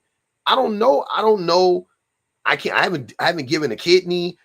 You know what I'm saying? Like I haven't, like nothing. I haven't done anything extreme for my kids. I don't feel like I've just been doing like normal shit for my kids, right? So I can't even refer to myself as a great father or anybody, any other man that I know really that's just doing their fucking job. You're just doing your job. I'm just doing my job as a parent. That's what I feel like. And I'm so tired of men needing to be told that you're doing great, dad. You're the best dad on the planet. Number one dad. Like, that's why, like, who the fuck, why do you need that for you to do for you to show up? Why do men need that so much? Because that's what that's what you've been alluding to this whole time. It's like men need this like reassurance. And all the other men that have been arguing, they have all said some approximation to that. Oh, but what about the men? So you're going to turn the men off. Oh, you're going to make them like they said the exact same thing you said when you first came up here, Black Boy, about like, oh, but don't you think that this is going to de-incentivize men from wanting to be better dads? And like, you were not the first man to say that tonight. Not for, you know, men say that all the time, but tonight you were like the fourth man to say that. That's what I'm saying. That's weird. Like, what? Where? Yeah, because the thing is, if we accept a low standard, that becomes normal. We have accepted. That's what. But We've already done that. The standard is in hell, bro. For men, it's below the dirt. Right. So this is, and I hate to go back to this conversation again, but this is. Don't do it then. Yeah, but it's very needed though. It's not. If we're talking about standards, then we need like a universal standard of things. So I have the standard for you. The standard for men, hear me out. The standard for men is to be like women. That's our standard. That's the standard. My standard is I want to be more like my wife. It's like as it pertains to like raising my kids, stuff like that. Like, that's my standard. It's like I'm like, hey, let me match my wife's output. Let me match their mother's output. If I can like, if you could have two parents where the father is matching the output of the mother, oh my God, you're probably going to raise Superman, Superwoman, whatever. It doesn't matter. Super person, right? That's what I'm saying. So we already have the standard. We shouldn't create different standards for men. The standard should be the standard should be the standard. It should be a human standard, right? Right. No, facts. I definitely agree. It should be a human standard. Yeah. And women are closer or closest to that standard. Women aren't perfect, but a lot of the reason why they're not, you know, even better off is because of men, right? But even with that, even with all the like the social pressures and the harm that men perpetuate against women or whatever, they're still exponentially better than us at this. On a human level, yeah, I agree. So why don't we strive to get closer to them? There you go. That's the standard. Super easy. That's all I've been saying. Like, I don't like the amount of vitriol and hate that I get for saying the thing that I feel like is so obvious. It's crazy. It still blows my mind. And I understand it in everything, but it's still shocking to see how far men will go to fight against these like very simple, innocuous ideas. Like these are like I don't feel like I'm saying anything that's extreme. The way I am at BPG, and you have surgically laid all of these concepts out and then provided evidence to back it up, and they still don't get it, is absolutely absurd to me. It's disgusting. Mind-blowing. It's disgusting. It really frustrates me to no end. I'm like, this is crazy. Like you can't, like you can do it on paper, you can do it in print, you can do it with logic. It don't matter. It don't matter. They're gonna go nope. Because bro, they want social dominance. Yep. They want financial dominance. It's all about, you know what I'm saying, like this idea that because you were arbitrarily, and you've heard me say this a billion times, so is everybody else, because you were arbitrarily born with a penis, you're entitled to some, you know, to certain things. And for the life of me, I'll never understand that.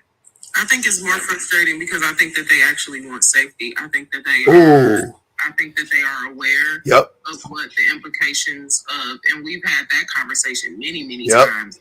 They know what it's like to when a man starts to navigate towards femaleness and anything that's associated with anything female, they are terrified of because they know that other men dominate that. Like they know that any systems that you live under, when once you are designated as female, you absolutely, you're gonna suffer. It's time to get in the ringer, and it's time to deal with some real consequences and some hard truths about how the world actually operates. Because men do not want to be. They don't want to be sexually dominated. They don't want to be financially dominated. They don't want to be socially dominated. But they know if they begin to take on those attributes of womanness, being nurturing, being kind, being loving to other people, being willing to even enjoy happiness and joy and be who they are authentically, and not in a way where, they associate it with, oh, well, I must be, if I'm living out loud, then that means that I'm gay. No, if you're living out loud, that means that you're living loudly who you are. They are terrified of the implications of that, because they know once other men sniff that out, then now they're gonna get abused. Target. But they know it. You know what's crazier about that though? That we already are targets, whether we do that or not.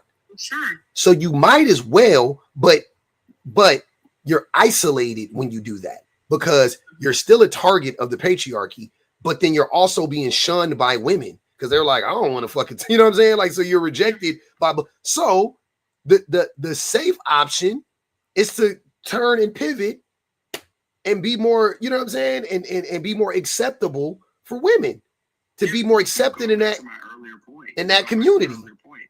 If you are a black man, especially, but any man, but if you're a black man, especially, being a womanist or adopting feminist ideals is only going to elevate your position, because black women sit at the bottom of, our societal hierarchy. Exactly. And so if you uplift the people that are sitting, like if somebody face down in the mud, they can't help you over the wall.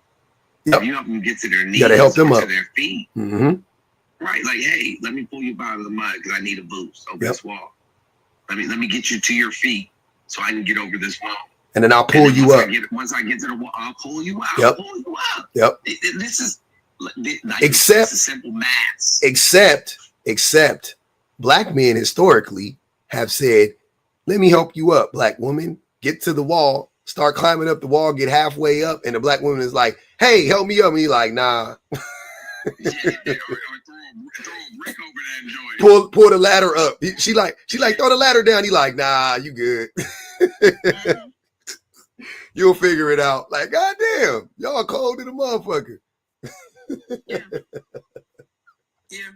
Franz Fanon talked about that, and how black men are constantly trying to prove their maleness and their masculinity because of the fact that they see themselves as the only group of men who didn't liberate themselves. They were given liberation and given freedom. They constantly feel the need to validate themselves by trying to prove that they have like that warrior-like spirit of other men. So that domination that other men successfully had, when they talk about slavery and Napoleon and Christopher Columbus and all of these like really super trash dudes who wreaked havoc across the planet, they can't relate to those men, because when you talk about why it is black people on this soil are free, it's not because black men ran out with swords and and pew-pews and freed their people. It's because at some point throughout history, quote unquote, they were given that liberation as opposed to taking that.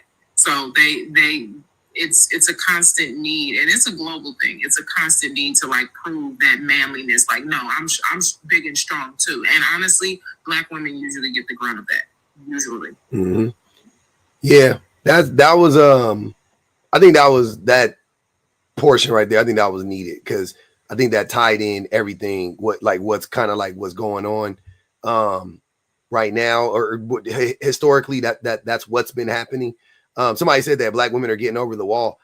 You can't do it because it's not an individual thing. It's not something that can be done individually. It has to be done collectively. So black women aren't indeed getting over the wall. They're not. Nobody who's oppressed is getting over. Yeah, nobody who's oppressed getting over the wall. Like black men ain't getting over the wall. Nobody's getting over the wall. That's the problem. Hey, BBG. Yeah. You watch that James Baldwin and Nikki Giovanni conversation? Of course. Okay. So I talked about this yesterday. She said you go to work and you put on a front, you tap dance, you know what I'm saying? Mhm. Like you put on a mask, you lie, you know what I'm saying, to all of these people out in the world. And then you get home and all of that you've carried with you from the tap dancing and the lying and the putting on a face, you take out on me. Yo, lie to me too. Yep. Like show me the empathy. Especially be long enough for us to raise some kids that can say that when daddy came home, he smiled at mama. Mm. End of story. It's crazy. Man. Well, it's bone chilling when you really think about it. Like, yeah. Hey, I think that's perfect time to end it. Yeah. I love y'all to death, man. Thanks for coming up. Merry Christmas to everybody that joined me, man. I appreciate y'all. I played around at that part right there. I think that was right. That was right on time. I think that was right on time. That was great. Mr. Jones, at least I did something right. You did something right today, man. I hope y'all had a good great Christmas, I should say. I don't know about y'all. What was your favorite present? What was the best thing you got for Christmas, Mr. Jones? The opportunity to spend it with my children. There you go. What's the best? Well, all right, cool. What was your best? What was your best present, Black Boy? I just stayed home and started doing work. I didn't really do anything. You didn't get any gifts? No. Okay. Not even from your dad? He doesn't celebrate that. He's old school. Yeah. Old school. You mean Jehovah's Witness? Well, he's very religious. What religion? He's Pentecostal. Okay, close. So yeah, he doesn't celebrate Christmas. He's Pentecostal and he don't celebrate Christmas. So I just stayed home and started writing. That's it. And nobody, like your friend, nobody bought you? No, I just said happy birthday to family members and that was it. That was it. You know what? You ain't got to celebrate it. I feel you. It's some bullshit anyway at the end of the day. What was your favorite gift, BBG? You know what? And my favorite gift wasn't even my gift. My favorite gift was, and I put the videos on my page so you can see his actual reaction. I asked my husband a couple of weeks ago what his number one gift was from childhood that he never got. And he said it was a Skip It. And it was so funny because like, it was hilarious. He was in our room and he was like, "Oh my God, I wanted to skip it so bad." He don't know the song. Commercials. He started singing the song. Skip it, do run, do hop hop. Yeah. It was terrible. So I was like, okay, I gotta find this freaking Skip It. Like, and obviously it was very hard to find. Yeah, they don't make them no more. Yeah. eBay, and the one on eBay was like $135. I was Yep. like, okay, I can't do that. So I did end up finding one on Amazon, and he was, oh my God, he was so, the video's on my page. He was so freaking excited. That was the best part. Like, and he did it. I've done Skip It before. That shit is hard. It ain't for me. That shit like jumping rope. I'm not a good rope jumper. He did do it. It was much louder than I thought it would be. Oh, stupid loud. He's not a small guy. At all. So, but the video's on my page. I'm gonna go check that out. That's hilarious. This is about to be my favorite gift right now. I'm about to go watch the video. This is about to be my favorite. Watch a grown man use a Skip. Black man Joy is very sad. Yes, please. It's very hilarious. But that was seriously the best part of the entire holiday was watching him like relive his childhood. Look at us, man. That's what every time a black man buy a pair of Jordans, we getting a piece of our childhood back. He got plenty of Jordans. Like he's sneakerhead. So I bought myself a pair of Jordans. I bought the Columbia Blue 11s. There you go. The Legend Blue 11s. Mm-hmm. I bought them for myself for Christmas because that's what I wanted. And they're probably sitting in a box. Like they'll remember the Concords that I was wearing in LA? Uh-huh. I was like, this is the first time I ever wore them. Yep. Same deal. Oh, that's interesting. Oh man, yeah. But yeah, it was a good. I'm glad everybody had a good old Christmas. You gotta say yours while you dropping everybody. You gotta say yours. Shit, I don't know. My favorite gift. is I was gonna say something like Mr. Jones, but I ain't gonna say that. So I got my wife bought me tickets to go see Kendrick Lamar and SZA in May. That was like for my birthday too.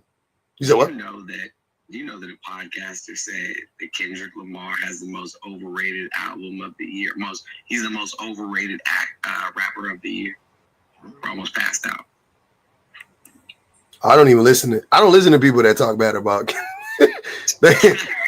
I don't even listen to their commentary. Like, I'm not, yeah, you a hater. Like, you cannot like the man or you cannot like his music. That I don't care. You know what I'm saying? But there's a certain level. It's like people who argue like Kobe or LeBron or Jordan and whatever, and then they start saying weird shit about LeBron and Kobe and Jordan to like bolster the other person. And I'm like, you could just think Jordan is the GOAT without saying like LeBron is sorry, right? Because that shit is stupid. Like, that don't make no fucking sense. You can say, they said out of all the diss tracks between him and J. Cole and Drake, he had the worst ones. You know what I'm saying? We're the bottom three. Okay. That's his opinion. That's his opinion. I just don't respect it. Right.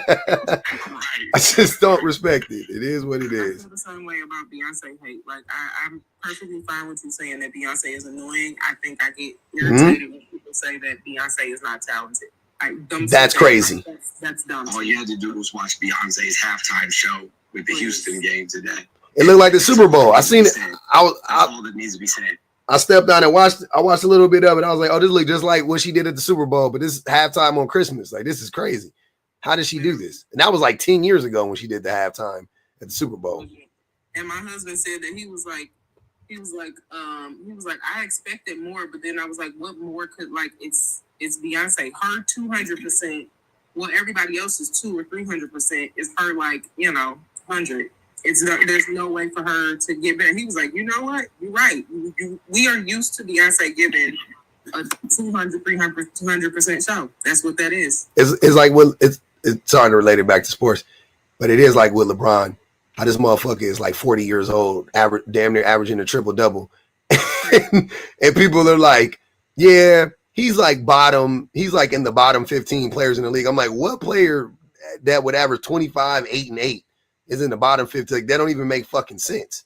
And he's doing that with guys who are quite literally half his age, though. Half his age, that's what I'm saying. So I'm like, what are y'all talking about? Like, it just never, you just expect, when a person's been great for so long, when they do it, like say Russell Westbrook, average triple-double like 2 or 3 seasons after he won the MVP. And I was like, if you gave it to him the first season for getting it, why wouldn't you give it to him every time he did it? Because it ain't like other people did it again, right? It's just when you see somebody do something great, then you just expect that level every single time. And if they don't go beyond it, then you go, we've seen that before. And I'm like, but it's still better than everybody else. Nobody else around him can do that. Nobody can do what Beyonce does, or nobody can, you know what I mean? Like, nobody can do that stuff. But, you're holding them to this impossible expectation. That's valid. I don't know who Russell Westbrook is, so I'm going to disagree with you. Basketball player. He a basketball player. He averaged a triple-double. That's what He's the only player to do it. You know what I'm saying? In the modern era, yeah. In the modern era, but other than Oscar Robertson. Well, Oscar Robertson, yeah. Oscar. Mm-hmm.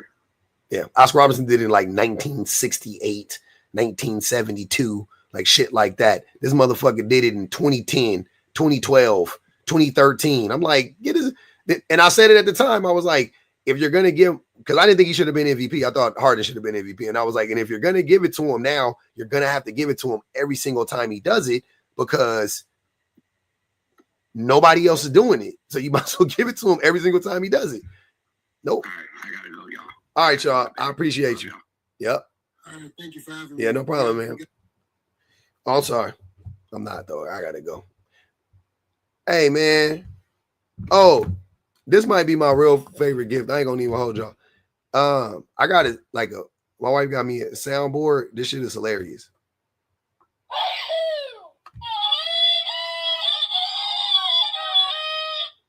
Some of these sounds is funny.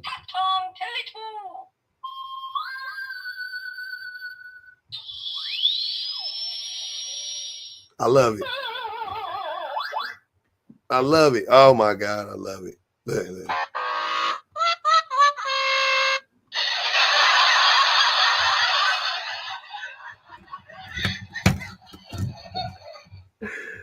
Oh man, that was fun. Yeah, I have like a big soundboard I could do, but apparently my microphone's not really built for that. So I haven't done it. Zoe broke it in. It had to happen on his watch. Oh man, shout out to the best mods in the business, man. Shout out to the old subs and the new subs. I love y'all for real, for real. Shout out to everybody that hit that super chat. Teresa, Reese Skyla, Smokey Quartz, Shorty Rah Rah, Monica MLD. I fucks with y'all. I appreciate y'all, man. Happy Merry Christmas, Happy Hanukkah, Happy Kwanzaa, all that good stuff, whatever y'all celebrate. We made it through, man. We made it through another Christmas. You know what I'm saying? Shout out to all the people that had to make miracles to get some gifts. I know my mama had to do that shit a few times. So yeah, shit crazy. Shout out to everybody that didn't get a gift too. If you didn't get a gift, I feel you. You did tonight, Drew. It was interesting to say the least. Hey, since it's Christmas, y'all know what to do on the way out? Drop a gift off. I'm dropping gifts off. Drop a gift off. A super chat, a cash app, a gift on the thing. I don't care. You didn't get nothing, Jean Gray? Foe said the gift was alive. I love it. That's crazy. Mary Chrysler. You ain't get shit. I feel you. It be like that sometimes. Yep. Birthday coming up next. Teresa said she a bit tipsy. Off that eggnog. Off that eggnog and Hennessy. Or you got Remy in it, huh? Off that nog and that Remy. Just don't put no E and J in there.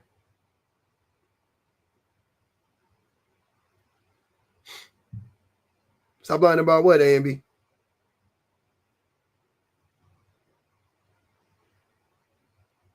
What I lie about? Oh, January 20th, that's what's up.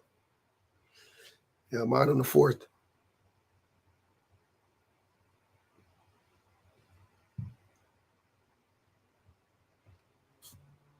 Uh-oh, look at this.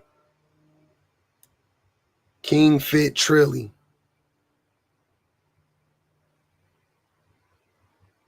I don't know who this dude is. But we mutant weirdos. Oh, you out that vodka, huh? I just drank a fifth of vodka. Dare me to drive. All my life, I was very deprived. I ain't had a woman in years. My palms are too hairy to hide. Yep, I'm a Capricorn. Shawnee the 18th too. Yep. Hey, Capricorn season is upon us, y'all. We have arrived. Hey, Steph. We have arrived. It's Capricorn season. My baby, I am Capricorn. My baby a Capricorn too. His birthday on the 12th. Nancy, I appreciate you. Toxic season. Capricorn's not toxic. What y'all talking about? How Capricorn's toxic? That's crazy.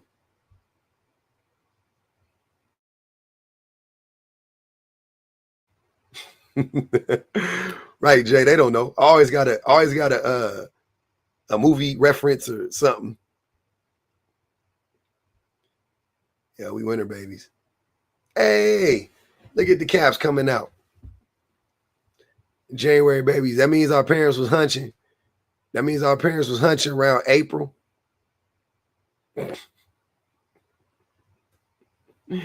Your parents was hunching around March, April. They was hunching in spring. That's cool. Around tax season, Stephanie. More like tax season. Your daddy needed somewhere warm to stay. He was trying to get some funds out your mama. Off that tax return. She was supposed to get $1,500 back. He needed $5. He said, give me $5, I'll turn it into $1,500. So he did what he had to do. And you ended up coming in. That's how you got here. He needed the 5. He needed the 5 to make it into 15.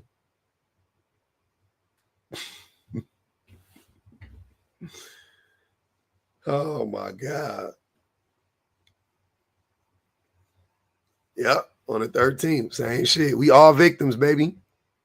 Refund babies is wicked. Look at us. All refund babies. Say it ain't so. Now, my parents was married. Oh, no, actually, they wasn't. Nah, they wasn't married. They got married after I was born. Damn. I wasn't born in wedlock. I was born outside. Look at all these January people in here. I love it. Look at us. Them stimmies. Them stimmies was hitting. He's dropping. Surprise a baby. New year, new me babies, man. Shit crazy. I did. It just hit me. Because my parents was married. How your parents get married and not invite you to the wedding? How you have a childless wedding, but you got children? Like, nigga, what?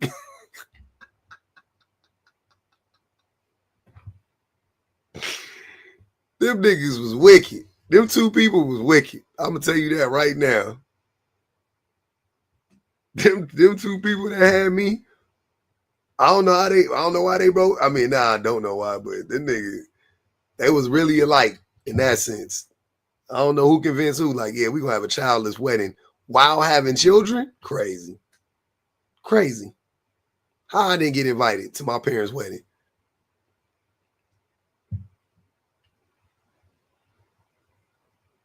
Tyler from Love Is Blind. Oh my God. All right, y'all. Tomorrow is Thursday. It's business as usual tomorrow. I'm about to wrap it up. Peace.